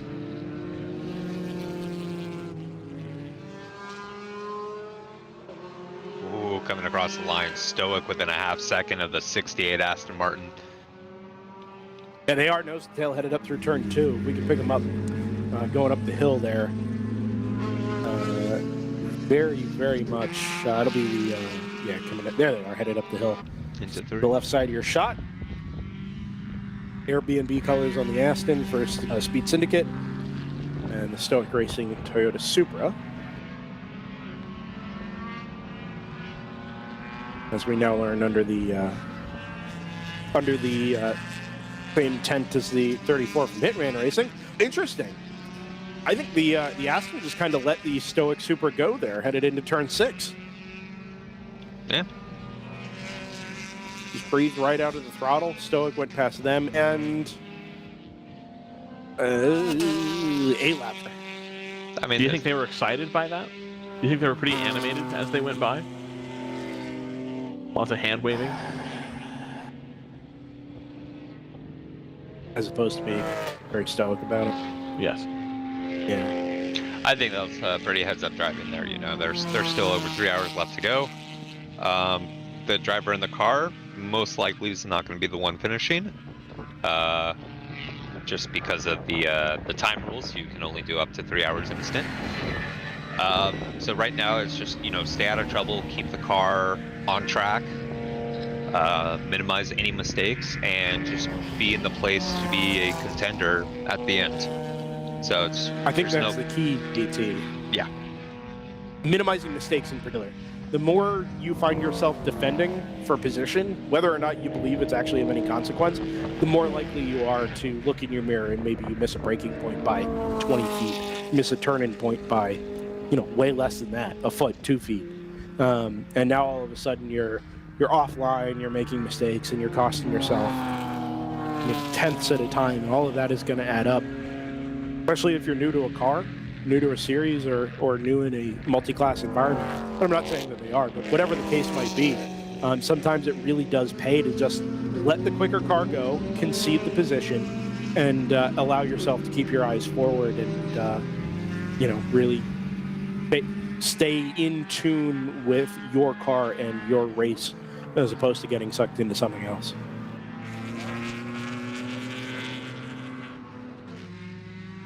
New best lap, 154.5. That was 26 laps ago, but I don't think we had noted it.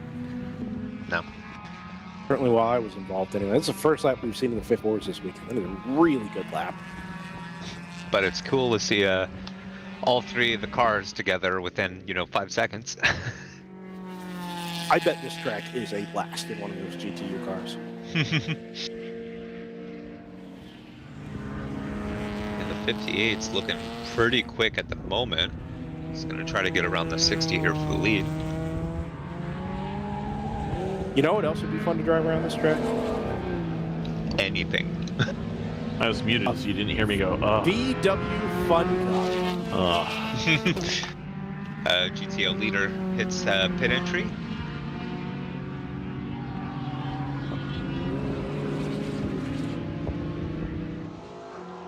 Wait till Ryan finds out we're covering the VW Fun Cup 5 hours of Spa. I guarantee we're not. We're probably not. I'd be willing to travel.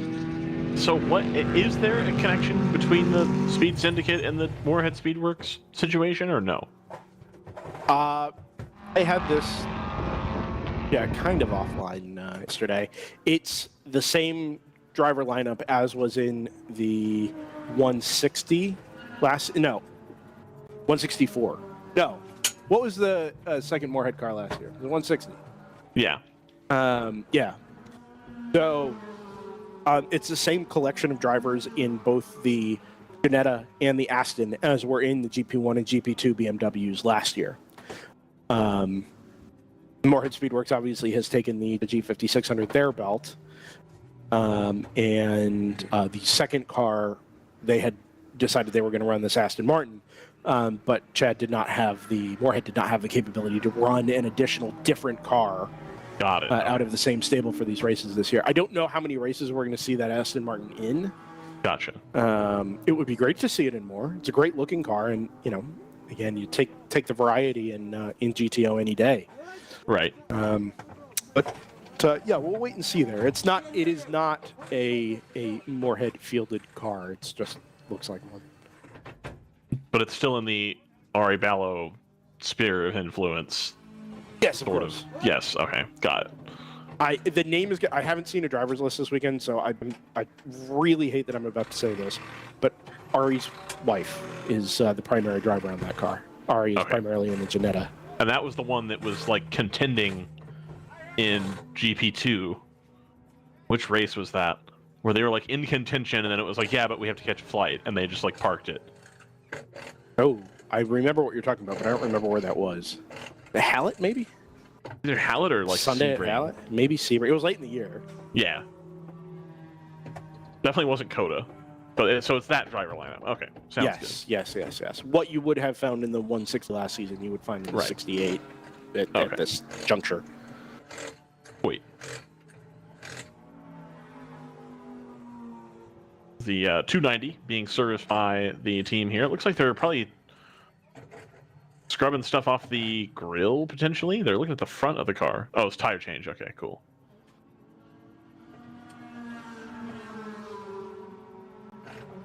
Man, you can see the hook for the wiper has just completely dug into the Lexan there.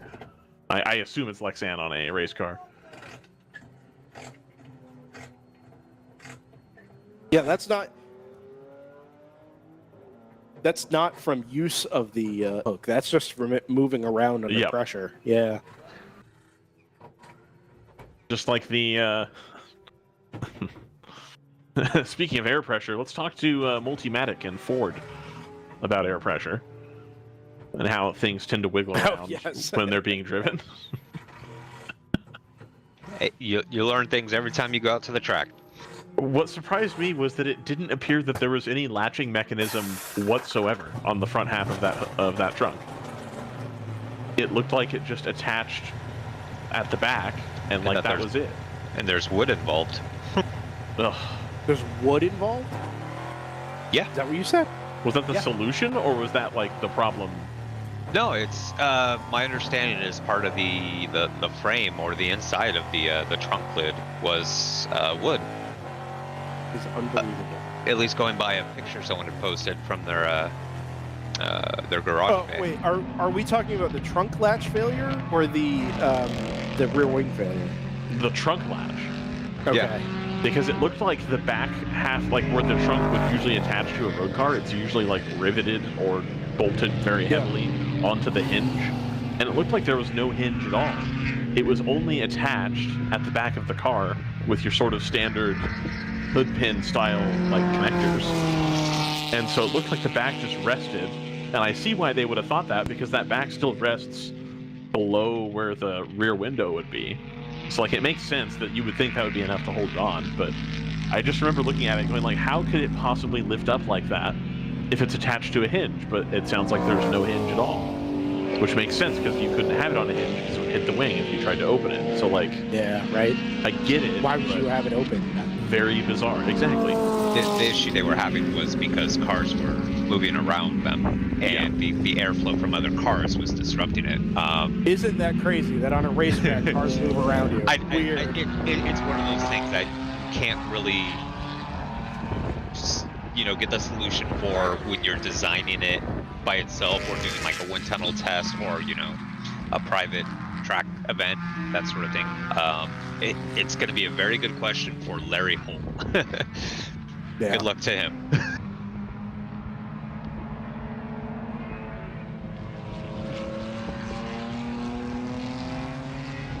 I have lots of fascinations with the current Ford racing program. I love that they are more involved in racing. I am a little disappointed they didn't end up with the hypercar. I am really fascinated by whatever the situation is with Mustang Challenge and where Is that that a little bit of lands. smoke coming out of the back of the open throttle BMW? Yeah, a little bit. I expect that out of BMWs. So if I see a little bit of smoke, it's not the end of the world.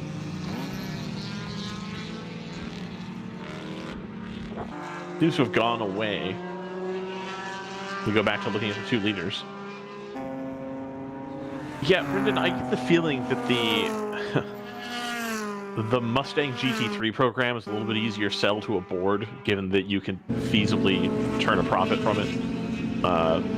They're going to sell the road car version of the GT3 car, which is going to make them and the dealerships pretty happy. Versus Go ahead. Like, it'd be not fine to sell a GTP car to somebody, but like, there's a limited market for that. Anyway. No, I agree with that. That's what I was going to ask. Like, if you take the LMDH or the GTP or whatever, and you are basically the only one other than Porsche selling customer cars, right? I mean, you're maybe not going to make a profit, but like, are you obviously going to make a profit as Ford selling GT3 cars? I think so. Like, do you think that's a slam dunk? Yeah, this will make us money. I believe. I don't know. Yeah. Now, I think the problem is they're going to have to work hard to do it, because they have this rule at Le Mans, at least, where you can only have one team run the cars, where you can't have multiple teams running the same car, which I think is a stupid rule, let's be clear. But the potential to sell them globally in all of these different series, I think is going to help tremendously. I can't decide if there's meaningful parts and development sharing by developing a bunch of these cars all at once, where you've got the Challenge spec, the GT4 spec, the GT3 spec. I can't imagine there's a lot of overlap, but I think if you're building a bunch of them like that, there could be a lot of interchangeability with the parts.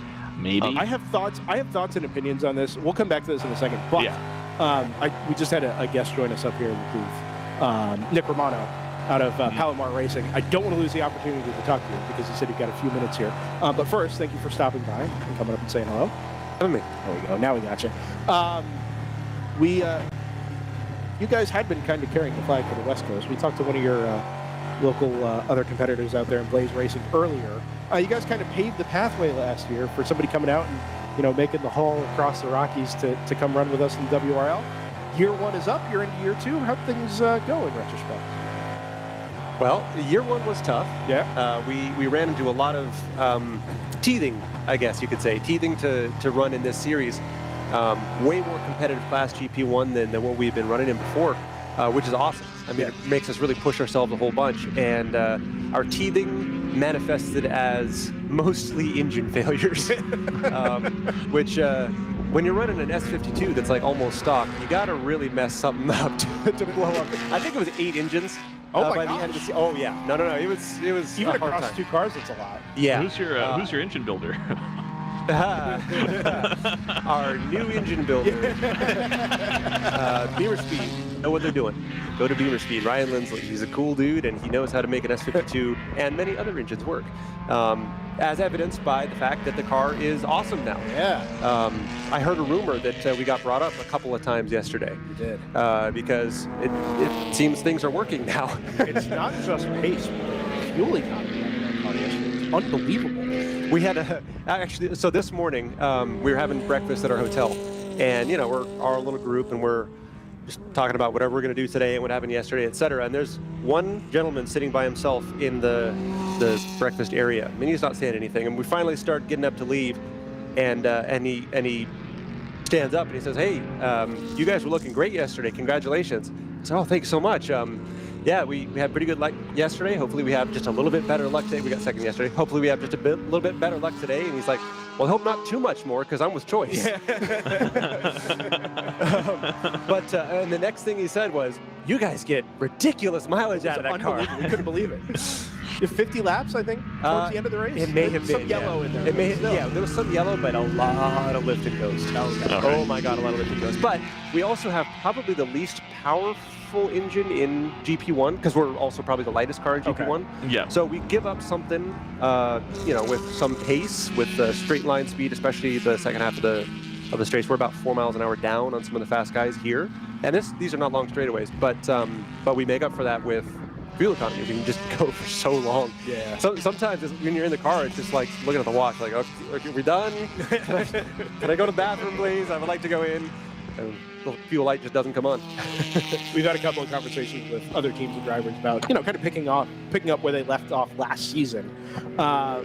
You guys, not that last season went poorly by any stretch, but like you said, a lot of teething issues. You're learning a lot through the balance of the season, and it seems like now this year, rather than just more of the same, you guys have actually taken a big step forward. I'm sure you learned a lot through the balance last season. Yeah, absolutely.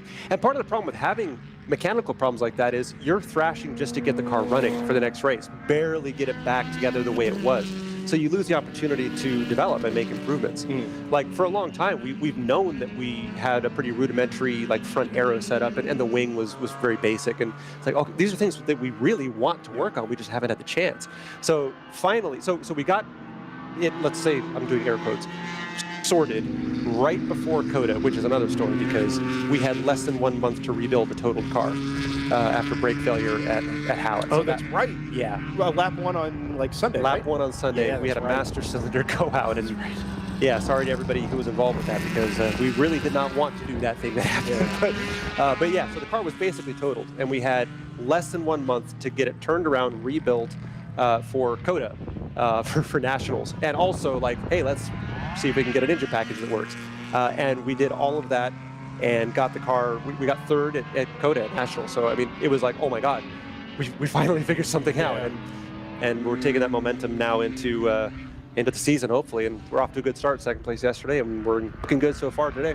I'll turn you loose. I know you only got a few minutes up here, but you guys ran more or less the full season last year, got the whole thing under your belts. 2 cars with a 14 and 15, now 30, I understand 38 and 83. 38 and 83, yeah. So that's an homage to where Palomar Racing got its start with a Datsun Roadster that was owned by Rock Vest. So this was like an SCCA back when that was a pro race series. Yeah. SCCA, I believe, championship winning car. Oh, cool. maybe not championship, a lot of race wins. It's got tons and tons of history. So Mike Anderson, Andy Anderson's brother, raced this Datsun that they got from Rockfest, and it was always number 38. So, you know, since we didn't have the best luck with 14 and 15 last year, we decided, you know what, it's time for a fresh start. And we'll go with a 38, pay homage to that Datsun where Palomar started. Yeah. So you ran the full season. All of the challenges that it brought you, you could have easily just said, you know what, this really isn't worth going back and forth across the country, however many times a year you're going to do it. But you came back, you're doing it again. What brought you back? We like winning, and we haven't done it yet. Yeah, sure. No, I mean we're all very dedicated to performing well, and we know that we can do it. Like when we were racing in NASA and WERC, like we had some really stiff competition in the likes of more wood, not more head, more wood creative. Head up by Justin Ross, and like this dude's an engineering wizard. He's an incredible driver. Everything that team does is basically to the limit, perfect. They don't make mistakes, and we were having to go toe to toe with them. So like, it was always, you know, pushing ourselves, and we were pushing them, and it was just this incredible, you know, experience. And we weren't able to recreate that. Not to say like we expected to come out and win immediately, but just being marred with all the mechanical problems, Sure. and we didn't, like I said, we didn't have the opportunity to do the development work to make the car good in GP1, and so we wanted to do well in GP1, and so we feel like this year is our opportunity to do what we wanted to do last year and really push the envelope of this car. So Yeah. look how pretty it is. It's really good looking. It is a great looking car. Fresh wrap for the season. And yeah, we're all dedicated to the idea of pushing ourselves and performing well, and that's why we're doing it. Well, I appreciate you guys coming back. I know GTO they kind of get the big promotion up at the top and the GT4 cars and everything, but GP1 just has such incredible depth of entry and strength of entry, and it's great that you guys are a part of it. We love talking about you guys and talking about your story, and you know, the fact that you guys are as committed to the series as you are, and you know, hopefully you guys can continue this run of form that you've kicked off 24 with. It's Hope so. Really great. Cool. Thanks, Nick. Appreciate you coming by. Thank you so much. Best of luck the rest of the weekend. Thank you. Nick Romano out of the number 38 Palomar Racing BMW M3.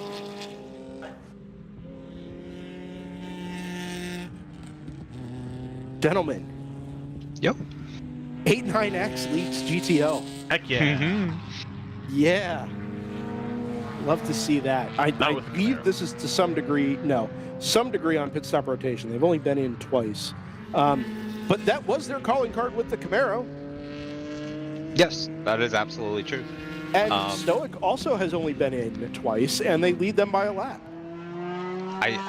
Yeah, and unfortunately, for whatever reason, the Moorhead stop was quite long at 5 minutes and 37 seconds. So that I believe we saw them working on the driver's side front end during the tire change. So that's definitely moved them back a ways out of the lead there. But I mean, they're 23 seconds behind HM Road Racing right now, who themselves are not far off. They're still in the same lap as 89X. Yeah, look, it's not none of these top 5-ish cars are written out of contention by any stretch. I mean, GTR being in the top 4 or 5 is, you know, automatically you just kind of assume that they're going to be to some degree in the fight or for the race win. But the top 3 of 89X, Stoic Racing, and HM Road Racing, Moorhead Speedworks in there, Speed Syndicate in 6th. Like, this is all, it's not wild in that you don't expect it, but this race is shaking out very, very differently from not just what we saw yesterday, but other races we've seen in the past year. And it is really good to see different approaches to today's race in particular, whether we're going, you know, hard and short on fuel, or we're going to really, you know, be smart and run long on fuel. Really interesting to see how this plays out. Actually, we're getting a lot more out of this race today than I anticipated. Indeed we are. I support your assertion. It's not quite a lap from 89X back to Stowe. Correct myself. It's a minute 40. Just on the on the right side of that down if you're stoic. Stoic Duval. Oh no. Has anybody ever seen Luke Duval and Scott Michaels in the same room together? No. I don't think they have.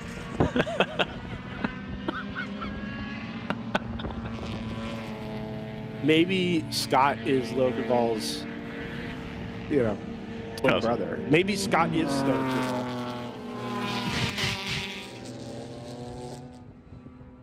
Wow. People are asking.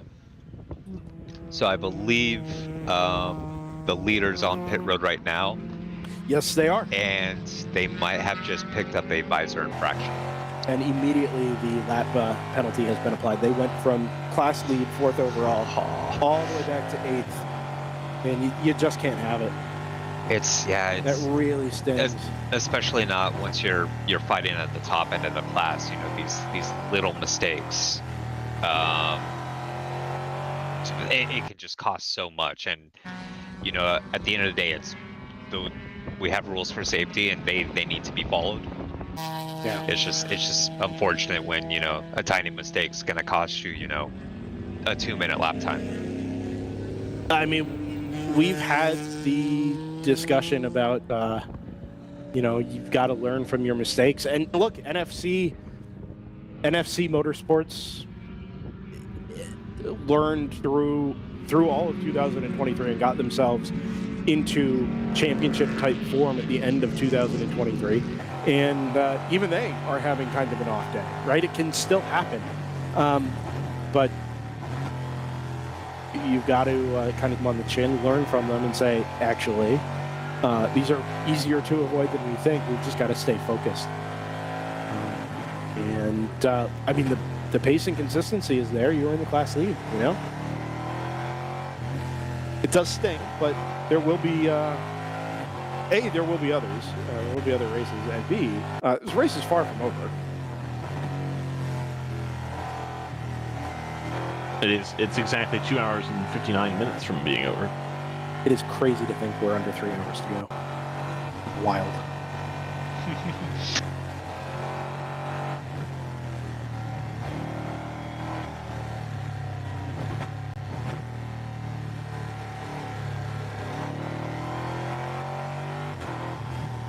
Brendan, you had a thought about Ford earlier. Oh, yeah. I did. All right. Ford. Would you like to share that?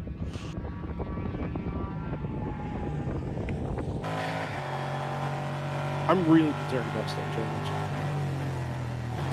Oh, there's been no buzz about it. I don't think it's going to None. happen.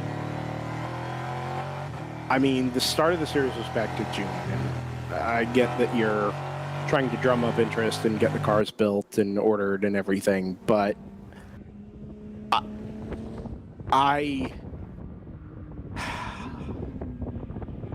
if the goal was just to sell cars, there has to have been a better way than a spec series that's taking track time out of an IMSA weekend. There just has to be.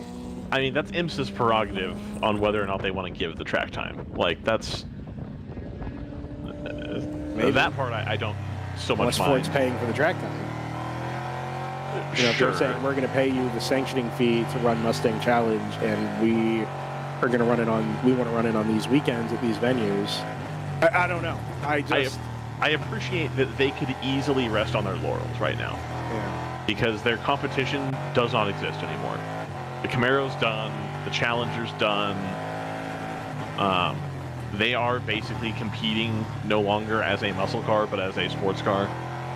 They're trying to compete with other cars in the sort of $35,000 to $50,000 range, which is a goofy place to be because, like, at the bottom end of the Mustang, you're competing with the 86 and the Miata on price point, and at the top end, you're more competing with like an M240i, a Nissan Z, a Supra, stuff like that. So, kudos to them for pushing the car forward and keeping it in the public consciousness as their competitors withdraw from that type of market. And I think that keeps the product from going stagnant. But at the same time, I think they stand to make money on Mustang Challenge. I really do. I think that will be profitable for them. I do. Do you think it's a net gain to the brand if you roll out a series with 9 Mustangs to run a 45-minute race twice a weekend on an IMSA weekend? Do you think that is a positive Not at reflection 9. of... Not at 9, no. Yeah, At 15, no, I yes. don't either. At 15, yeah. Okay. Combine it with the Celine Cup. Come on, let's go. Oh I my mean, gosh. basically, like, look, I don't know what the cost of that Mustang Challenge car is going to be, but you're going to start poaching people from GR Cup, frankly. Like, or for broadly similar money, you could run on the IMSA weekend with all the endurance drivers, which is cool. And they're, like, better events to go to, I think, than an SRO weekend. You can be at the IMSA weekend, and you have double the horsepower. Like, that's a pretty compelling proposition if it's a similar price to GR Cup. Which I see no reason why it wouldn't be. So we have had unidentified representatives of Ford Motor Company participate in the World Racing League, right? I'm pretty sure they were identified. Well, not on the broadcast. They were, but not on the broadcast.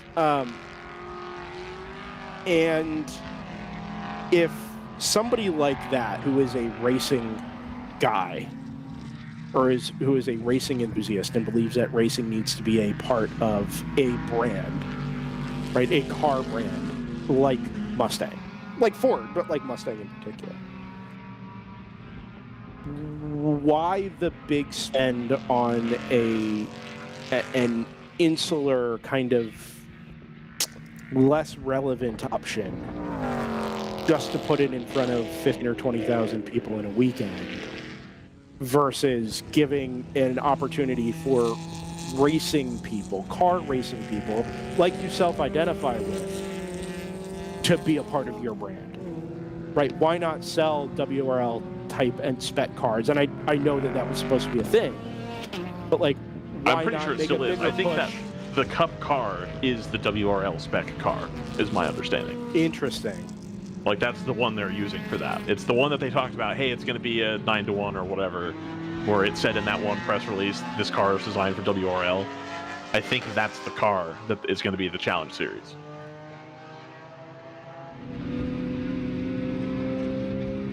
Which, like, I wouldn't do it any other way at that point. Plus, I think that there is substantial development overlap between that car and the GT4 car. So I think if you're already building a GT4 car, it is only a marginal additional cost to build the Cup car also, and then be able to sell it a little bit more. Just based on the success of, like, the Cayman GT4, the Club Sport, and the MR, how there's, like, a couple different ones of those, where there's, like, the actual GT4 car, and then there's the one that's, like, the more track day focused, less serious one. I think you're in a position where you can do that, and Porsche definitely turns a profit on those. That is 100% a money-making exercise for them. I think Ford is in a position trying to do a similar thing, and that's why you see them trying to flood the zone like this. It takes so much to build up a profitable customer racing program, though. I mean, it requires so much meaningful infrastructure. And I'm not even sure that, like, one worldwide region is going to get you there. I mean, it's the biggest region. It's the home region for the car. Is it? It's not. Oh, yeah. Biggest. Oh, it's definitely the biggest region. No, it's not. No. North America for the Mustang is absolutely the biggest region for the Mustang. No, not to go sell GT3, GT4 cars. Oh, GT4. No, the regional SRO series in Europe, be it British GT, FFSA, sure, ADAC, GT4, whatever it happens to be, like, they are by far the biggest collective market to go try and sell your brand of car and offer, something that differentiates it from I don't know, the Audi, although that's probably a bad example at this stage. No, it's not, but Ford didn't sell a lot of the previous gen GT4 Mustang in Europe.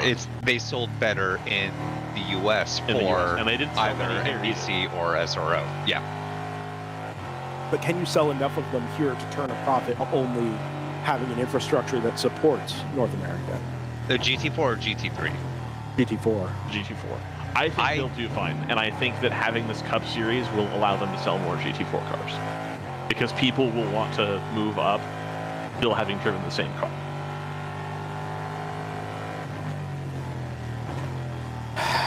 In much the same way that I think maybe the underhand goal of the GR Cup is to get more people to buy GT4 Supras. But you already know the Toyota rep, the trailer's already there. Like, that is okay, fine. So, like, I think this is a similar situation.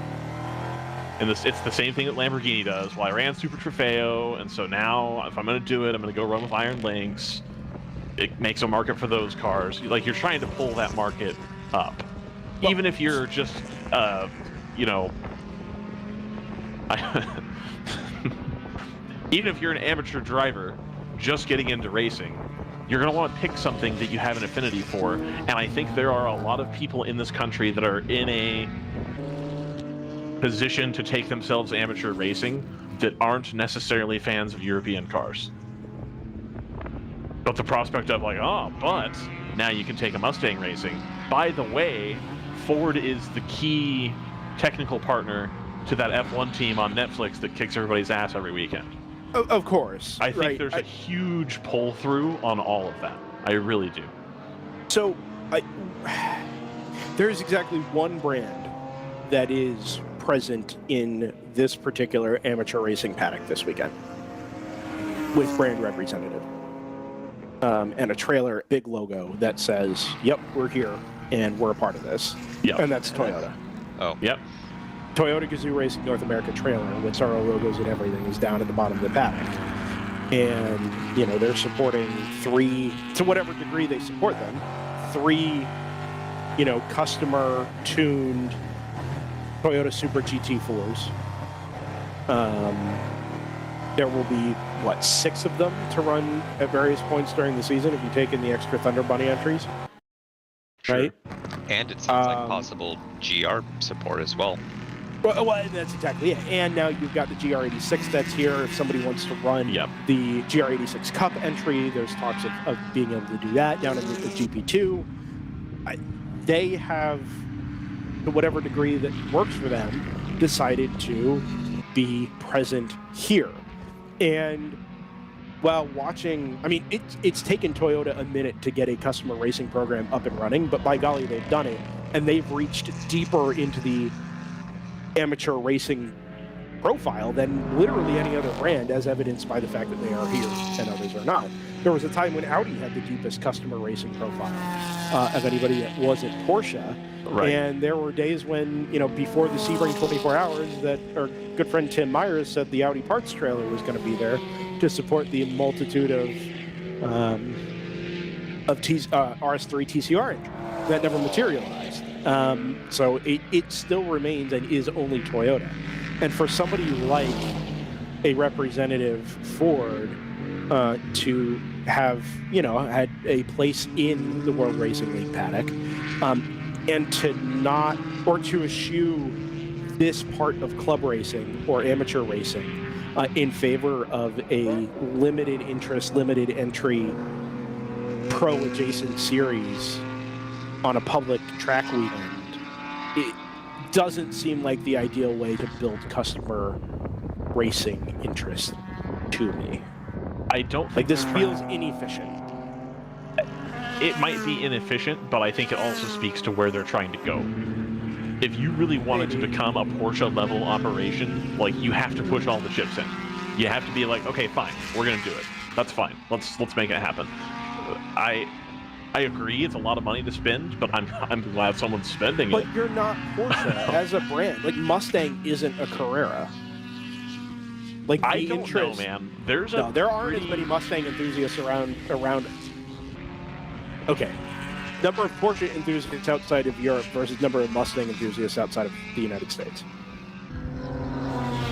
The Mustang, right? Like, you're never going to incredibly. No, it did incredibly well the first year they sold it as right-hand drive and homologated it for Europe. They crushed it with that car. The appetite for that is so there.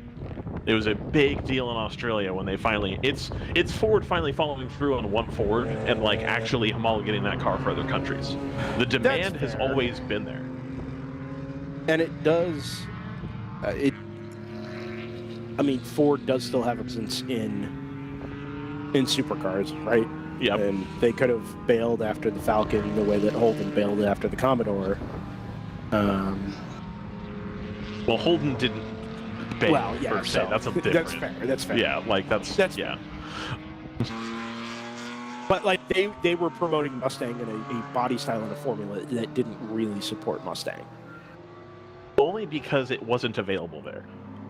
Among the car community, there were people in Australia that were like, why do we keep getting this sedan? We'd much rather have a Mustang. Like, that sounds much cooler. Two-door, fun, it's built like that, like, perfect, let's get that. Whereas meanwhile in the United States, everybody's like, wow, a Falcon? That sounds really cool. Man, you can have a four-door Mustang? That'd be sweet. So it's like, the grass is always greener, but because there's cross-awareness, the demand for that car was always going to be pretty high. Now, there's a legislative environment in Australia at this point that makes it difficult for as many people to purchase a Mustang as would probably want one, just given how their insurance and driver's license rules work. In the United States, if you want to buy a used Mustang for 15 grand with money from your first job, you can do that. In the meanwhile, in Australia, you physically can't drive a car with that large of an engine with a young person's driver's license. It's like a whole thing. Yeah. But I don't know. If they were going to spend all this money and fizzle out, it would be a huge waste of money, and Jim Farley would be fired. Like, no question. Like, they have to be intending to continue pushing all of this forward. Oh, sorry, spinner down at turn 3B. It looks like the Rapscallion. 469. It's just outside of, yeah, I think so. Just outside of that camera shot and just to the left of this one. But it's off to driver's left. Front, it's perpendicular to the track. There it was. Oh yeah. Yeah, Flash the two of front red. wheels are on track. The two rear wheels are still out in the dirt. It's like it would have just looped it under throttle, but car has not yet restarted and continued. Now it's got a gap in traffic. Still, I don't believe it's under power.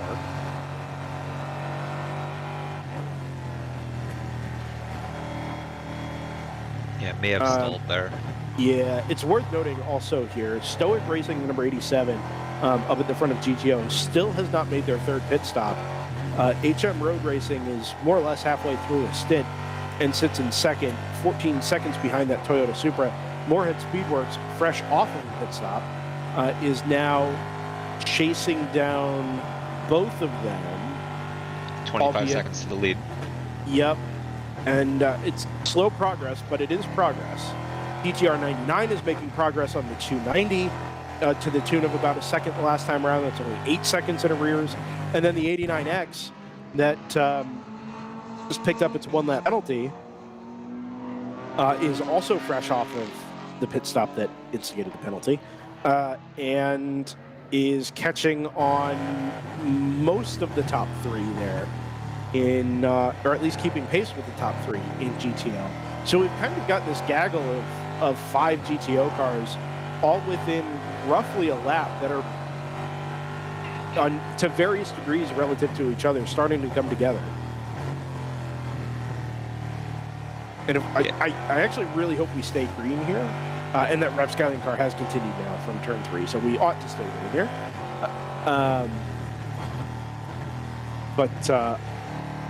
I'm really excited to see how this comes together because I think we're going to get something like a 3-way fight for the GTO race lead here. Yeah, and assuming Stoic doesn't make the stop, obviously. I mean, or 4-way, because the GTR is only 8 seconds back of Moorhead. It would be 4. Yeah, it would pretty much be at that point. And until this last lap or so, 58 and the 59 have been running, within a second and a half for much of this stint in the battle for the overall lead.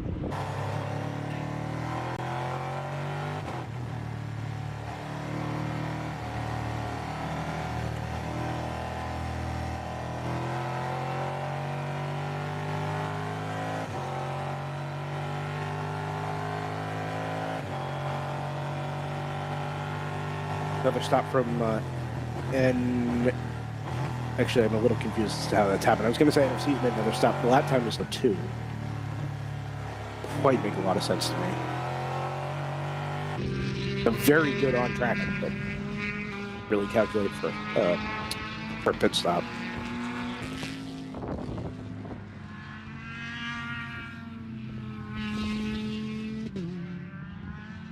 Oh, I know what's happening there. Where their Pit boxes. stop. No, the pit stops in Race Hero get offset with by the penalty lap. Ah. So if you look, it's about 5 or 6 laps offset. That is kind of in tune with the issues that car has had today. So they were in at 112, but we didn't get the pit marker until 117. So the script says it's between the 290 and the 296. The 87 has no chance. That will probably, yeah, I mean, that's probably relative to the pace of the 87. And they admit that as much themselves. I had Right. a conversation with somebody first thing this morning that said, you know, I said, you guys had a pretty good day yesterday. They said, yep, we were consistent. And, you know, you can play the consistency game if you also have some other things to go with it, like fuel mileage. And clearly they do, as they are literally just now making their 3rd pit stop of the day.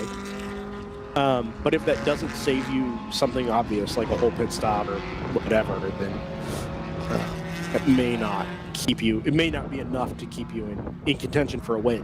Now, not all is lost if you don't win the race, obviously. Podiums are still phenomenal results in a, you know, 11, 12, 13 car field.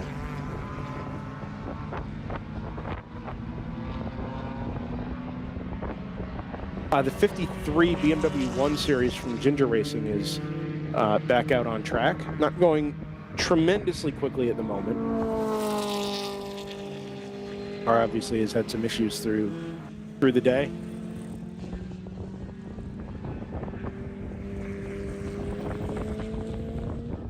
Say the 53's actually been out quite a bit.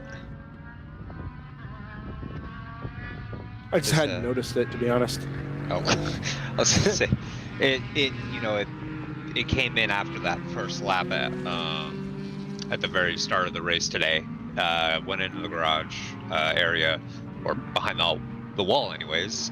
Came back out after about half hour, and it's been running relatively consistent. The last time they came on pit road, it was nearly 7 minutes, but it's come back out, and we're seeing it circulate right now. Unfortunately, the last lap was not comparable to what they were before they came in on lap 94. So we'll see if this is just a case of maybe a gremlin coming back to the fore here.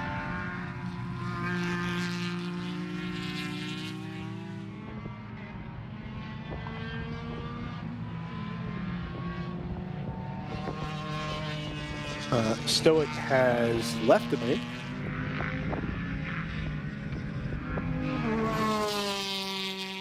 The script also says that Lone Star holds a slight advantage over ASM. Slight.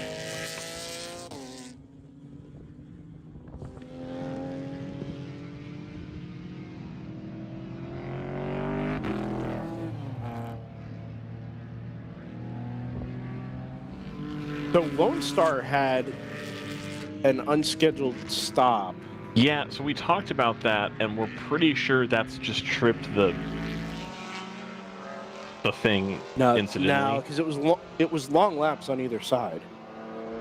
They were in the Not really, 210, not enough to 214. have actually made a pit stop though, or even a drive-through. But if their laps were 210s, a 222 on one side and a 216 on the other would be a loss of 18 to 20 seconds. I still Which don't know if would that's be enough to enough for, come like, a all the way down drive-through. pit lane. Like Like, a why would they drive-through. just drive down pit lane for no reason? If you That's stop, a it's going to take great forever. question. Because JT and I kind of talked about that, so I don't know. I mean, they haven't stopped. I mean, they had a regular pit stop since then, so I don't think whatever that is a When did you run additional- these projections, Ryan? just now. Okay. So I was going to say, they did pick up a one-lap penalty about 10 minutes ago. Have they? I think it's been applied. I'll do it again. Yeah, no, I think you're right. I think it has line. Yeah, because ASM comes across the line now. So they're roughly, I don't know, almost a lap and a half down. And I think they're due in relatively soon. Lone Star, that is. ASM had just pit. It's been very interesting watching ASM pit stops. Relatively consistent and quick. Under 4 minutes for the lap time. I was using that in comparison to Curdog Racing, who had led during the first stint in GP2, but unfortunately, they do 4-minute 20 to 4.5 minute pit-in laps. So they're consistently losing, 30 seconds to the ASM guys. I'm just wondering if does it have to do with the size of maybe the tank that they're having to fill up?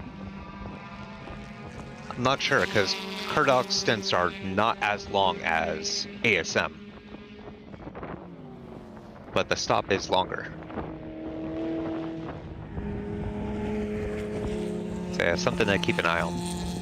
Yeah. We are keeping an eye on the battle for the overall race lead. The Stratus 58 versus the Stratus 59. Last time across the start-finish line was just over 1 second.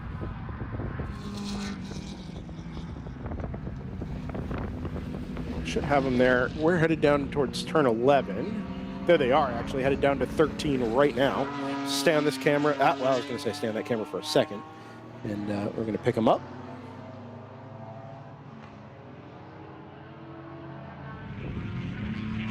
Producer Ryan has stepped by words very conveniently on playlist there that was following the right things. So when he comes back, we'll pick this lead battle up, but it is blue number 58 leading gold number 59 into the final sequence of corners at the moment.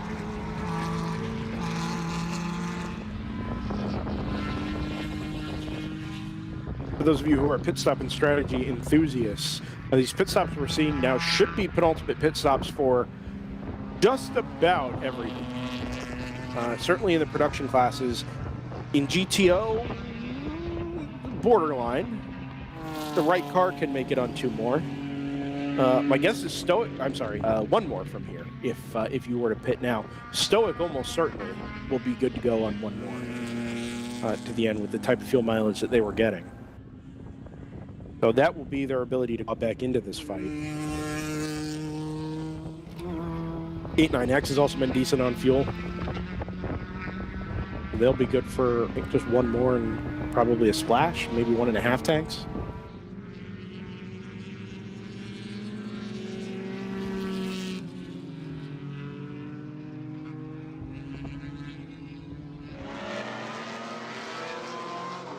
Leaders very much no cell headed down through turn 10.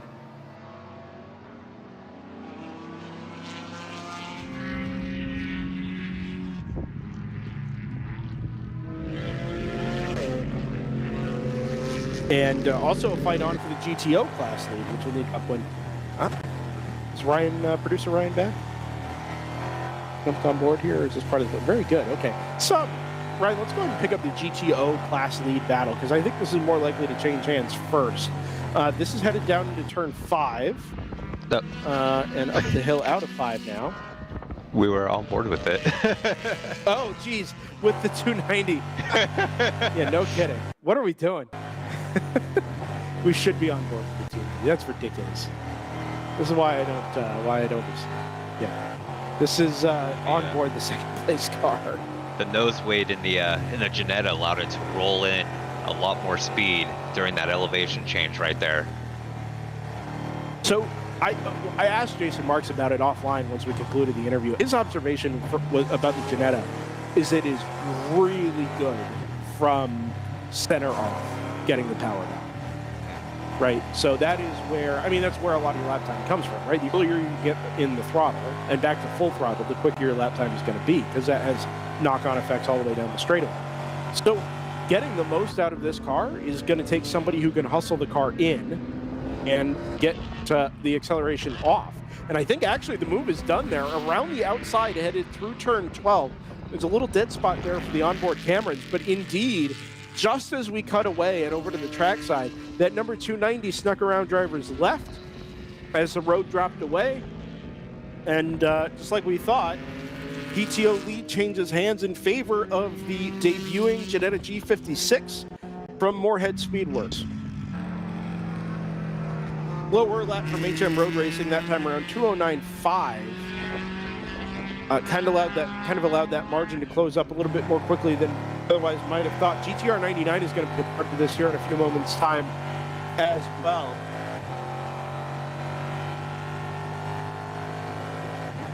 Now just 4.5 seconds off of the back of the HM Road Racing Porsche Cayman.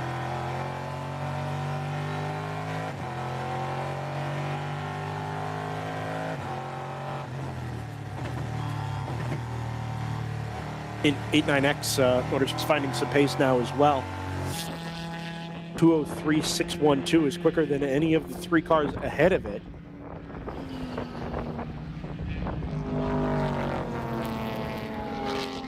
And the interval in our tracker here showing about a minute, still about a minute 35. So it's actually come down about 5 seconds here.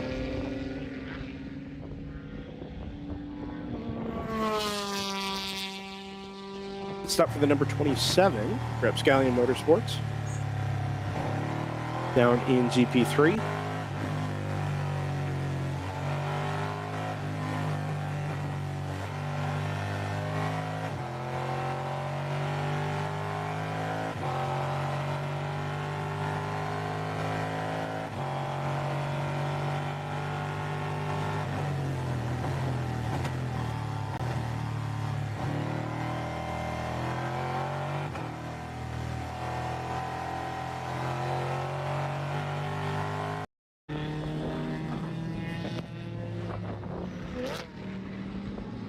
What this GTO lead margin is now that we've got a full lap since that change took place. I don't know that the 290 is definitely quicker than the HM car at the moment, but I don't know if it's very obviously just going to scoot off into the distance here. There's every chance this margin can stay within 10 to 15 seconds.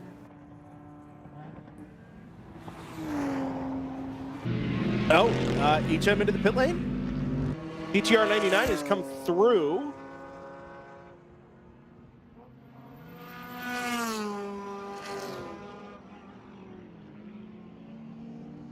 Feels early for HM.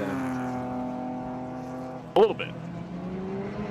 Yeah, it shows that we're doing in 6 laps, but also, well, see, I was going to say, if you're back timing, and I know we love that word here, if you're back timing, it's 2 1 hour and 15 minute stints, but I don't know that the HM car was reliably going an hour and 15. No, it looks like I think the most they've done is 32 laps in a stint. I mean, that's like 60, probably 68, 70 minutes. This isn't like a slam dunk. Yep, we're going to be good on one more here. This doesn't feel quite right. Car was up to pace when I saw it leaving turn 14, so 72 minutes, okay, give or take. Yeah, that is really borderline. Even if you account for the stationary time, I mean, you are right at an hour and 28 minutes. 2 pit stops of 2 minutes each is you are cutting the margin so fine, which leads me to believe that maybe this isn't scheduled or otherwise intentional. But we'll wait and see. 89X comes through and puts itself back onto the GTO class podium.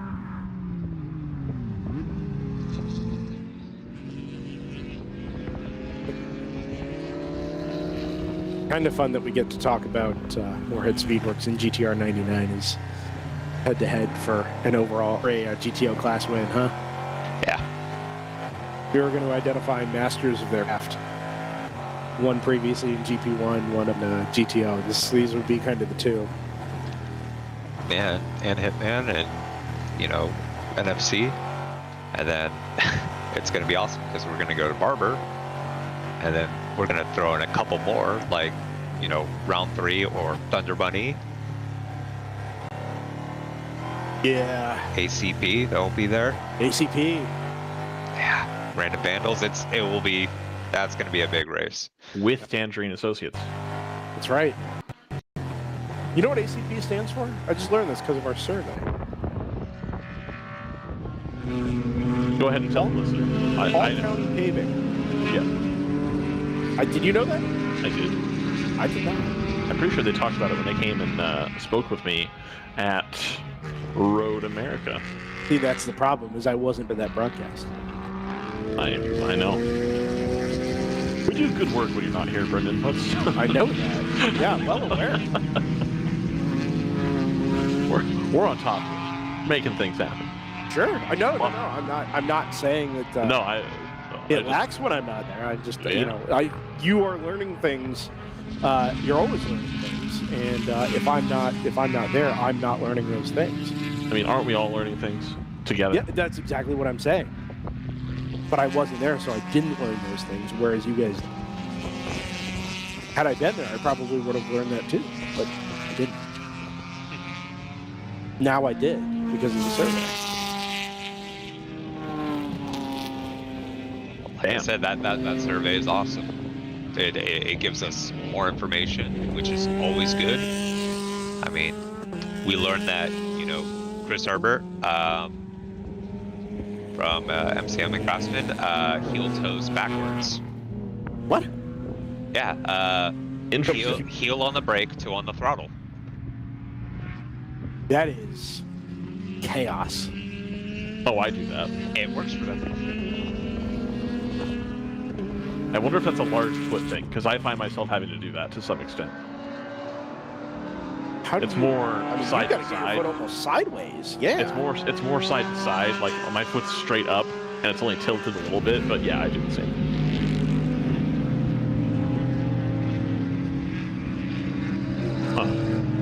Huh. I never thought of that as that weird, because I've seen people do it both ways.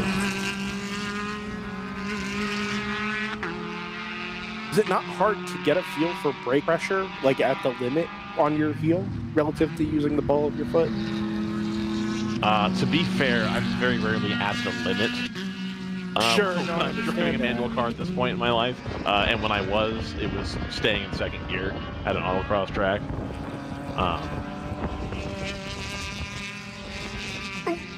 I can brake with my heel better than I can brake with my left foot, which I've also done. Yeah, Joseph brakes with his left foot. He is. So I started doing it because I destroyed my ankle playing football, and I had it like in a brace, and like physically twisting my foot to get to the brake pedal was like immensely painful. So that's why I started doing it, and then it was like, oh, I could do this whenever. It feels so unnatural. Like it's weird for me because I obviously with sim racing, like I left foot brake. There's no reason not to, and that is a very natural motion. Mm-hmm. But doing it in a road car to me just feels like I'm. It is such an unnatural feeling. It does when you're driving slow speeds, like on the street. Like if you randomly, if you never really used your left foot for braking and you randomly try that on the street, it's gonna feel weird.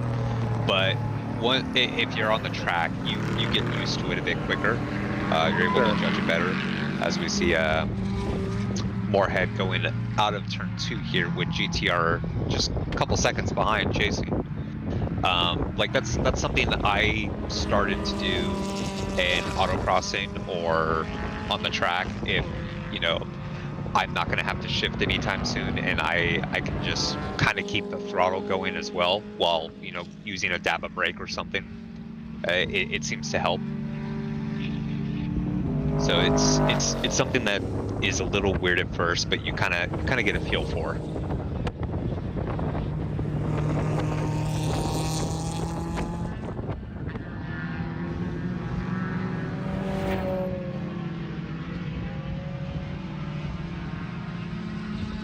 TLDR, practice makes perfect. Looking back through pit stop times here for most of our GTO competitors, Moorhead and GTR 99 have had an extended pit stop for both of their most recent stops, which would suggest to me that they've done tires there, whether it's 2 or 4. They're out 45 seconds to a minute longer than most of their standard stops as our race leader comes in, the Stratus number 58. As far as we can tell, 89X has not changed tires. Their stops have been quick. 319, 330, and 327. Stoics have been, their most recent one was a 449s. That suggests perhaps tires there as well. HF Road Racing was about a minute longer than they usually are. I think their cars had tires as well. So the 89X is kind of the outlier in our fight for GTO class honors at the moment. Lead battle for GTO, by the way, is headed up the hill to turn 3, right on the brakes right now. And the blue Toyota Supra from GTR 99 has very much caught the back of the Jetta G56 from Moorhead Speedworks. There they are.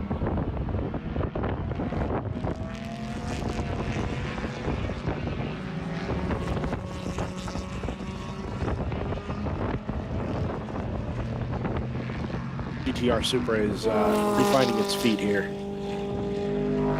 It's off into the very quick right-hander at turn 6. Set itself up for the left-hander at 7. Small opportunity to shoot up the inside on the brakes at 8 if you want it, but I don't think there's any reason to push that hard. And indeed, the 99 chooses to not do that. And we'll wait for it to arrive down at the braking zone for turn 11.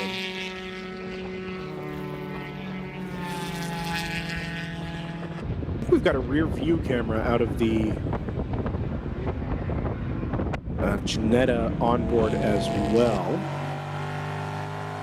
There it is. A little more stable than the front-facing camera even.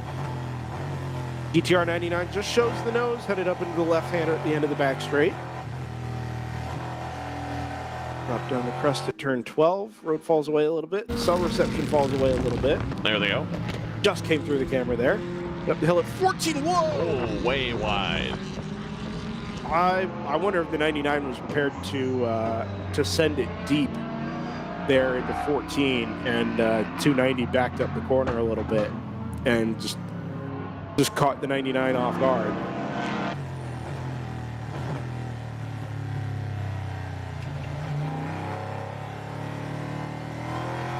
About 10 seconds behind what's happening on track and on our trackside cameras. Bit of interference here headed across start-finish. On the brakes into turn 1, they sneak through at the inside of the open throttle BMW, but the 99 does not.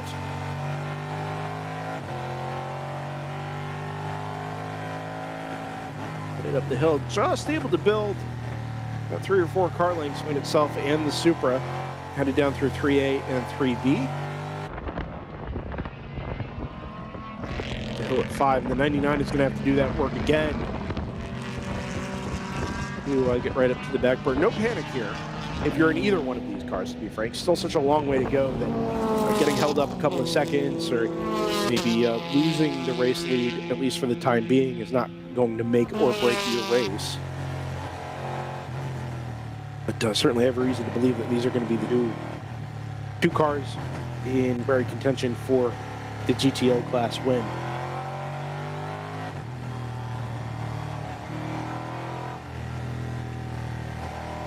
Origin holding steady, just a couple of car lengths headed down the hill. Maybe the 99 is able to carry a little bit more speed through turns 9 and 10, but it's not obvious. Could have a little bit more power to punch up the back straightaway there as well.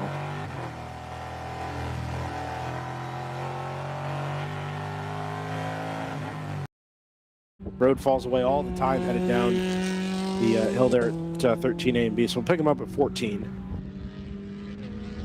Climbing right-hander that leads you back up to start and finish. I think I've already through there. Yeah, they've already come through. On the brakes into the final corner. It's a little deep. That gets back for 50 and onto the front straightaway.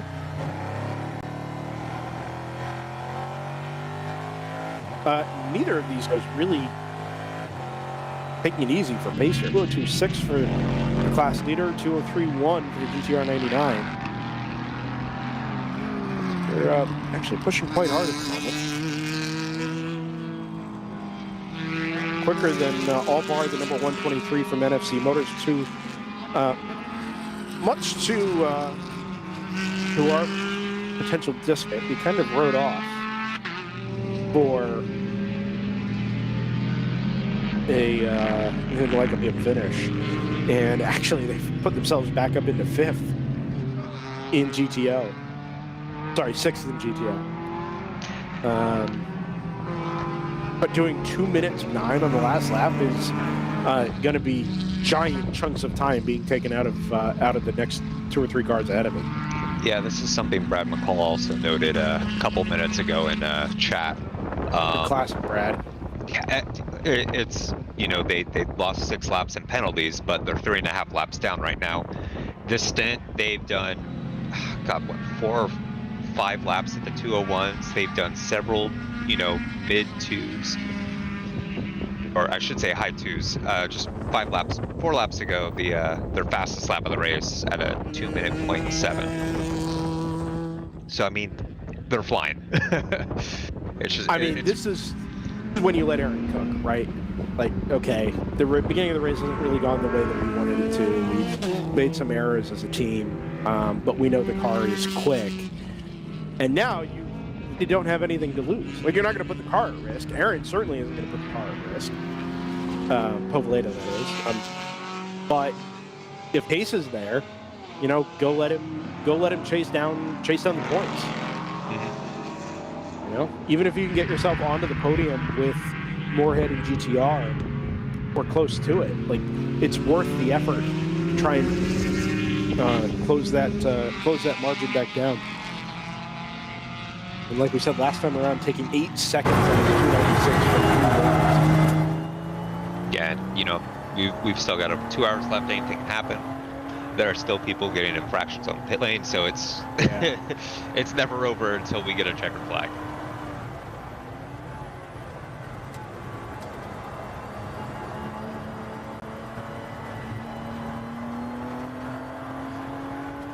Another 2 minutes, 0.2 this time for that NFC car. So what is the margin of the HM intervals here? 3:33.6 is a big number.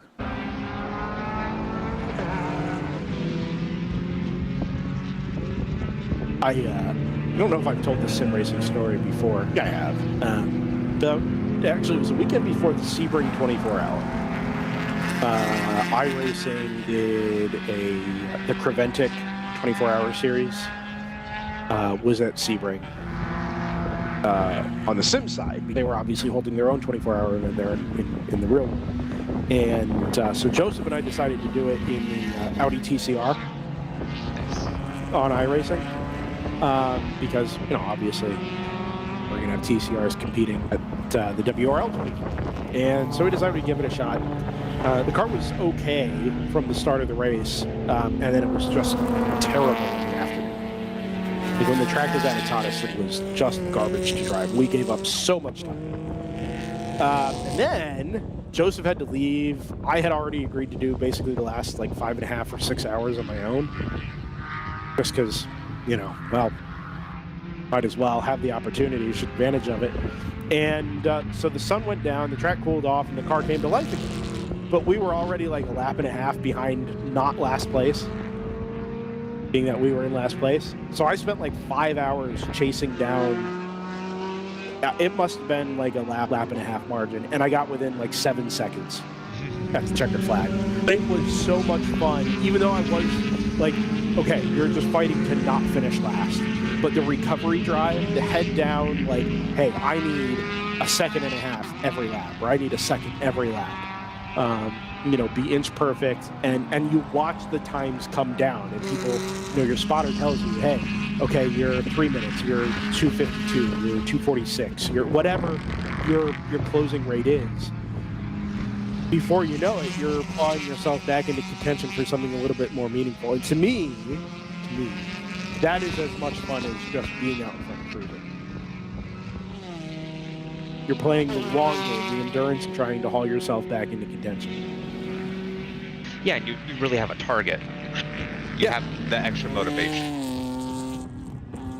And you're making obvious progress, right? It's not like you're just, clawing and biting your way to try and pick up a few seconds here or there. Like, you are, okay, like, we can do this. We just need to be consistent with it. We saw that, in our earliest years out of 25 hours of Thunderhill. There were times where a car would be 8, 9, 10 laps down, and they'd come out of the paddock, and you'd realize, hey, actually, this car could still be in contention. We've got, 9, 10 hours to go. It's only 3 o'clock in the morning. If it can stay there, it is quick enough to go pick up all this time. And sometimes it would happen that way, and, Other times it was blowing on the motor. Exactly. Or it would run into the back of an S2000 or something. See, The hub would detach itself. the mental aspect of looking forward, targeting something, hunting, willing yourself to go after something. It's a big motivating factor. Blaze back within 5 seconds so. of Palomar here. I've said this a couple times, and then I look back again 2 or 3 minutes later, and then they're back out to like 15 seconds. So I'm seeing if that's going to happen again. JT sounds confused. Yeah, you said between Blaze and Palomar? Yeah. I think you may need to refresh your thing. Why? Yeah, our timing monitor is not correct. Right? At all. Oh, now it's completely worthless? Is that what we're saying? So I just hit refresh, and when I click intervals, it tells me, 5.1 seconds. Blaze has a penalty, though, don't they? Yeah, that's From what earlier? I was like, what? I wonder if something Gap about leader the way is the still penalties... correct-ish. I wonder So- if the way the penalties are doled out is kind of messing with some things. I do not have a penalty for Blaze. Oh, no, Ryan, it's, that's to the next car overall, remember? We discovered this yesterday. I thought we said it was fixed. No, not all of the things are fixed. No. Our predictions were fixed. Got it, okay. And Race Hero very kindly rolled back the web UI so that we would have lap chart functionality on the Race Hero website and app.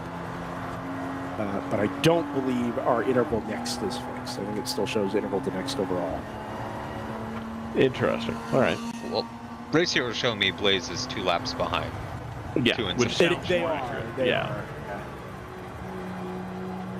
But then again, they also just, they pit 15 laps ago, whereas Palomar is due very soon. Right. GTR comes across the line in the lead, GTO. Yep, that move has been done. Blue Supra now leads white Janetta. They're headed up towards turn 3, which I only keep using as a reference because it's what I've been looking at.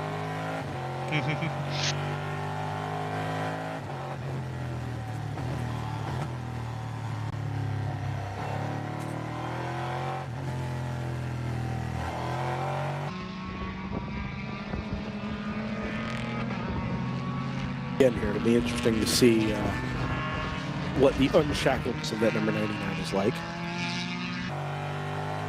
Oh, of the BMW, you mean, or just like now that they're at the front? Now that they're not being, now that they're not cruising behind the 290. Okay. See, I'm still thinking about Jason Marks talking about they took the BMW out for one more spin with no restrictions. But I'm real curious about what that would have been like. I don't think it was that. Well, was it no restrictions or was it just like GT4 trim? he had said that they take took everything off it. all the restrictions off, so I don't know if they just ran it flat out or. Yeah, I don't either.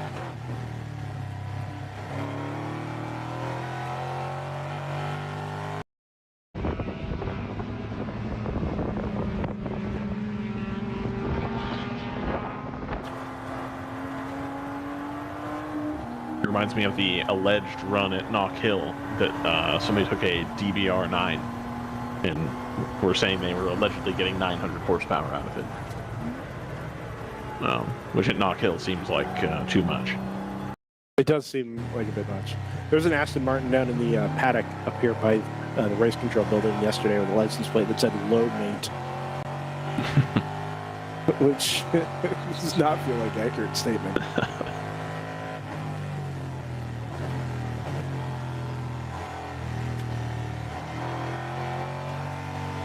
Thanks for being with us on this Sunday afternoon, dear viewer. 2 hours and 5 minutes remain in our 7-hour enduro, headed to 3 o'clock Central Time for a checkered flag here at Eagles Canyon Raceway.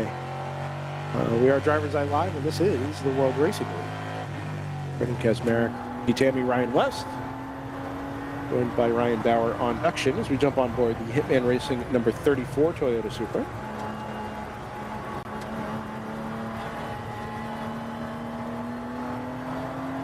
It has been a very fine debut weekend for WRL at Eagles Canyon.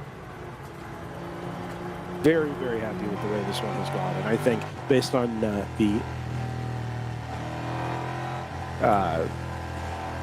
representation of drivers that cross paths with this weekend, seems to be a consensus. Yeah, it's seeming like this is definitely a big positive for everyone here.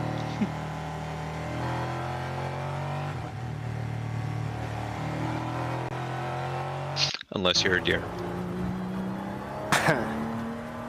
Or the front end of a rental Chevy Equinox. Did you at least take it to a butcher and like get No. it? What? Why would I do that? So you can have some backstrap, make some jerky sticks. Yeah, freeze it and ship it home. No, you don't need to freeze the jerky sticks. You can have Make them an vacuum expensive sealed. experience. Yep, not here, not in 3 days. Stop. Oh, you definitely could have been done in 3 days. No question. No question. They could have had that butchered for you the next day. I don't even know any beer processors down here. Well, unfortunately, there's not a lot of Texas entrants at this race. You probably couldn't have asked. Yeah, that's true. I'm It really would have been more appropriate at High Plains, Deer Trail, Colorado. This is the third time the 903 of Real Allied Racing has gone off on the exit of 15 to enter the pit lane. Yeah, that is reported in the log regularly. Yeah, it's Or on driver's right to lane. Yeah. I just saw it on the on our multi-view. It's just like, wait, again? Why? So I will say this: you would think after the first time you adjusted your pit entry, get it right. But I will say it's not the easiest pit entry because you're kind of climbing all the way through turn 15. The entry lane itself is unsighted as the 89 goes around at the bottom of turn 13. We picked that up. There it is. Just carried a little bit too much speed and tried to haul it off the exit curb. Around went the black Aston Martin. This is a really tricky to get turned around in. Yeah, reversing into the grass is going to end up being I think the right move here, as long as you don't get stuck in the mud. It's really, really hard to find your space. And there goes the curb the and the mud. first two in GTO putting the 89X a lap down. Yes, it's a really good point, JT. That's unfortunately a costly mistake. It is, but I think it says to me that that car was being pushed. That they were going to try and hang in this as much as they could, try and get some pace out of the car and be in contention for class podium. And to be clear, that is still very much on the table. Yes. The car behind Stoic Racing is not going as quickly at the moment, nor is HMO Road Racing. I'm told we have our first read. So let's take a look at this. This will be down at turn 13, A and B. Look to the right side of your screen for the black Aston Martin. There it is.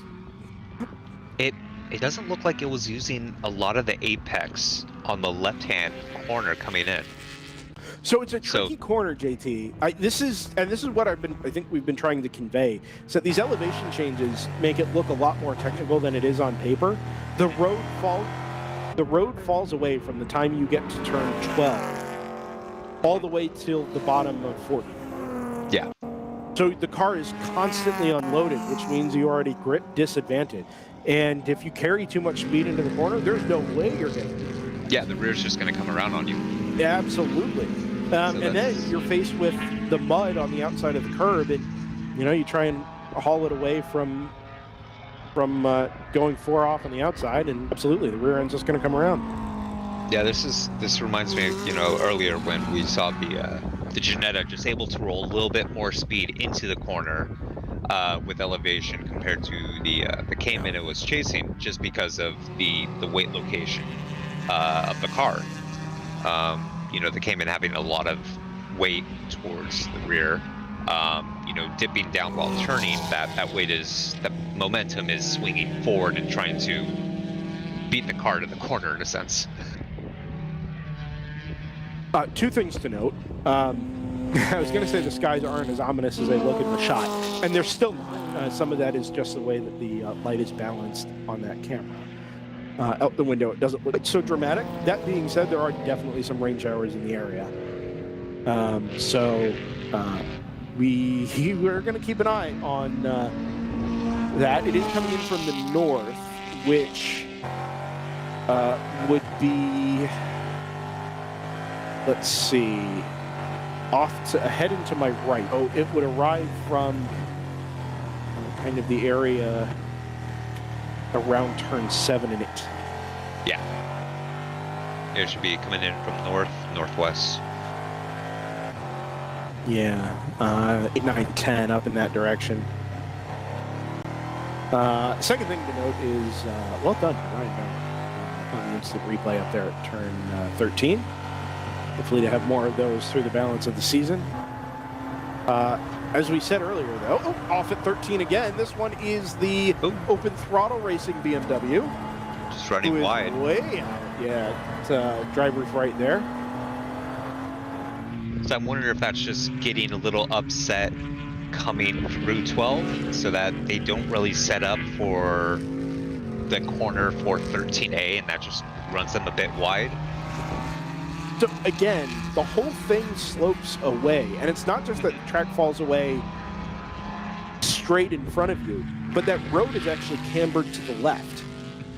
So it means that even though the road doesn't curve left, as you come out of 12, you're having to move the car against the camber of the track to driver's right. So you're kind of climbing an off-camber hill to set yourself up to drop into turn 13. And again, this is why it's so technical, especially this section over here. If you're not really online there, or you feel like you're working too hard to climb that hill, you're going to end up offline and out of position going into 13, where you're already losing grip because the car's unloaded all the way through the corner. Bring me out of here, JT. Let's get some first one stuff. Do the replay thing again. Well, thanks to Ryan Bauer. This will be that was up at turn 11, but we'll pick it up here at 13. There it is. Different, kind of a similar setup. But a different result. Now we'll pick it up here one more time. As Ryan comes to grips with VMX. There it is, just straight off.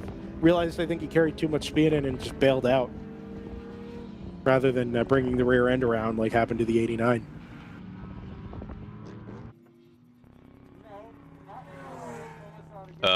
This is a Have live we had a view. pit stop for? Yeah, I was gonna say the lead margin is out to a lap. Is this a pit stop or is this a problem? I think it's a problem. This is reported as turn What's 10. up? Yep, that's on the back straight. The green, is there a green flag out at turn 11? I think there is. Can we see it? There it is. It's the white car with the headlights just off to the right-hand side of the screen, adjacent to the flag station. Car is reset and restarted and is moving again. Left rear? Is the left rear down? Take a look at it out the window here, JD.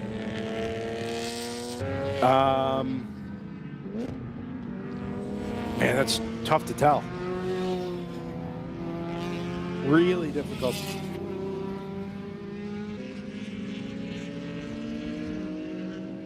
Oh, there is smoke.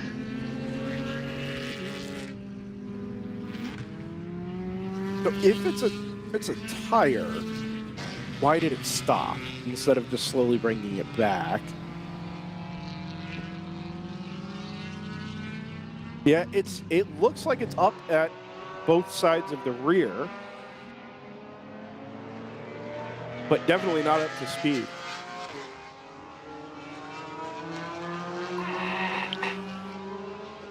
This race has just absolutely fallen into the lap of the 99. Not to say they didn't earn it, obviously, but man, have things gone their way today. It's also coming back into the lap of 123. Yeah, no kidding. So there's going to be another 2-ish laps until the 123 catches the 290. See what the 290 does here. My guess is we're going to go to the stall first. It stayed left at the cones. Yep. So we're doing a driver change.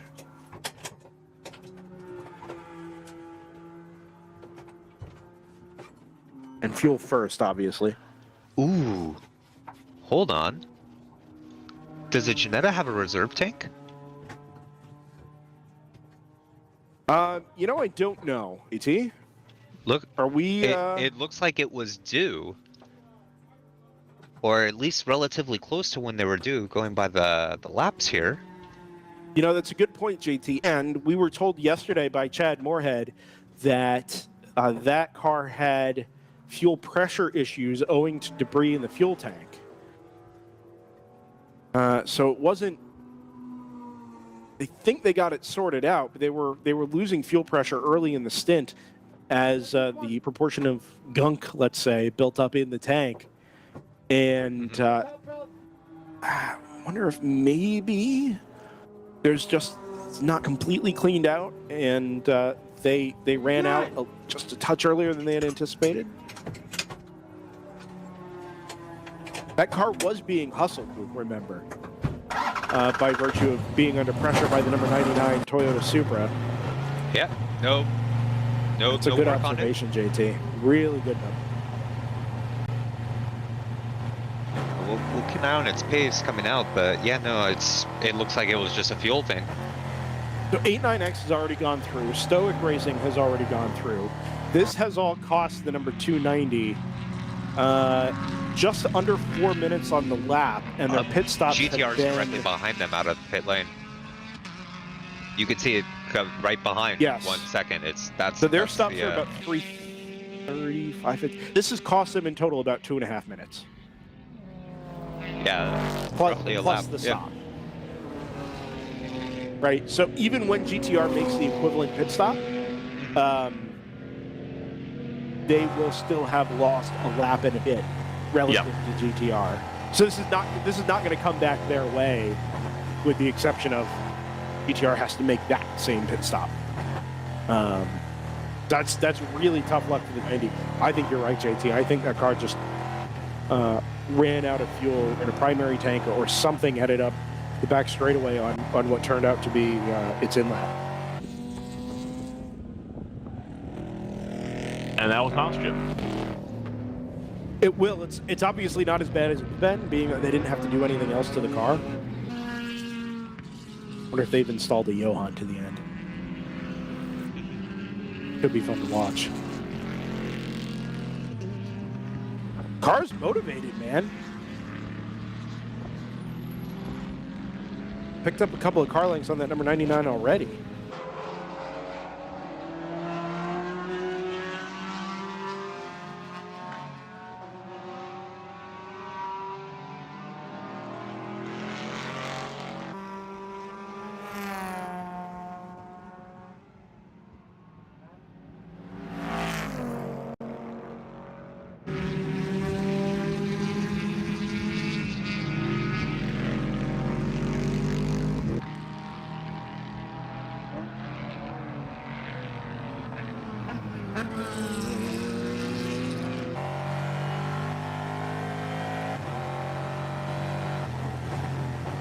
this isn't quite WRL gonna WRL, because the race was already kind of in a little segment of not of chaos, but everything had come together in the way that we like it when it does, and now it's all falling apart again.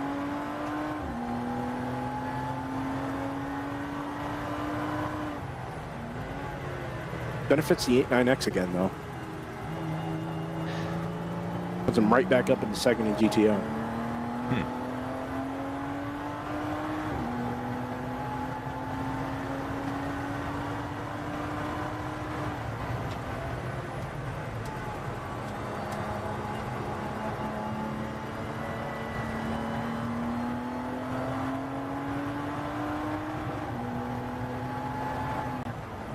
GTR does their pit stop.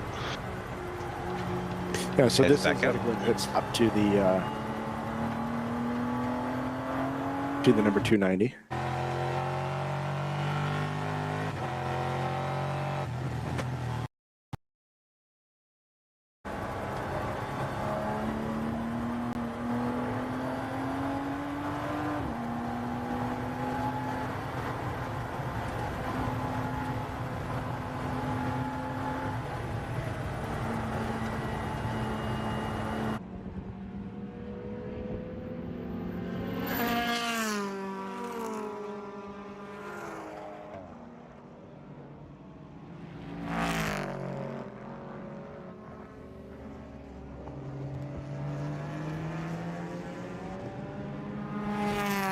'53 of Ginger Racing looks to be doing a tire change.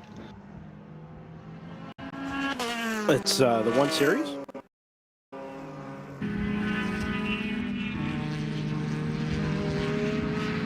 Weather app of choice is showing a roughly 10-minute rain shower in 28 minutes.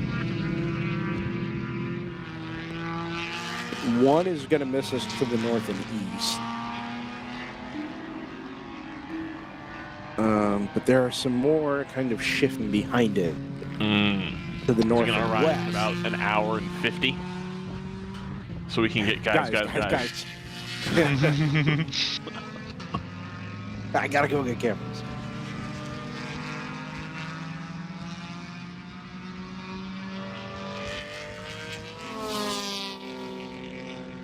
Yeah, that Producer does look Ryan pretty just awesome. asked me if I've packed my galoshes. A funny story about galoshes and racetracks, Ryan. The type of heavy rain that is hitting Southern California this weekend that caused the schedule change for the NASCAR Clash last night in LA happened to strike the area of Buttonwillow, California, last February. And there's no vegetation at Buttonwillow, so it's just dry, cracked dirt that becomes mud when it rains. And I just comprehensively destroyed the only pair of shoes I had, which was a set of sneakers, trudging through like in-high mud to get to the corner stations where the cameras were positioned, and it was awful. Awful. There was a similar but not nearly as bad type of situation yesterday. Yesterday morning, putting cameras out, there was quite a bit of mud tracked around the edges of the circuit while I tried and clean my shoes off before I got in the rental.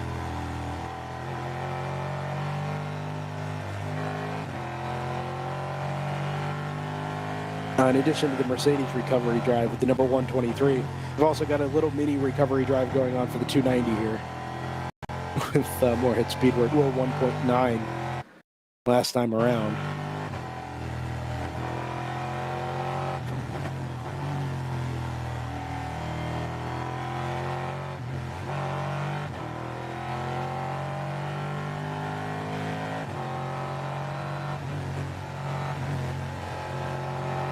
And FC, meanwhile, continues to take pretty big chunks out of that 296. 5 seconds last time around.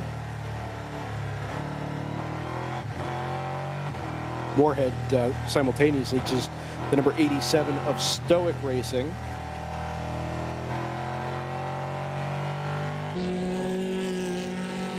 .8 seconds is the margin there. I think Stoic might be able to do this on one more tank. 17 more laps until they pit. Get them another 35 minutes so. Take them down to an hour 10 to go, which should be plenty. Should have plenty of fuel to make it through. So that battle for Stoic between Stoic and Moorhead is equal. Those cars both have one stop left, though. That will become the battle for at least third place in GTO, if not second, depending on 89X. I think 89X has got 2 more stops.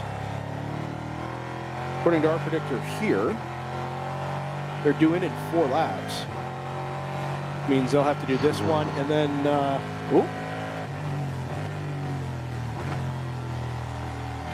just the Moorhead car splitting traffic on the front straight with Palomar on the right and another car on the left.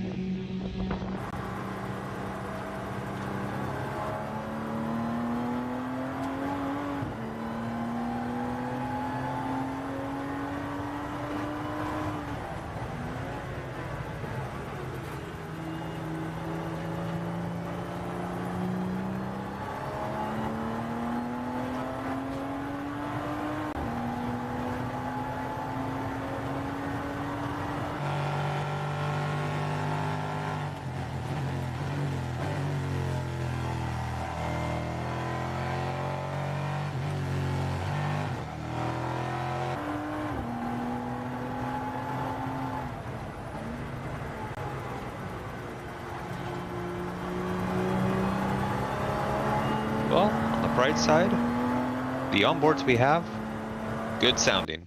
Yeah, sound pretty good. We're excited. Yeah, can't complain on that front.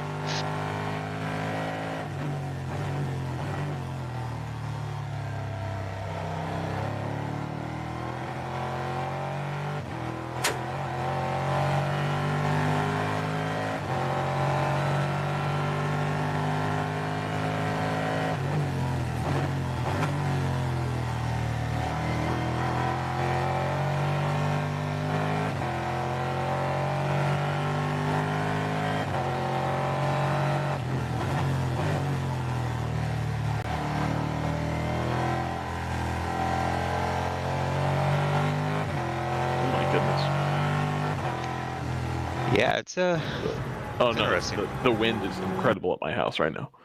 Oh. Sorry, I thought you were talking about GP1. No, I'm pretty sure I heard a tree crack outside.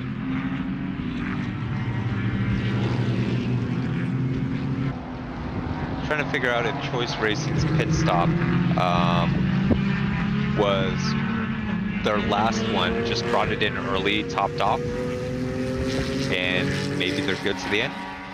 It seems a little early though, because they came in a second time, 6 laps after the previous one, and that allowed Palomar to take the lead in GP1. If they're topped up right now,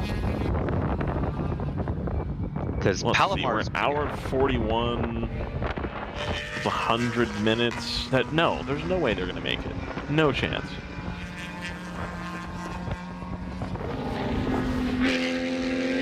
Palomar can do that. Well, even for Palomar, I think it's going to be a stretch because we're going to be looking at mid 40s to 50 laps remaining.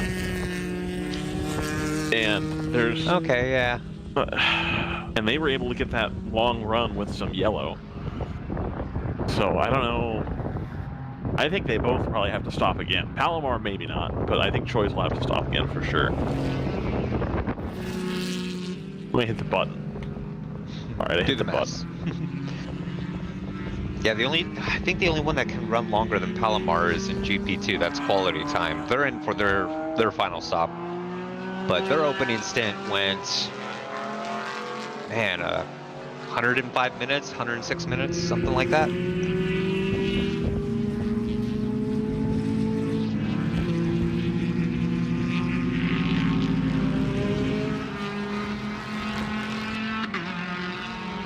Let's see. Go right here. BP1. It says the 38's got it in hand. Comfortable 61% over the 522. So I think it thinks the 38 doesn't have to stop again, and Choice Racing does. No, Palomar will have to stop again. It'll just be a short fill. Yeah, just a splash. It's Palomar's last stint, was very good, and it looks like it may be the same driver in the car going by the lap times. Just being able to dip under 210.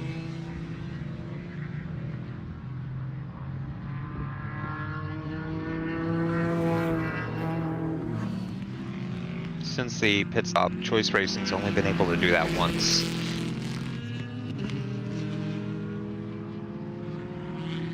So we'll definitely keep an eye on it. Currently about a 44-second gap,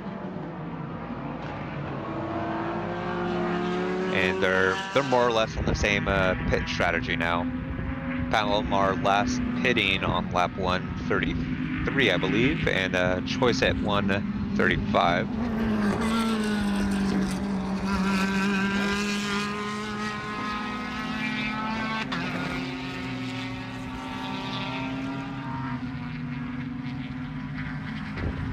Seba Racing having, I think, a relatively longer pit stop. I'm wondering if they've run into a problem of some sort. Doing so has promoted 777 from Big Mission to 4th, and the 24 Montgomery Big Mission Motorsport entry to 5th. As they come across the line, 35 seconds behind the sister car.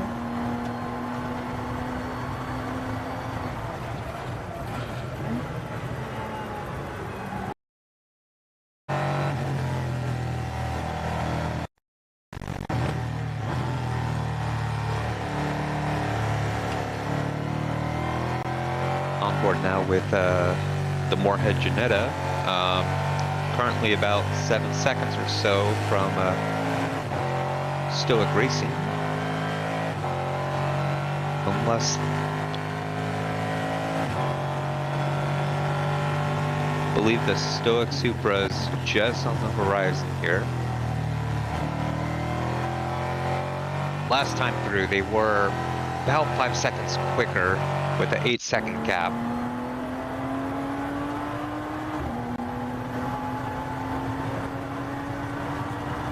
Yeah, sure enough, that is the case as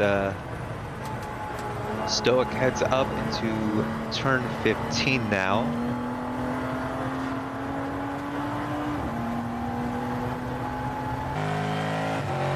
And it looks like the Janetta is about 4 seconds behind as they start to come across the line here. Yep, 3 seconds across the line. I believe 89X Motorsports are on pit lane.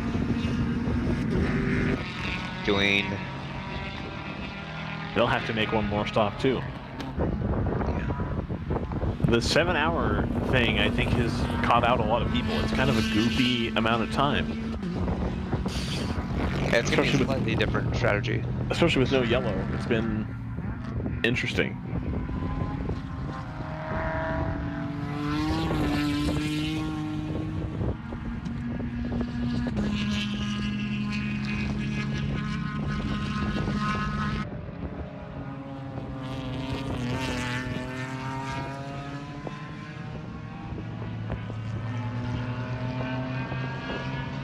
Made it back. Interesting. We have I'm trying to tell if that was just pixels or something on my end, but we have a waving flag in turn 11 right now. Oh, reports yes, we do. 63 lost a tire in turn 14. Yeah, it is. That 63 is now perched on the side of the hill. between 12 and 13 with what appears to be a missing left front wheel.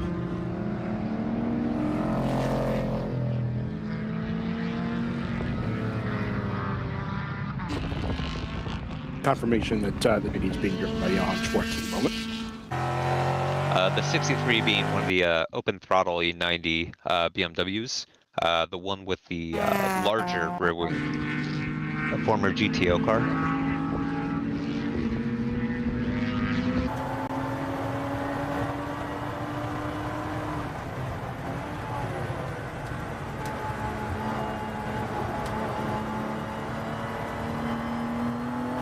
And pass complete. Coming out of turn 15, that's going to be Moorhead taking second place from Stoke Racing as we go full. Wow.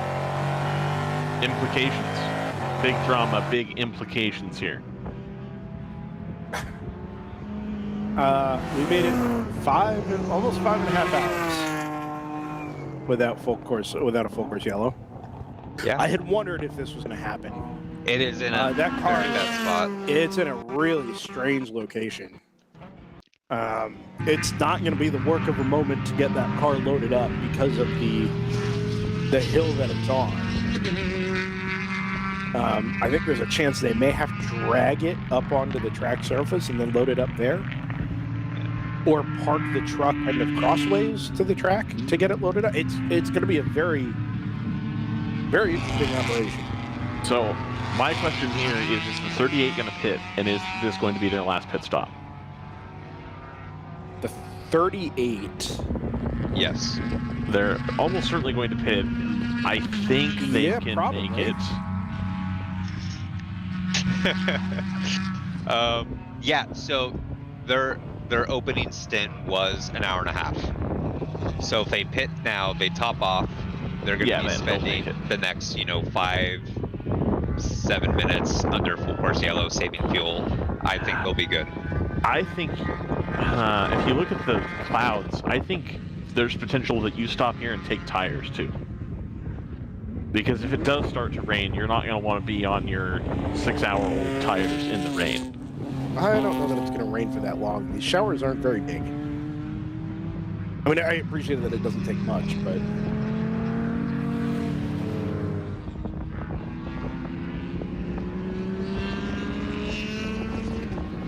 But for everybody else, like, So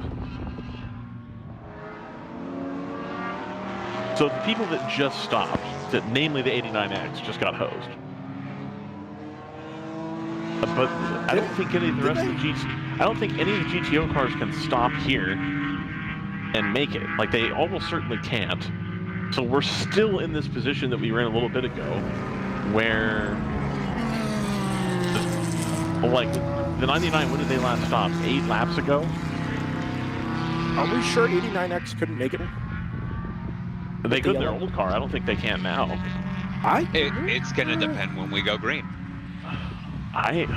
39 laps. NFC's got 44. They're just in. See, this is the wrinkle of the 7-hour race. This is very interesting. I am glad this happened. I'm gonna put that out there, because this just made it substantially more interesting. Because what do you do if you're the 99? What do you do right now? You stay out, right? Because you still have to stop again anyway. It doesn't matter. Keep the track position and keep going, and then stop when you have to stop. Because even if they fill up now, they've only been out for 8 laps. They've got a lap in hand. They've got a lap in hand over Moorhead, though. I think you stop anyway. I think you always take a shorter pit stop if you can. But they haven't been out there that long, and they're not going to meaningfully change their pit window for next time. They still have to stop one more time. Why would you maximize the number of times you have to shut off the car and potentially come down and get a penalty? I know they don't get pit lane penalties very often, but I'm not going to willingly pit again and open myself up to whatever those odds are. Where is the safety car? They've picked up the 59.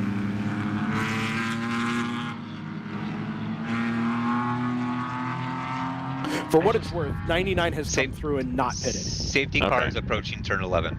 Okay. So, in terms of the GTU race, 59 leads 58 by a lap, leads 60 by a lap, and the 60's just been in. But we think the 59 and 58 are going to be the main protagonists there. For GTO, GTR 99 is, let's back up a little bit. Moorhead is behind it's the third car in line, is that Janetta. So GTR 99 is now going to lead GTO by something just under 2 laps. I think if you're GTR, you pit now because no, you do, because listen, you're going to come around to the back of the safety car queue where you already are anyway. Exactly. And it shortens up your last pit stop to basically just a splash, which And maximizes your window if something should go wrong in terms of the amount of time you're going to have in stationary. I actually think it's a slam dunk for 99 to come in. And if they don't do it right away, then you just wait a couple of laps, do it later, and maybe even eliminate that last stop altogether, depending on how long we're under full course yellow. Or if we get I believe that they should come in now. That's Unless this goes on for another 20 minutes, I don't think you stop now. You're already at the back of the queue anyway. It does you no harm. I know, I just...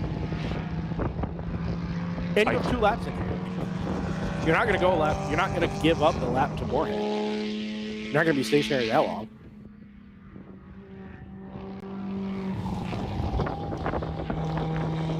Right, but if you flub both pit stops, that's your 2 laps. If you flub one pit stop, that's only 1 lap. You're not going to flub the stop.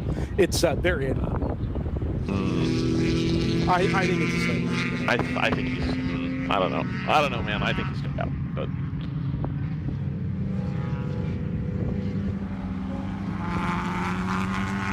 The bigger question is going to be Moorhead and 89X.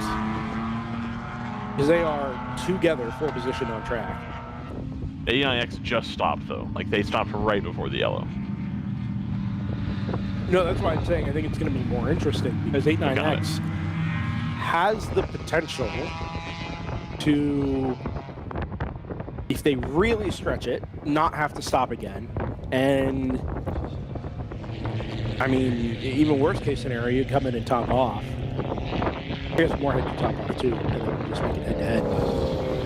No, the Moorhead car is going to be able to make it, or they just ran out of fuel early.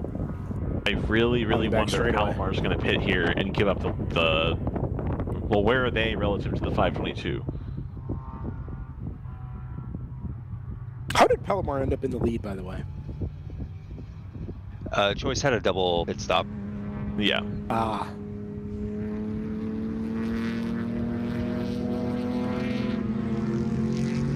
Okay, Palomar had to. Okay. GTR 99 is out.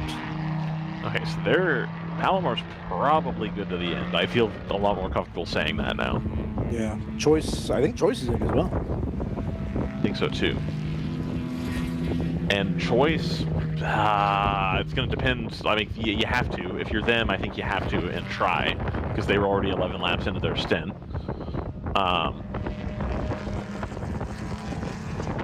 But I don't know if they can laps? Is that make their maximum? it. Again, it's going to come down to how long is this yellow going to take. Like, I think if this gets wrapped up here in the next 5 minutes, I think Choice still can't make it. It is not going to get wrapped in the next 5 minutes. Okay. They've got the strap out to the open throttle car, and this is kind of what I was concerned about. You can't really see it on camera, but maybe on camera 8. But the positioning of the car on the hill means that in order for the truck to get to it without having to put itself in the mud on the side of a hill, it's had to park kind of perpendicular to the track and drop the tilt bed, as you see, into the grass. And then they've got to tow or pull the BMW to the tilt bed, which, you know, right now is probably, I don't know, 40 feet, 50 feet. which is made much more difficult by the fact that it doesn't have a left front wheel. So without a left front wheel, you're going to have to drag it through the mud to get it to the tilt bed. Right. I mean, this is a really kind of a complicated recovery here. Not impossible, obviously, but you'd prefer just to be able to put a wrecker up to it, or get the tilt bed right up to it and just pull it up the incline. But you've got 40 feet of mud and a sharp edge on the left front corner that's going to dig in the whole way. It's really kind of a tough situation.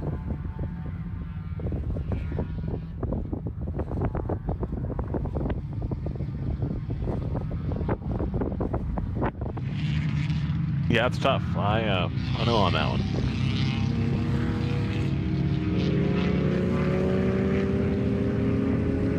Interesting. So an hour and dropping 24.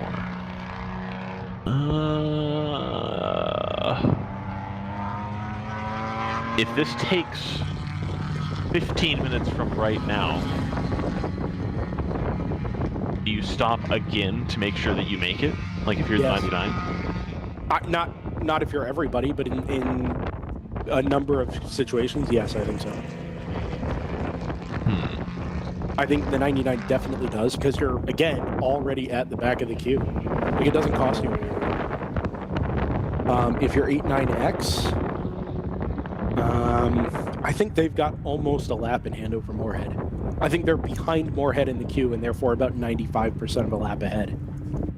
I think this has worked out actually really aggressively in the favor of 89X. All right.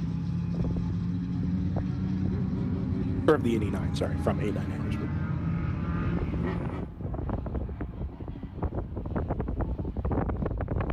Also happy to report, Ryan, that we're about to get an update that will have intervals show to the next car in class, not to the next car overall.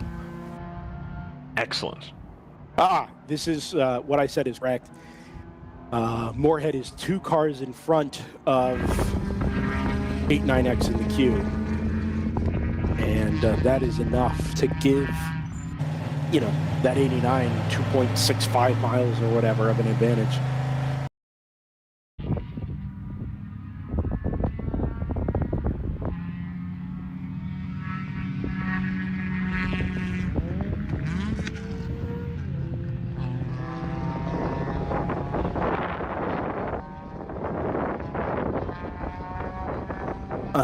What are the unintended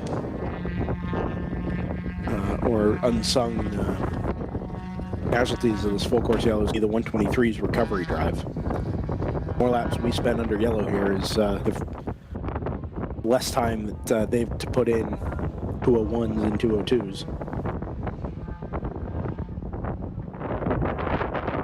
Out of the dark clouds in the back now. That is rain making it to the ground outside of turn 7.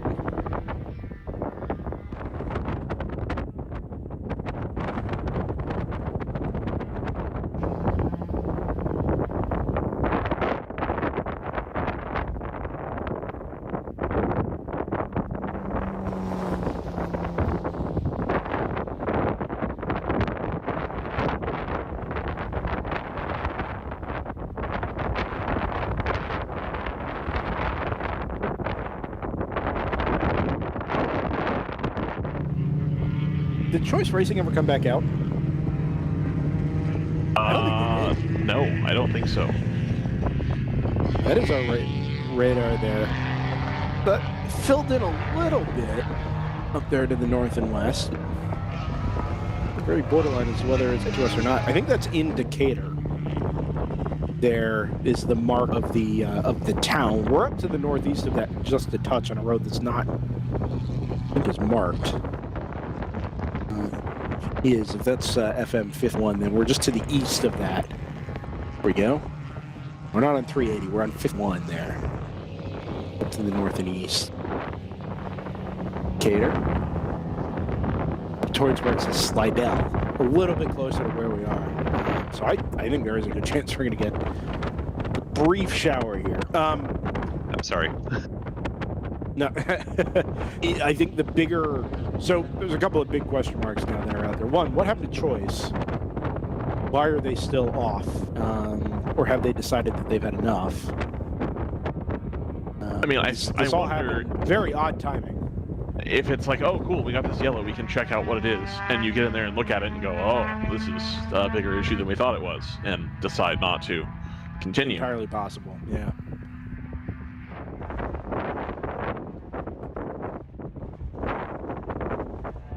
A little bummed by that. That's unfortunate. And Blaze is still a lap down to Palomar here.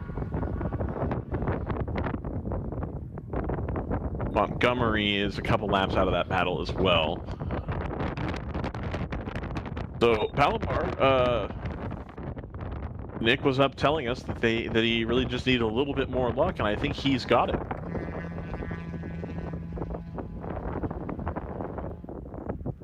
At a nice yellow land where I think they would have had the advantage on strategy, and then now with rain. The rain has arrived here at turn 1. Sorry.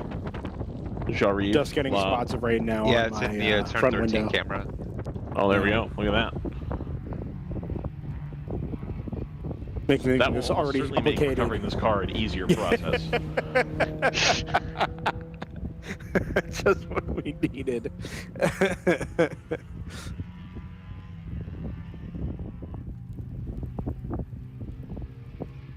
Yeah, see, this is helping GTR. I mean, it helps. I was going to say it helps everybody. I don't know that anybody was really going to be in to take the fight to GTR. I think their margin, the way everything shook out with the on-track stoppage for the 290 and then the safety car, the way it kind of split the field, I think it was going to work out for the 99 regardless.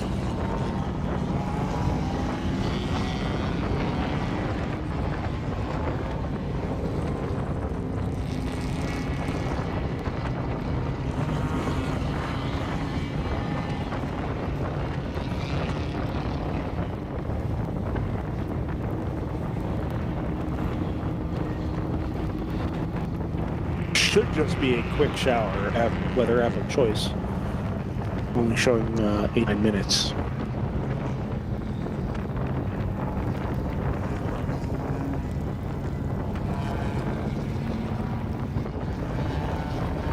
That's really properly arrived here at 1, 2, and 3 now. Thoughts and prayers, Moorhead. Guys, I gotta go. I gotta go get this. God, look at that track. I mean, immediately you can see it kind of bouncing off of the track surface. Yeah, and remember from our interview earlier, it seems like the track earlier yesterday seemed to really hold moisture in it. It took longer than people thought to dry out, and so I'm wondering if what this surface is going to be like when it is definitely wet, how treacherous it is going to be.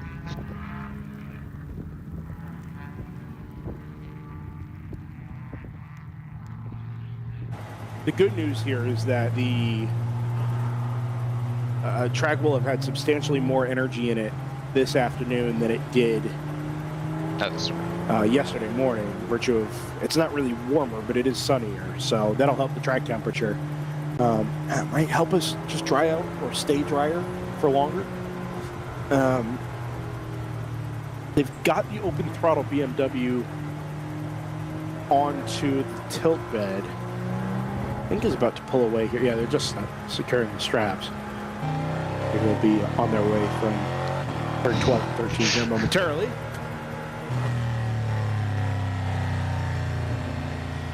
Well, Johan, best of luck, sir.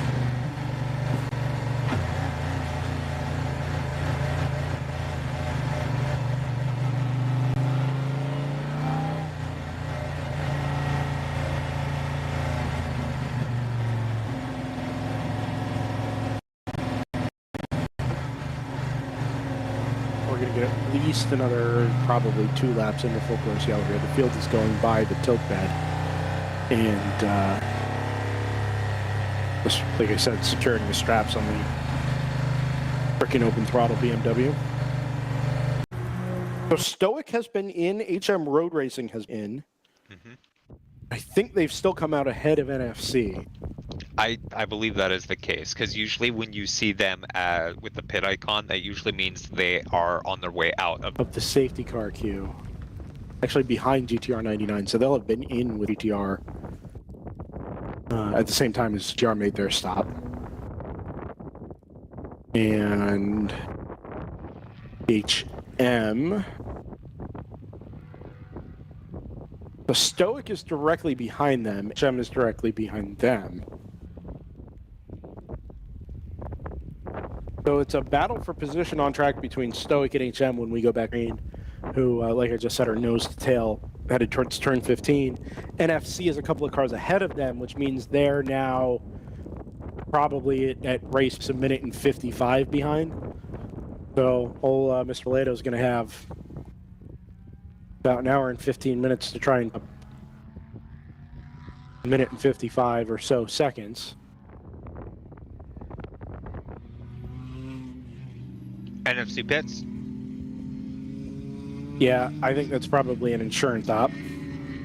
Yeah. Again, you're towards the back. Anybody off's that's good to towards the go. back of the line here, I don't see why you don't. Stoic and HM are a slightly different case. HM maybe they've been a little short on fuel runs through most of the day, but Stoic has been really good compared to just about everybody else. So And they're close together coming across the stay line out here. there. And the production classes, EP1.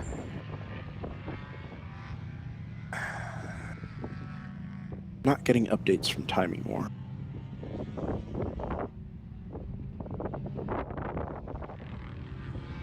There we go.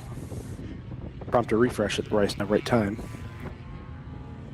Palomar leads Blaze.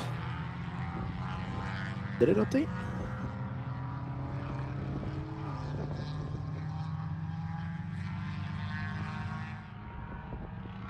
There it is. Palomar leads Blaze by, wow, 2 laps.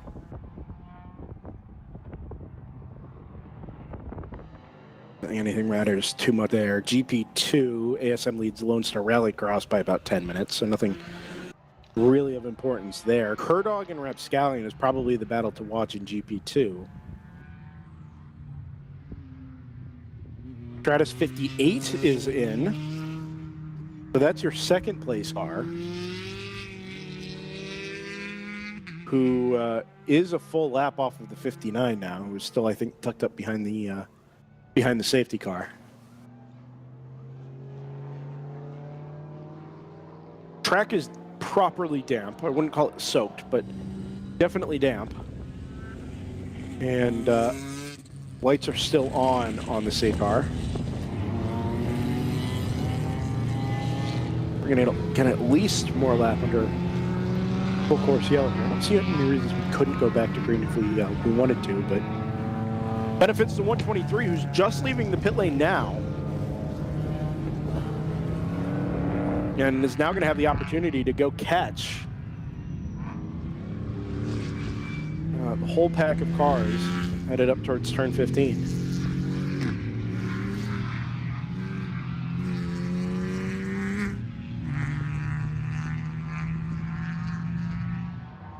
Very, very interesting to see what kind of transition we get back towards a dry line.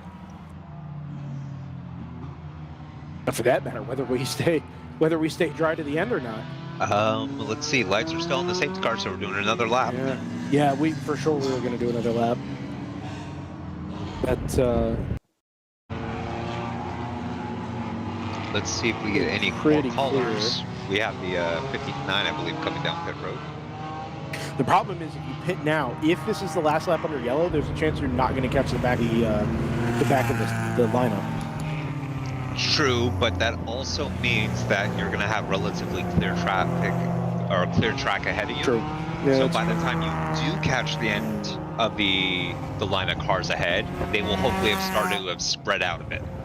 Yeah.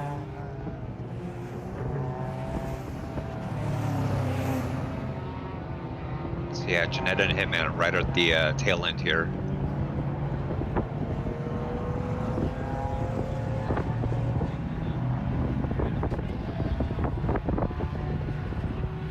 Yeah, and it's only one car between the Janetta and HM Road Racing and Away Stoic. goes Stoic. Oh, Stoic. Down again. Well, so that does surprise me. I thought they would have they would have been cleared in the end. I guess not. So that means the Moorhead Janetta is now past Stoic and back up into fourth. And the next car ahead, HM Road Racing, is literally just 2 cars up the road.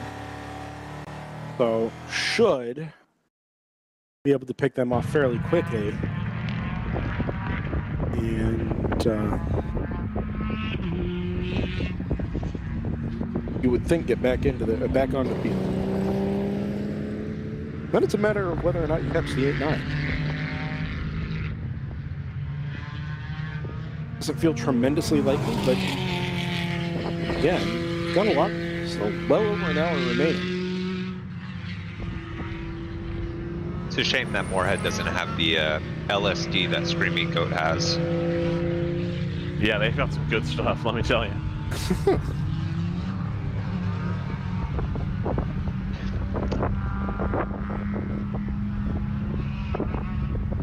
Dry line is already beginning to form out of turn 2. Oh, Very much bathed in sunlight now. Oh, right here, just in front of us, the 469 at slow pace here coming into turn 11. The rear end just comes around and they have a nice little drift on exit that the driver skillfully managed. But that's going to be interesting to watch once we go green here. Yeah, we're not there yet. Lights are still on in the safety car. Huh. I wonder if this is related to conditions? I hope somebody didn't park in front of the safety vehicle again. Looks pretty dry. Not completely dry, but dry enough.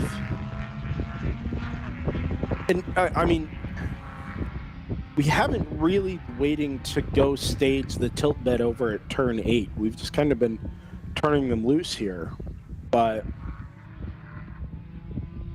I don't know. Maybe we have to wait for the GTDs to cycle.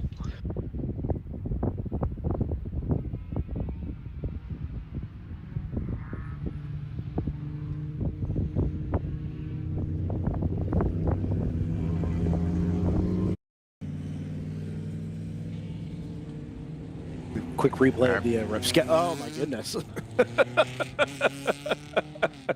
There's no reason for that. Look cool. Yeah, and it doesn't look like they're overdriving the car. Just like, oh, we're going uphill and the rears come out.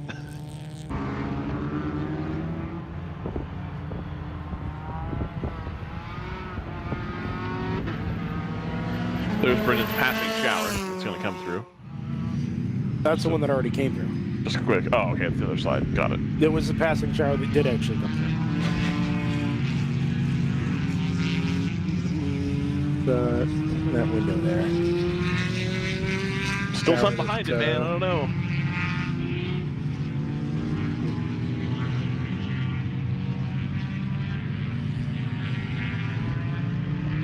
Yeah, it looks like the next one's due in 20 minutes or so. Mixed conditions to the end. Let's go. 20, 30.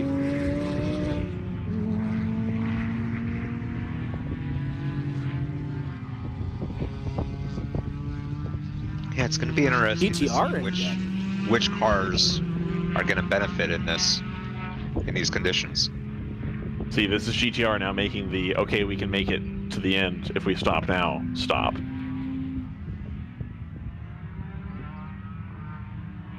They'll top up on fuel. Good to go.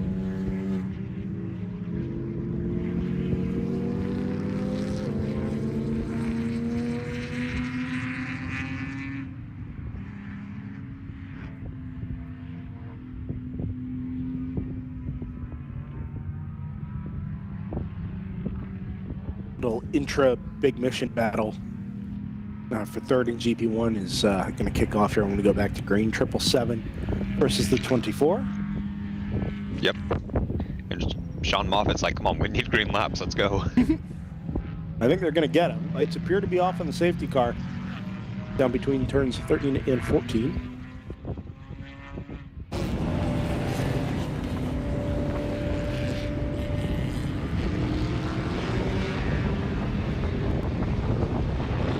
And indeed, the black Toyota Supra safety car accelerates down the back straightaway. We'll pick them up down to turn 15.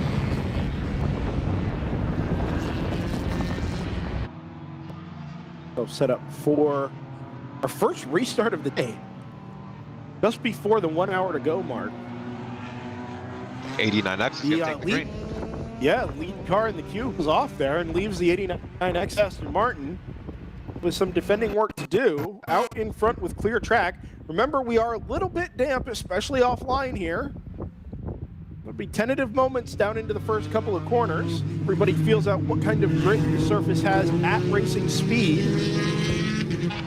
Remember, we did have a damp surface yesterday, but a little different conditions today. A little more heat left in the track.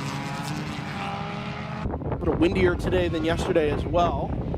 Certainly sunnier. 60 jumps the 89 headed out of turn number 3. As they all file their way down into the depression at the bottom of 4 and 5. Decent dry line appearing. Through turns 4 and 5, it is really, really difficult to commit to passes because you don't really know what kind of grip there is off of the racing line. Lots of traffic for the cars that made secondary pit stops towards the end of the full course yellow period. We're going to go 3 wide with NFC Motorsports and Stoic Racing down into turn number 6. The Big Mission number 24 and the GR86 play really, really nicely. I think this is a little bit further behind than we had been earlier on. Maybe just a little YouTube delay has pushed us further back. This would have been on restart from the number 290. But it's like nothing changed. Bright and sunny day out in turn number 11. Yeah, but that's a deceptive corner. Yeah, for sure. My bright and sunny, but the track is slick over there. It is, and you can see it with the first couple of cars headed down into turn 13. The Sevigo MV-01 just absolutely tiptoeing its way down over the crest at 13A. I mean, these cars are at a crawl headed down the hill here. Well, they've just seen what the penalty is if you're not. Especially in the rain. A couple of times. All staying in line here. Yeah, look at the margin that 6 built out. Is on the same lap as the sister car, the number 58 that holds second place. So if the 60 can be, I mean, at its ultimate pace here as the track dries out, there is the opportunity to really pick up some time on the number 58 in the battle for second overall. So Moorhead to the lead in GTO. Or sorry, to third in GTO. Yes, it's past the HM Road Racing car. We thought that was going to happen fairly quickly. 89X really quick on that lap compared to the GTR 99. 227.6 for 89, 249 flat for GTR. It should be noted GTR did have a spin in turn 11, or not a spin, but a pour off in turn 11. That tricky corner that's a bit deceptive right now. When we went back to green. Yeah. Okay. Well, that'll do it. But now what you had is a roughly 2-minute margin is down to a minute 33. So you've just bled away your safety margin there. Well, Yeah, some of your safety margin, about a quarter of it. And they've come through it at 2:30 now. Yep. So better. 218 for the Stratus number 60. That is what being clear of traffic will be. The other issue for the 99 is now it's fully at the back of all of the traffic. The whole field is out front. So whereas the 89X took the green with clear road, and obviously we'll still have clear road now that the 60 is escaped in front. Oh, the genetic gets around the 89X. Maybe not. I was going to say, has actually not got clear track anymore. A view of the pass on the inside going into 11 here. The 68 directly ahead. you can see even in the rearview mirror, the Ginetta 89X just wiggling a little bit as they start to exit the corners. It goes up the hill. Now that pass isn't for position. That's just to get the Moorhead car onto the same lap as the 89X. Correct. 89X is struggling a bit. The HM Road Racing came and tries to go around the outside at the exit of turn number 14. Oh boy, there's a lot happening here. The Moorhead Speedworks car is in there. The NFC Motorsports Mercedes is in there. And we need to keep an eye out off the front bumper of the Mercedes because somewhere in there ought to be the 87 Stoic Racing Toyota Supra GT4. 6 seconds last time around.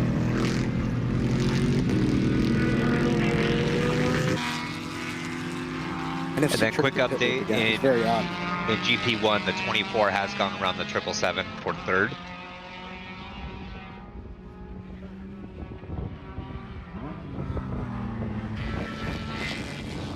'89X is absolutely going around. 223 compared to 11 from the 290 of Moorhead Speedworks. 59 is at something of a crawl through turn 1 in traffic. 227.8 compared to both of the sister cars into the well, one's in the 212, the other's 209. We still find ourselves about 14-15 seconds off of the overall pace at the moment. Most of that won't actually be the conditions on the racing line. It'll be how damp it is offline. The fact that most everybody is still working through some type of traffic.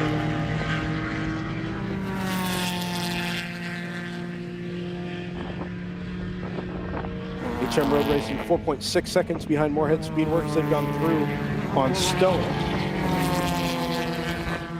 If you're following along with Live Time in the RaceHero.io, you can ignore the pit marker for the number 123 of NFC Motorsports. They have not been into the pits. It's offsetting, or is offset due to some of the penalties they picked up earlier on. So it's a pit flag that number of laps late. And now that 123 is right up onto the rear bumper of the HM Road Racing Porsche Cayman. Still a lap between those cars.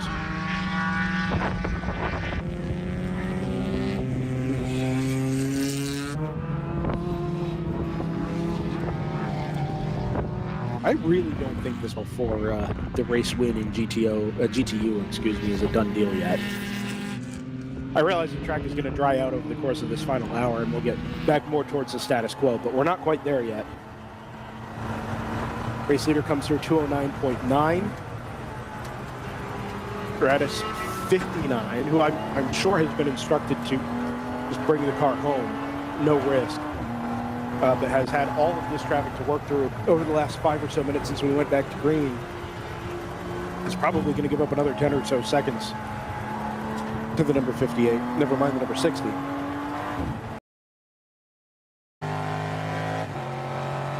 '89X actually picked up a couple of seconds on GTR 99. So it was basically a lap, was a minute 33 after the spin, or the 4 off for GTR. It's now a minute 22.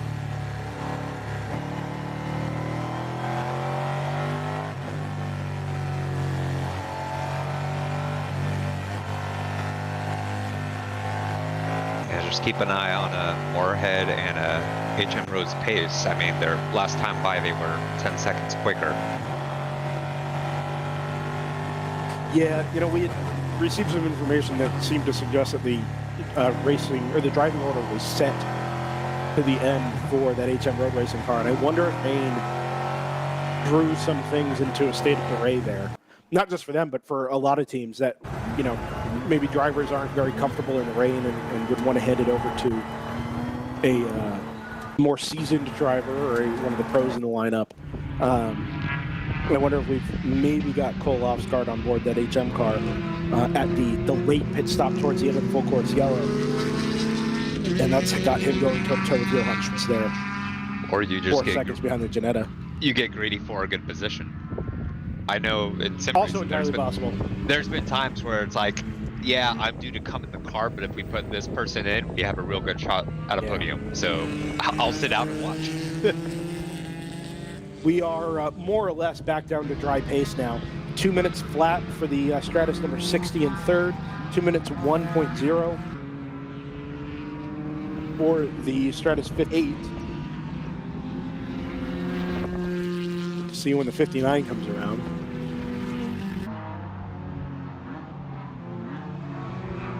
Just so much traffic for that that number 59 NPO1 to deal with.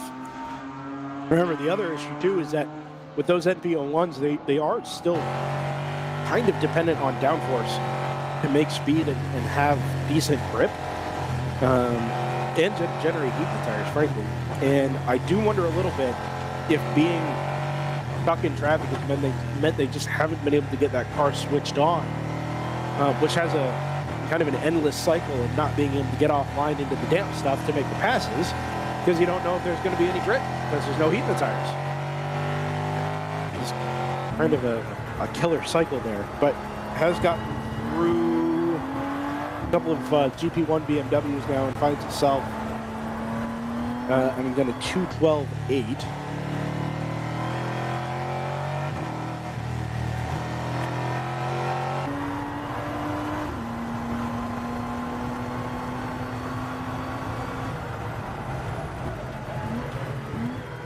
NFC Motorsports at the Stoic as part of this recovery drive for the Mercedes is now 1:48.7.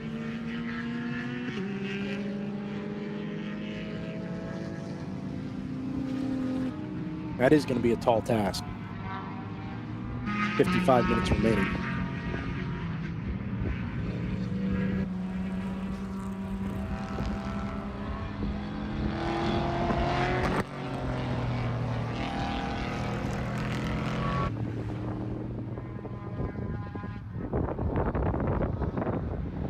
Moorhead Speedworks picks up about 8 seconds on the 89 that time.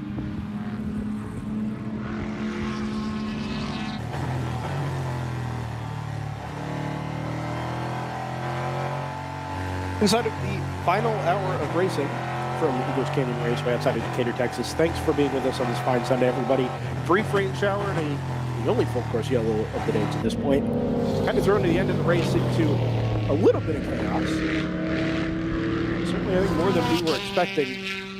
A couple of good battles still to play out, including some big swings being taken out of on very nearly one-lap margins by cars on recovery drives.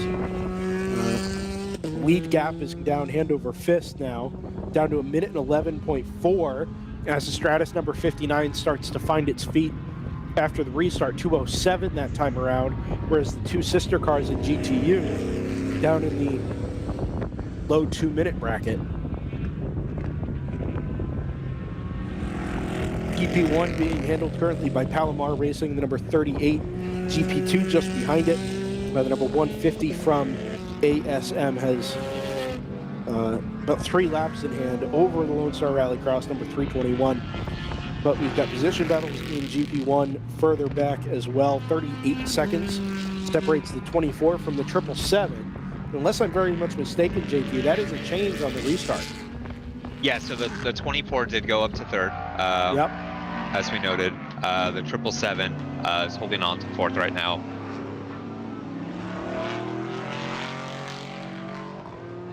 That was flipped from where we were when we went back to green a few short minutes ago. That'll also not really going in the direction of closing up, but Zebra Racing and Fifth Gear Motorsports are about 20 seconds apart down on track. The battle for fifth in GP1. Yeah, and I believe Zepa is roughly about 80 to 90 seconds behind Big Mission. So fourth isn't over just yet either. Yeah. Yeah, 80 seconds can go away if you're taking 5 seconds out of it a lap. 16 laps. You have plenty more than that left.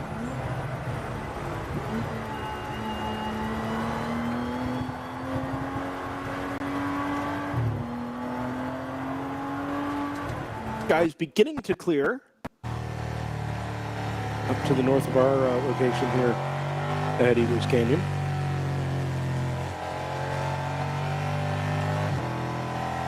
Hey. The 53 of Ginger Racing just set their fastest lap.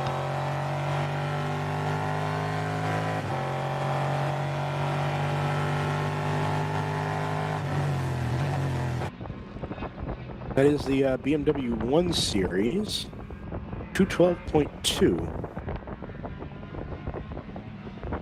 Anybody heard from Choice Racing since that car disappeared? No.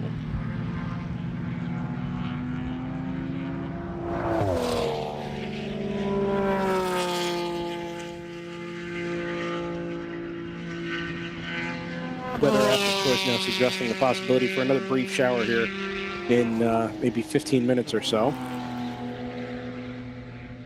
But things are fickle and do change quickly, so.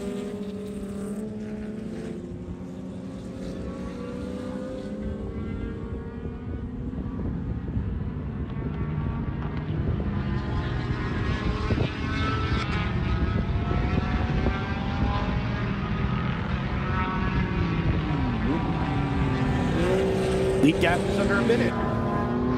55.9 seconds between the Stratus number 58 and the race leader number 59. Remember that 58 won the race yesterday. 59 has led the bulk of the race this late this morning and early this afternoon. 89X picks up another 4 seconds on GTR 99 as the lead margin in GTO down to just over a minute.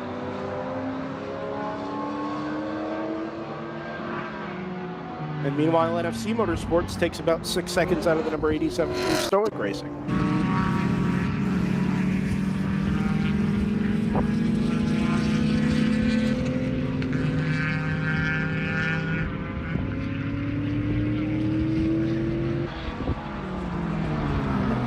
Time to play long game here. You look at timing and you see, 55 seconds, a minute, minute 3, minute 4, and it doesn't look all that exciting, but things are changing in big chunks at the moment, despite us being back pretty much a clear track.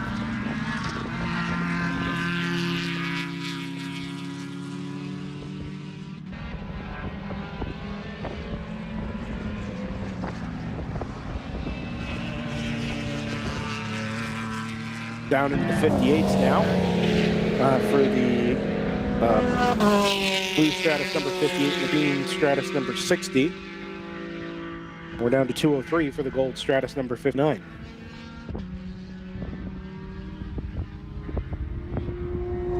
'58 is just headed through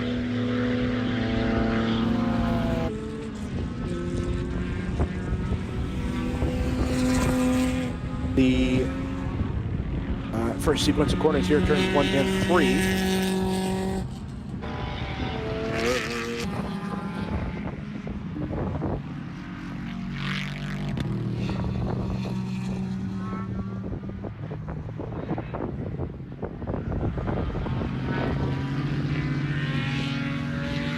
Personal best for Stratus 58, 156.618, leading lap 174. 58 has had a penalty, have they not? Yeah, pass under yellow at 10:33 this morning. Also, kudos to everybody on this restart. This could have been very chaotic. And actually, it's been super clean, completely clean, since the 99 went off just after the green flag.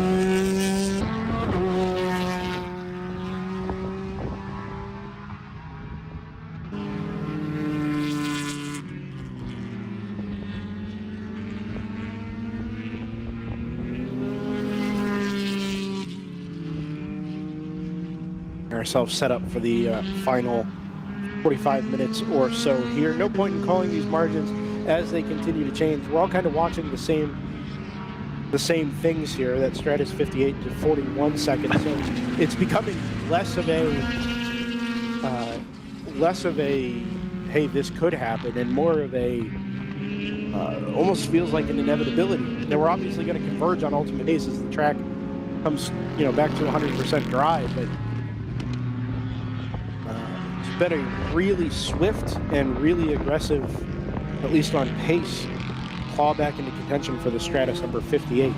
If you've enjoyed your weekend this weekend at Eagles Canyon Raceway, first, definitely provide feedback to the World Racing League staff as far as what the 2025 schedule goes. We've had a great time here at Eagles Canyon, and we would love to return and maybe bring even a bigger and better field out to maybe the opening season event of 2025. But before we get there, you are more than welcome to join us for the next round of the 2024 World Racing League season from Barber Motorsports Park to come March 2nd and 3rd down in Leeds, Alabama. Another 8 and 7 weekend. We'll go 8 hours on Saturday, 7 hours on Sunday, bearing in mind we'll have a brief hour break for the locally mandated quiet hour, as is always the case down at Motorsports Park. So we'll be back with you for what is one of my favorite events on the calendar, my favorite venues on the calendar, and Buc-ee's. Of course, always Buc-ee's.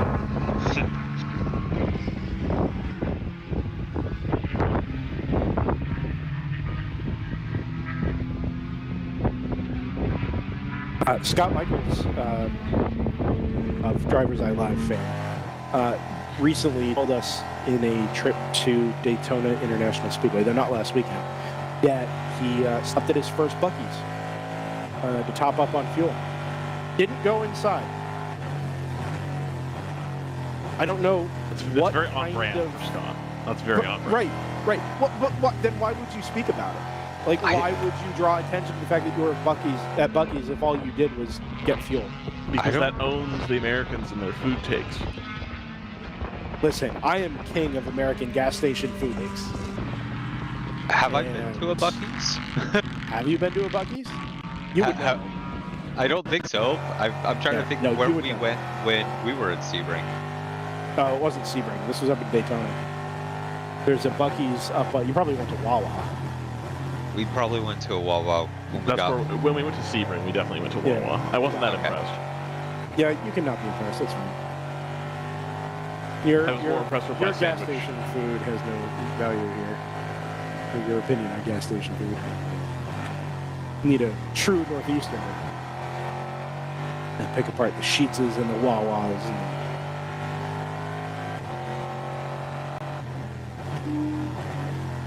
And go check out Dandy when you go to Watkins Glen.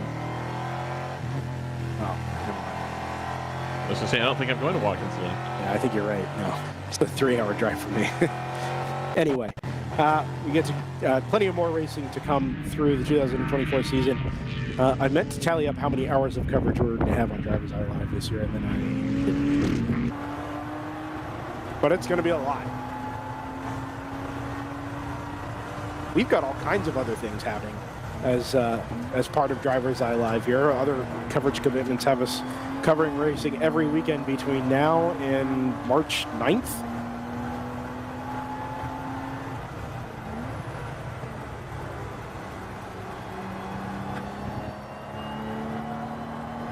From such venues as NOLA Motorsports Park and Button Willow Raceway Park. Just drove past Buttonwillow a few weeks ago. Oh, did you really? I did. It'll look good. I'm looking forward. Bakersfield is not as bad as people make it out to be. I think the thing is, the Central Valley, California towns that everybody says are bad are only bad in the context of them being driving distance to 2 or 3 of the best cities in the country. But that, like, I would much rather spend time in, say, Fresno than Sioux Falls. or Des Moines or anywhere of that. Right. Yeah. I've never heard anybody with a lot to say about Des Moines, to be honest with you. I went. It was a waste of time. Wow. Number 123 with a big charge on the brakes into turn 1 and 2. Scoots past the Palomar number 38. He's already gotten around the road racing number 296.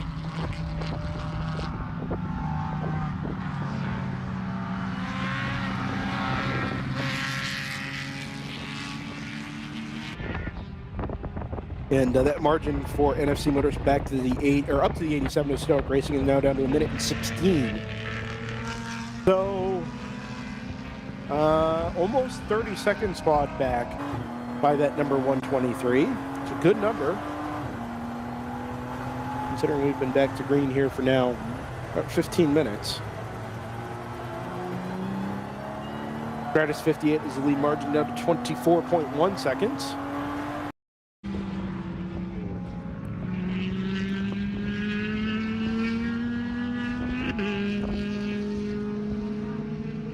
BTR 99, by the way. Lead is down to 51.7 relative to the 89X. BTR had another problem. Yeah.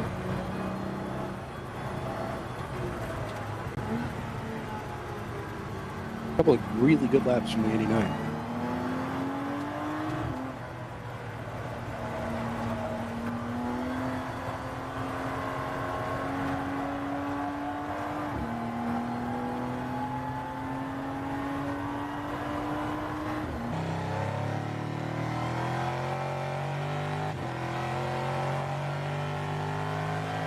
The weather app of choice is to be believed. It says rain in 1 minute.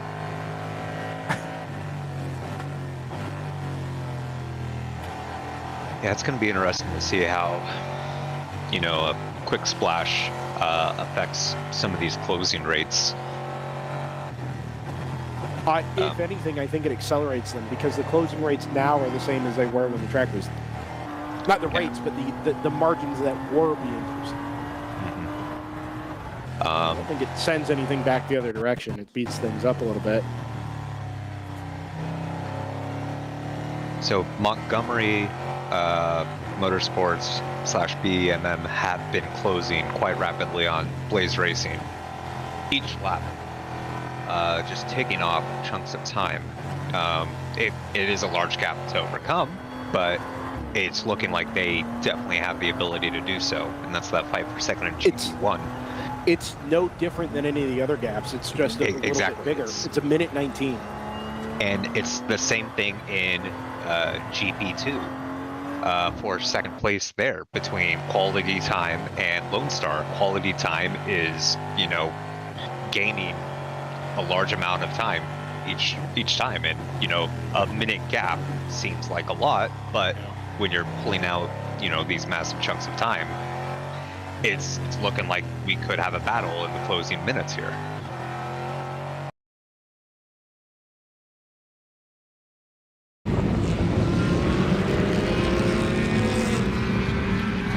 Quick look at the TV grid, which our producer Ryan Bauer works with, and Stoic goes around. Stoic, yeah.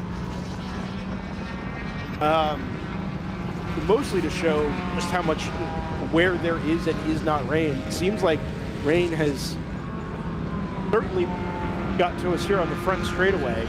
Not quite as heavy as the last little shower, but enough, I think, to be in the drivers' heads, if not actually starting to dampen the track back up. Montgomery puts 4 wheels off in turn number 5. There it is, right in the center of your screen. Out in the weeds. It's going to cost it a couple of seconds, but man. Jason Marks' comment about how much water the track retained yesterday, even for the conditions, seems to be backed up the other direction as to how quickly it takes on the water. I mean, it's only been raining here for about 2 or 3 minutes, to the point that it's basically already blown through, and even then we've seen, you know, 2 or 3 cars either backwards or out in the grass.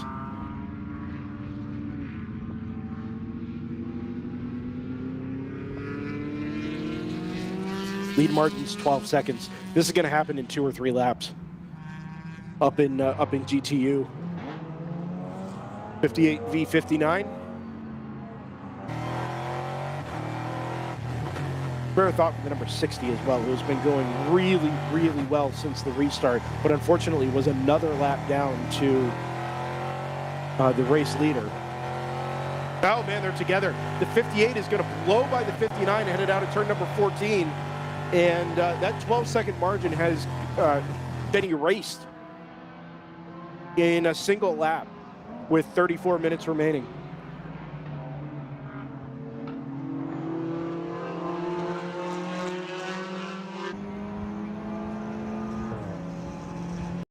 And we should dry out again pretty much immediately here. Another 2 or 3 laps, I would think. The rain has stopped around the majority of the circuit.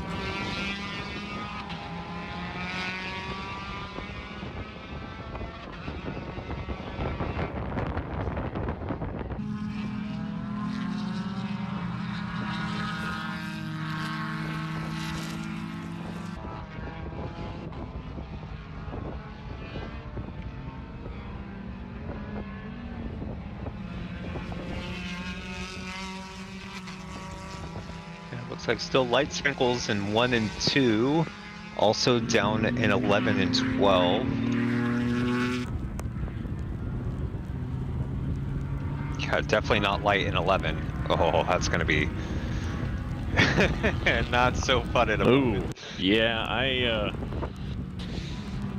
that's a little. Oh, okay, all right. Seemed like the 60 went awful deep there, but that may have just been really trying to get it slowed down.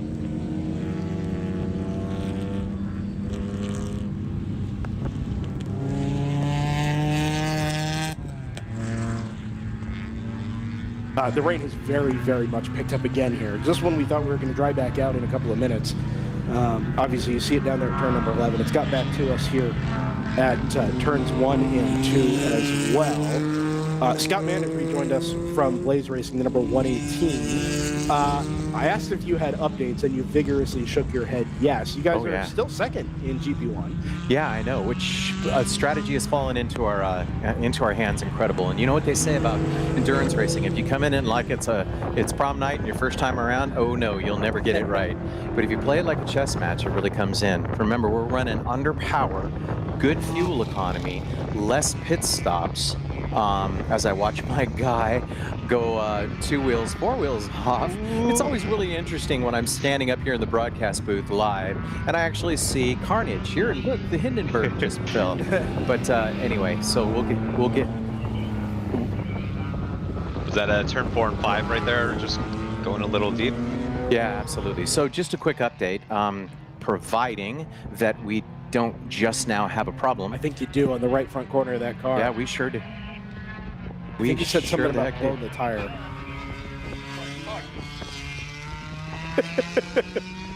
Okay, so what I'm going to do is I'm actually going to step away because the updates have now just changed. Okay. Thanks for joining us, Scott. Scott Mann from Blaze Racing. Scott, he may come back with us here, but I wonder if he maybe just dragged that right front tire headed down the hill, or ran over the maybe one of the drainage. The storm drains there, yeah. And turn that 11, popped the tire. got the 89X, checking out the wildlife. I am suddenly very concerned for our cameras that are posted out in the, on the grass. Oh, here goes Lone Star. See, I'm telling you, turn 11. Yeah, but that's a rally cross right now. That was okay. They're coming through, smoking heavily. That right front is Blaze Racing. Oh, that's unfortunate to see. Yeah, what is their margin back to 3rd place in GP1? It was, I think, it's a minute 21 last time by. That will have mostly eroded by this point. We'll see. Trying to keep an eye out for as the car comes through turn 13. Yeah, just smoking heavily there.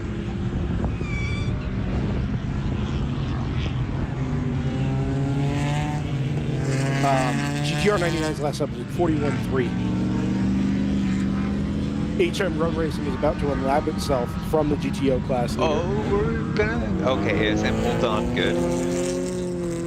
Oh, that's quality time. Sorry. Where is 89X? 89X is at turns 1 and 2. GTR is headed off into turn 8. So this gap is under half a lap. This is for the GTO lead, mind you. We've already had a change for the GTU class lead. Spin, turn 10. I think that's the Corvette from AOA Racing, facing perpendicular to the exit. Down to the last corner. 15A, I believe. We can go to camera 11. Oh, There it that's is. not the best time to roll back, but I guess that works. Rights itself, but right in front of That I think, the is- 118 from Blaze, Oh, who itself is, trying to get into the pit lane. no, that's Nope. not Blaze. That's That's one of not the other Blaze. ones. There's a couple dark blue E30, E46s. We see that coming in the 4 15, minute here's splash the is all 24. this.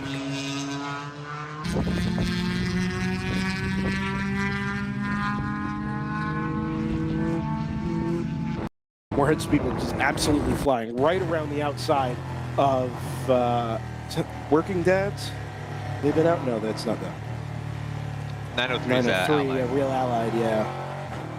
So 24 does take second in GP1. Gap between second, battle for second in GP2 is down to 46 seconds. Also You can see the 46 seconds Camaro between dancing NFC there. and Stoic in the battle for 5th in GTO. 89X with that off up at turn 11 actually gave some time back to GTR 99 that went through. 241 versus 244.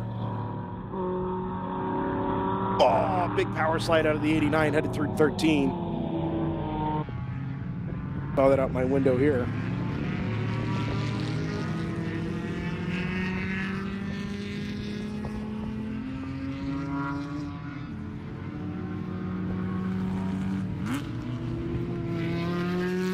Remember, this is a 200 treadwear DOT tire series, so there is nominally some tread for these cars to handle some light rain. We're not going to rain tires or intermediates or anything like that. So the same tires they run in the dry are exactly what they've been on through both of these brief showers. Grip goes away in a hurry, comes in a hurry.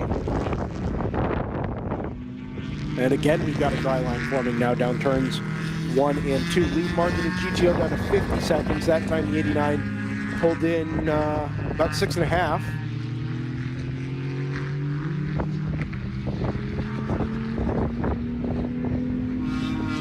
Watch SEPA use all of the curb exiting turn 3. Just barely staying on the track. That car's trying to reel in the 777. It took off 17 seconds last time by, so that gap is down to 46 seconds. Tell you what, turn 13 out of my window here, race pace in the wet is slower than pace lap speed in the dry. It is so tentative and slow through that. And you've got to keep it out wide. The tighter you pitch it back towards the apex, the more likely the rear end is to come around. You're just better off out on the rain line, way out by the curb. But be careful not to put any wheels on the paint, because as soon as you do, spin the rear tires right up. A fascinating way to end this race.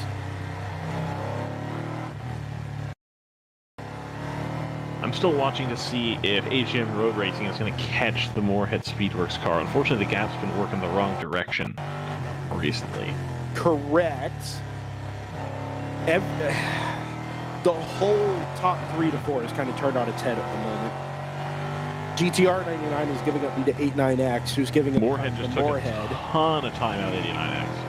Yeah, 89X had taken a big chunk out of the GTR Supra, who now comes through 234.1. So we'll see what the Aston Martin can do. He's mired in a little bit of traffic, headed into turn number 14, stuck in behind, I think, the AOA Mazda MX-5, and it's just at an absolute crawl headed up the hill. Finally able to get the power down and pulls to the right-hand side, headed down into the braking zone at turn 15, but he'll have lost probably a couple of seconds in that exchange between 13B and turn 14. And it's time they can ill afford to give up because, as you said, Ryan, that number 290 from Moorhead is absolutely charging. Now, with only 24 minutes left, they've got to catch them at, 2 seconds a lap. But if you keep letting big chunks go like that, it makes the process a lot easier. So you can't afford to do that too many more times. It sure feels like Moorhead is... he's got everything it needs to go get the 89X. The bigger question is, does the 89X have enough to catch GTR? In the heavier rain, it was not an obvious yes, but a heavy lean towards yes. And now as it starts to dry out, it just throws things back a little bit more towards neutral. Yeah, and keep an eye on NFC as well. They're catching Stoic, so they could get a top 5. Absolutely, yeah. Wow, Zipa's unfortunately for Big Mission got that gap down to 16 seconds. Stratus number 60 just took 19 seconds out of the second place car. So there is a non-zero chance here that the Stratus 59 that led for most of the race this morning and this afternoon is going to fall from first to third in the final hour. The predictive script says that the 290 will certainly catch the 89. Yeah, that feels correct here. But that the 99 is safe. Remember that predictive doesn't really have the same effect when it rains, because it's not taking into account the proper subset of laps. That's fair.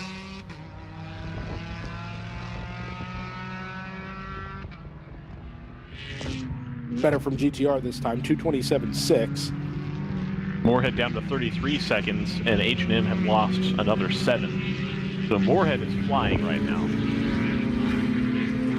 H&M was in the 218s that time. Not bad. 89X has had some clear track through turns 13 and 14. It actually has quite a bit of clear road ahead of them.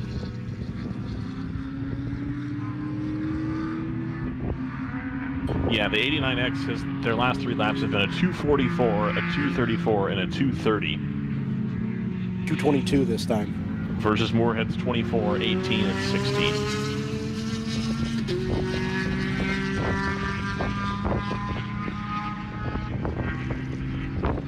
Yeah, it's tricky because the rate are constantly changing. It's not just that the lap times are stepping down linearly, but the closer you get to dry, the less time you're going to pick up on the people that you're chasing. Right. Because your advantage as a driver kind of slips away. So whereas you were picking up maybe 8 seconds, now you're only picking up 3 or 4. And it's not changing the same way every lap. So to try and predict this out over more than the next 2 or 3 laps is really, really difficult. And even then, it's pretty traffic dependent because you've got to go offline to pass the lap cars. Moorhead down to 26. I don't think they're going to gain enough. If they had taken another 10 seconds out, 10 to 15, then sure. But I don't think they're going to catch fast enough now. 7 seconds that last lap would get them there in 4 laps. I don't think it's going to continue to be 7 seconds. No, it won't be. It will be. Yeah. And that was exactly the point I was making. That's what I'm saying. We've just now reached that point. They really had to do it one more time. From that starting point, with what is probably 10 laps to go, it is possible. Not a slam dunk, but I think it's still possible. In fact, if I were betting, I think they might do it. But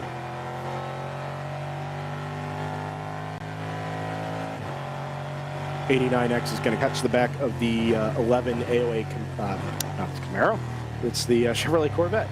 Put it up out of turn 14. Coming into turn 1, it looks like Zipa's just behind. Right there. Yep, they're right there, headed up into turn number 3. That was your battle for third in GP1. Black and red BMW versus... I don't even know what that color. Blue and pink and yellow. Yeah.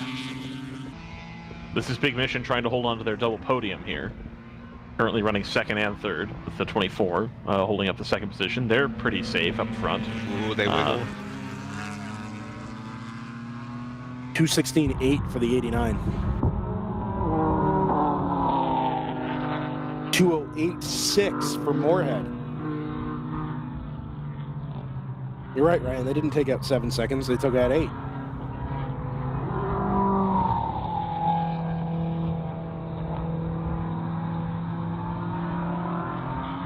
This is wild. NFC is within 2 seconds of Stoic Racing. This is going to change hands this lap. The Mercedes is within about 4 car lengths, headed up out of turn 1 and 2.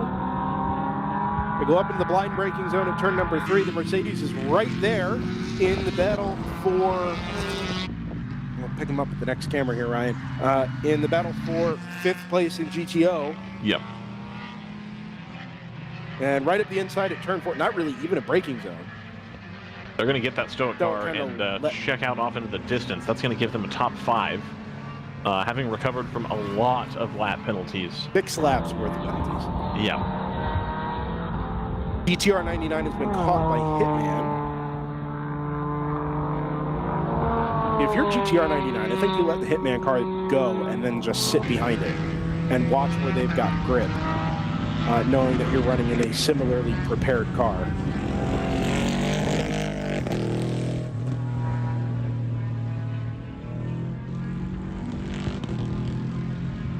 Stratus 60 is into the pit lane.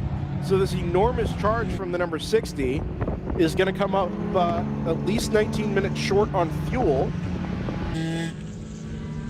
Side by Not in danger of losing any more overall positions here. They were already 3rd in GTU with 4 laps in hand over the GTO field. GTR 99 comes through 2:15.8. 89X 2:11.4. The margin is 31 seconds. Probably not going to be enough, even if they sustain it here over the final 7 to 8 laps. Moorhead now within 18 seconds, though. Now within 13 seconds. They took out another 4.5 that time. So you're right. It's not updating. It updates every 10 seconds. Oh, okay, got it. Big Mission still holding off Ziba. As they come through 6 and 7 here. Quick update in GP2, quality time, 11.5 seconds behind Lone There Star. it is. Mercedes is flying through 1 and 2.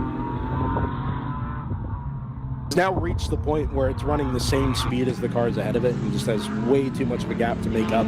But even so, for that car to get itself back into the top 5 is a pretty solid effort. I mean, 1 more hour, and this race looks a lot different. I think it's just not quite enough time. As it turns And out, Ziba's through. that Oh, yeah. change is done for 3rd place in GP1. Oh, but way out wide there at turn 11. Back end of that car was not happy as it got turned into the 90-degree left-hander there at the top of the hill. And then coming down through turns 4 and 5 right now, you have quality time S2000 directly behind the Lone Star MX-5. They're headed up into 6 and 7 now. Yep. That is that 3-car gaggle you see breaking into turn 8. We'll next see them in turn 11 here.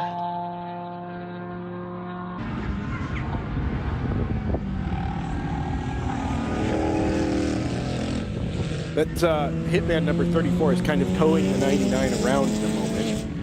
And the 99's lap times have improved appropriately to 10.9. See, this is really interesting. I don't know if this is intentional, but it feels right. Side by side on braking. Inside out of the 321. Good defense from Lone Star.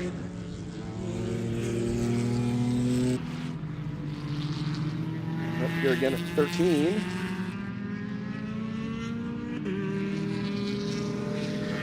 Oh, our quality time is through. Yep, Red S2000 now leads that NC Mazda Miata and is quickly gapped it by about 10 car lengths by the exit of turn 14. It's now a Honda 1-2 in GP2.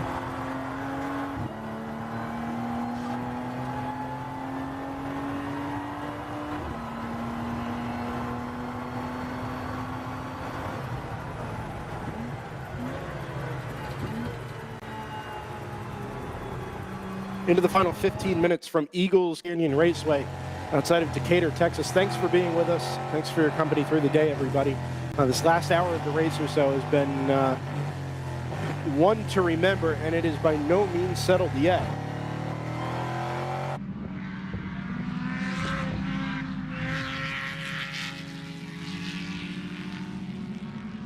"27 seconds is the lead margin in GTO in the battle for 4th overall. 10 seconds between 2nd and 3rd in the battle for the other podium spots in GTO. And if any of those cars hit trouble, HM Road Racing is only about 40 seconds off of the class podium at the moment. Hitman and GTR work past the number 59 Stratus Racing NP01. It's holding on to 2nd place in GTU right now. Do wonder where those GTU cars stand on fuel at the moment. The 60 that sits in 3rd is the quickest out of the 3 and has been in these changeable conditions. But also had to make a stop 20 minutes before the end of the race. That set it back about 40 to 50 seconds or so.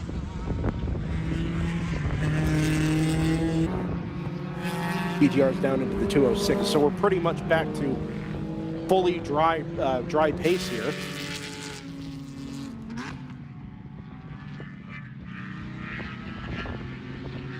Looks like the GTR car may actually have given up a little bit of time.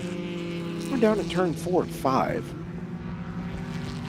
Oh man, Big Mission has not given up that fight for the podium. Even though Zipa's got through, Big Mission has stayed on their tail since then. As you can see, coming through their shot here through 6 and 7.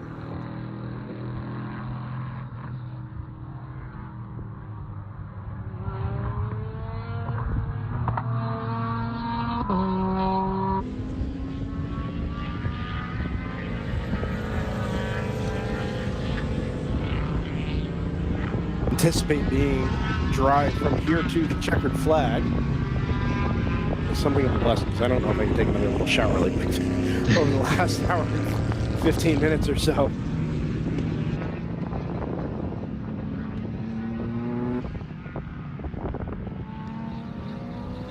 That AOA Corvette is, I think, just nursing that car home to the end of the weekend.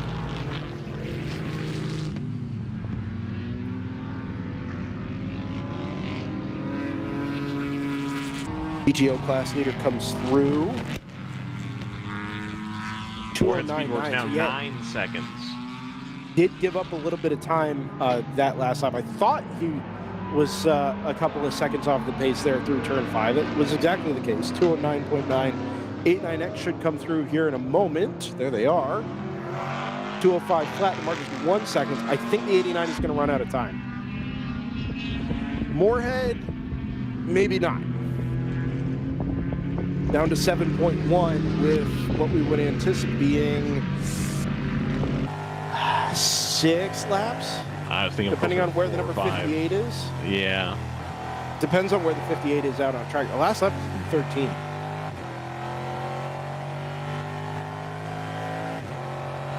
There's a 60. Cross start finish. Comes up on that Corvette in a hurry. Yeah, unfortunately, everybody's coming up on the Corvette in a hurry at the moment. I wonder if it's like, it's almost like it's stuck in gear or something. Yeah. Like it's just trundling around in 4th or 5th gear. But it's not getting left for dead on the straights, but it just has no punch out of any of the corners. Wonder if they don't have any traction control or something. Yeah, but it's more severe than that. You can get into it harder than that, even with no traction control. Yeah. So the 59, 58 has just come through. Complete lap 191.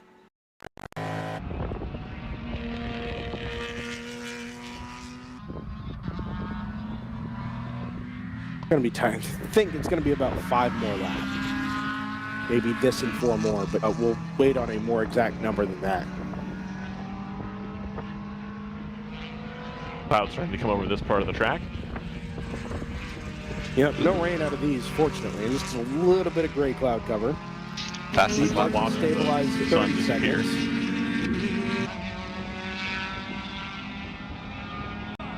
GTR is down into the 205s, which is exactly where 89X was last time. And I think this is probably 2021. Not going down without a fight here. You're in the Open throttle 89X. into the top 5. Warhead actually gave back a couple of hundred to the Aston Martin that time.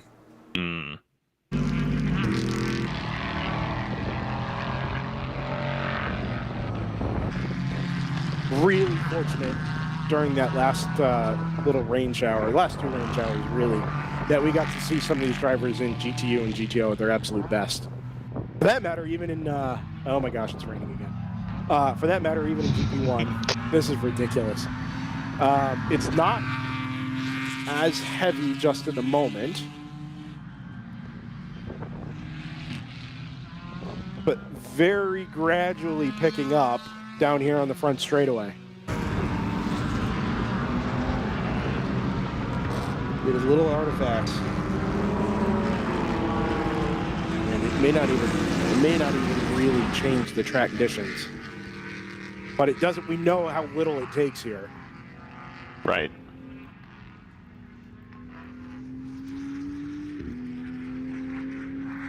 And now with us being inside of basically 8 minutes to go,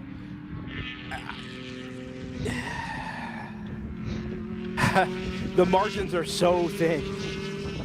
Warhead just gave up even more, another couple tenths. So I don't think that's going to happen. I don't know. I mean, with this last little shower here, it's not going to take much being held up in traffic for this 89X. Goes around the outside of the rapscallion number 469, goes to the right of the Palomar number 38, headed down the back straightaway. And if we're already kind of upside down as far as pace changes in the wet go, it's not going to take much for that GTR to give back a little bit of time. 2:12.6 the last time around, now that we're in just a slightly damp situation. The number 89 comes through, 2:05.8. The lead margin is 11 seconds. Moorhead comes through behind them, 5.6 seconds.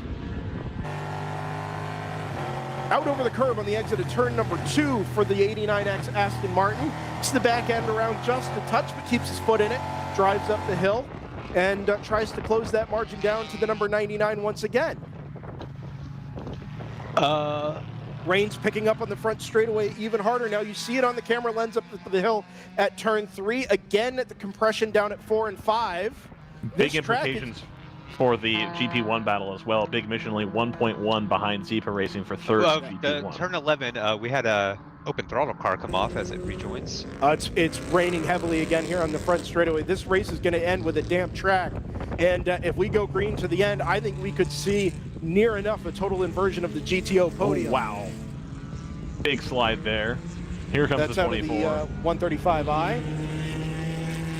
Oh, in deep for Lone Star Rallycross. Gets it stopped and turned. It's the rain line. He's good. Let's try and pick up the GTO. Oh, Big Mission had I couldn't tell if it was a slight off or just getting a little wiggle coming out of turn 4. But they lost a couple seconds there. Ryan Bauer, let's try and pick up the GTO race leader headed down into turn number 13, A and B. It'll be the blue Toyota Supra. And while we know that the GTU cars are out in front in terms of the overall fight and the GTU fight, this GTO battle has kind of got our interest. Has kind of got our interest at the moment. Headed up the hill at turn 14. There it is. 89X Aston Martin is not going tremendously quickly through 13 and 14. Has to tiptoe up the hill. The Jetta G56 is now within 5 car lengths of the 89X Aston Martin. So it looks it's like the 290 is going to do it for that 89. But can they catch the 99? That's a little bit taller of an order. They still might have a shot. I have genuinely no idea, Ryan. I don't know how to call this. They'll certainly get the 89 here within the next lap or so, and then they will set off in a hunt of the 99. 210's coming across the line. Coming into turn 1. Yep, 89 goes inside, 290 goes outside. 89 squares the corner off and kind of shoves the Ginetta out wide a little bit. Nothing intentional there, but the Ginetta just has so much more grip. Second place in GTO. Changes hands, will change hands on the brakes up here into turn number 3. Rear So car much good in the better wet, you say? So much better traction headed out of turn 2. Man, Knew it's that about this car. It is coming down. So there's the 99, the blue car, and there's the Ginetta right there. I think we're going to have a shot here. The Ginetta's going to have to get through this traffic. Really, really coming down now. Remember, this Ginetta was stopped on the side of the road between turns 10 and 11 inside the final 2 hours of the race. We believe they ran that car dry, at least in the primary fuel tank, and brought it in, topped it off, and sent it on its way. Here. Come on. Not going to send it down the inside of the Gets Miata past here. the NPO1. Good Yep, move. but we'll probably have the traction under acceleration to go left. Oh, Yep. Miata Round the squares up outside a at little bit turn of 9. there. And now they're going to set off a Turn. ton to the 99. That traffic might just have been enough. 3 Yeah, minutes so too. and 38 seconds remain in the Sunday 7-hour There's your Enduro No, at it Eagles was not Canyon. enough. There's the 99, followed by the Ginetta. 3 minutes. You have to figure we get at least 2 laps here. Yeah, let's pick out the race leading number 58. I'll pick it out of the window here. they're definitely catching traffic. Oh yeah, the Ginetta's going to be just going to absolutely eat the 99 for lunch here. And honestly, with the 99, I think they're going to let him go. I don't think we'll see a whole lot of Yeah, it's argument no over this position. No contest headed up the hill at turn 14. Hugged the inside and decided to just let the Moorhead Ginetta do what it was going to do. And as they come back into view at turn 15 here, It's done. it Yep, is it's done. White Ginetta. But the Third Ginetta has to come from first behind. in a lap. They've made up the time they've needed to. Unfortunately for HM Road Racing, looks like they don't have the pace in the wet in spite of the driver. Not sure if that's a setup or a tire issue. But the 296 no longer making the progress, whereas they were tracking pretty closely with the 290 moving up the field. That has not come to pass with the additional rain. 89X can still salvage a second place here in GTO. It's already dropped the position, obviously, but it started the last lap in second. And if it continues to chase down the number 99 Toyota Supra, there's no reason it can't get back there before we get to a checkered flag in what is probably that's going a to be big this gap. lap and one more. It's not as big as you think. The 99 is headed up the hill out of turn 5. The 89 There is it is. at the apex of turn 4. Ooh, but can the 60 catch the 59? Right. That This I've is- been watching the 60. The 60 was lapping pretty quick up until the last 2 laps or so, but it's still noticeably quicker than the 59. Last time through, 13 seconds. They have 2 laps to go, and the gap is 22 seconds. The race leading number 58, that's the blue Sebaco NPO1, heads down into turn 13 to, I believe, it will get the white flag this time by, to begin its final and 195th lap of, to begin lap 196, complete 195 here at Eagles Canyon Raceway. Something like 3 miles remaining in our opening race weekend of 2024. 89X still trying to catch that number 99 GTR Toyota Supra. Oh man, that 89 is pushing, using every inch of road headed out of turn number 12 and on the brakes down into turn 13. 99 is navigating traffic. The 89 is going to get held up by a pair of Mazda MX-5s at the bottom of turn 13B. The 99 will swing up the hill into turn 14 in the battle for second place in GTO. Ah man, the white flag is out. I think this is probably going to stay safely in the hands of the number 99, but it's not over till it's over.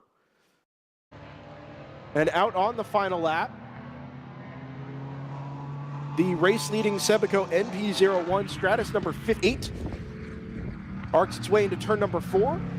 And we'll dab the brakes, head up the hill into turn number 5. There it is, right-hand side of your screen. Low-slung sports racer is going to lead home a trio of GTU cars, all from Stratus Racing, in the top 3 overall.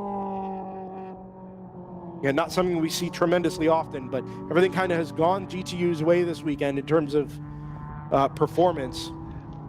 Gap is 10 seconds between the 59 and the 60. Last lap, the 60 was 12 seconds quicker.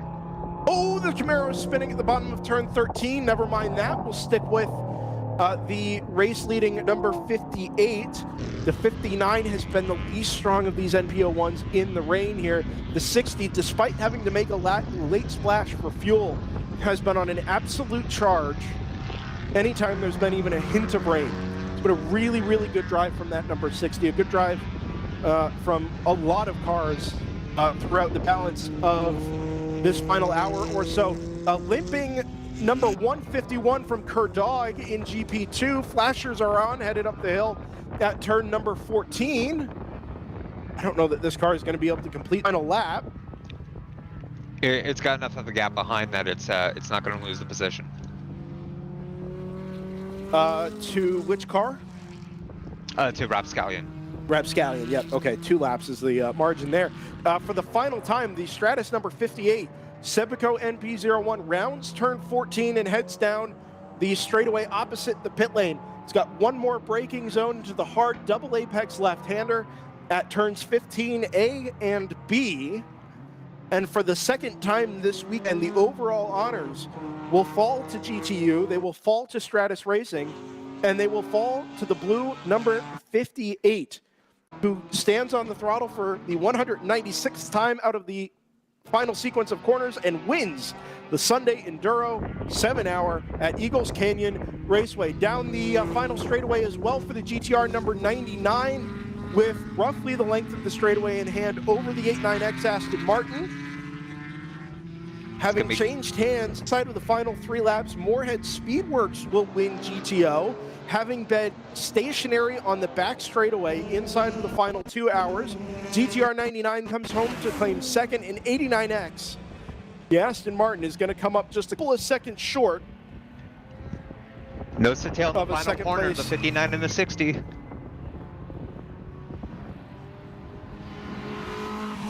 They're going to come side by side down the front straightaway. I think the 60 died. Oh no! Half a tenth of a second. That was good stuff. And you know what? In some ways, I'm actually really happy for the 59. They commanded so much of the middle portion of this race in the overall race lead. Didn't have the pace and the changeable conditions, but was able to kind of hang on to second, literally just hang on to second place there down the front straightaway. 89X does round out the GTO podium. Chem Road Racing is going to bring home 4th in GTO. NFC Motorsports recovers to a fine top 5 this weekend. And in a team that we know is has got championship aspirations, you do wonder what the importance of a top 5 points finish means when you were basically being handicapped by about 6 laps from some penalties earlier in the race. A really good and committed fight from that number 123 NFC Motorsports crew. Good finish as well from Stoic Racing. The number 87 finished 6th in GTO. 7th will fall to Speed Syndicate in the number 68, and another recovery 8th place in GTO for the number 34 of Hitman Racing. Back in GP1, Palomar Racing in the number 38 takes the GP1 class victory by 2 laps over the number 24 from BMM Montgomery Motorsports. Very good drive at the end for them. Yeah, very, very good. And finally got the day back that they were hoping to have yesterday. Happy that car kind of stayed together for them this afternoon. Had their fingers crossed from about 8 o'clock this morning that transmission was going to cooperate the way they needed it to. And sure enough, brings that car home in second place in GP1. Third place in GP1, the 325 of Zebra Racing, having overhauled the 777 from Big Mission Motorsports inside the final couple of minutes there as well. GP2, ASM, number 150, 181 laps completed, beats the number 410 from Quality Time Racing, and as Ryan pointed out a couple of minutes ago, it's a 1-2 for the Honda S2000s. In GP2. Another lap further back is the 321 from Lone Star Rallycross. That margin was actually closer than it appears, but I think the overall race leader split those cars before the end of the race. GP3 will go to Rapscallion Motorsports in the number 27 by 6 laps, the number 85 from AOA. The only 2 cars in GP3 this weekend. Well, we made it. It's been a little while since I didn't know which way to look at the end of a WRL race. Normally you find the 1 or 2 battles, and often those 1 or 2 battles deliver. But it felt like we were trying to track about 5 or 6 different things there at the end. Indeed it did, and I think it gave us a more entertaining finish than we would have thought we would have got with 3 hours to go. I think is the way to put that. Yeah, for sure. Everything looked like it was pretty well sewn up, and we were just going to wait on reliability, basically, to make any decisions. But the rain, I think, put the race back into the hands of the drivers, which is always what you like to see. At the end of the day, building a cool car is cool, but as Formula One fans will attest, it's nice to get to see the drivers make an impact also. So, very happy with how the race ended. I'm excited to see everybody at Barber. I'll call that Ryan West last words. JT Tammy. That was a fantastic day. I mean, it's we saw reliability was key. Staying out of trouble was key yet again, and we saw the people that are able to do so net great results. I mean, you look at ASM. They had great pit stops. They stayed out of trouble, and it showed. And they got a great win. Palomar, same thing. Stayed out of trouble. Did well out on track, and we're there at the end, up and down the field. I mean, it's classic endurance racing. It's exciting, in some ways unpredictable, and it's always a good watch. So hats off to WRL again for a great weekend, a great start to the 2024 season, and thanks to everybody for making this possible. The track workers, corner workers, WRL staff, safety team, all of it. Drivers and teams, it was well done. Yeah, kind of a tale of 2 attitudes across some of these battles here at the end. Like you said, for Palomar down in GP1, the race kind of fell into their lap towards the final full course yellow, where the Choice Racing BMW kind of went missing, or completely went missing, and left that 38, bring it home, make no mistakes, and they were going to get a GP1, a really GP1 victory out of this racing weekend, and they did. They did absolutely everything right. On the flip side, you had Moorhead Speedworks, the number 290, that if they were going to do it, it was going to take being aggressive, but not making any mistakes to recover from what will probably show to be either a self-inflicted error in miscalculation, or a problem that they maybe hadn't accounted for in terms of fuel pickup. And they, again, did everything right to bring it home. I think we owe a lot of props to the drivers that were in the car in the final stanza in this race, because it could have been very chaotic and very messy, and actually it was just really, really exciting and a lot of fun to watch. As JT said, a phenomenal way to kick off 2024.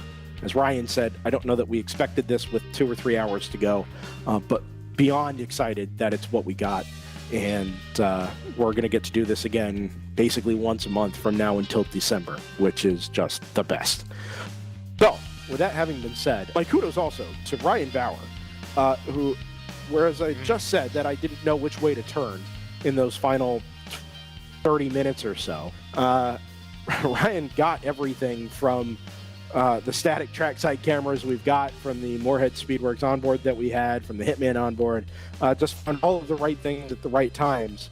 And I'm sure his head was spinning just as much as ours was, but phenomenal job to bring you guys the coverage and the updated graphics, the instant replays. I mean, got a little dose of everything a little bit better this weekend, which is what we try and deliver here at DriversEye Live. If you enjoyed the live streams this weekend, please let us know. Give us a like on YouTube. Subscribe to the WRL YouTube channel as well. And you can get notifications of our next broadcast.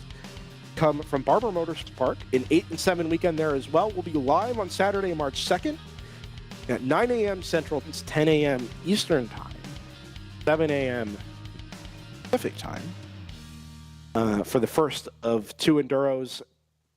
Come from that fine 2-3 mile facility down there in Leeds, Alabama. Full field of 60 cars crammed into Country Club of Road Racing Circuits. Very, very excited for round 2, and we will be there to bring it all to you. For JT Tammy, for Ryan West, for Scott Michaels, who joined us yesterday, for Ryan Bauer on the 1s and the 2s, my name is Brendan Kesmer. Thank you all for being with us on this fine weekend from Eagles Canyon Raceway. We'll see you in a month's time for Barber Motorsports Park. And until then, take care.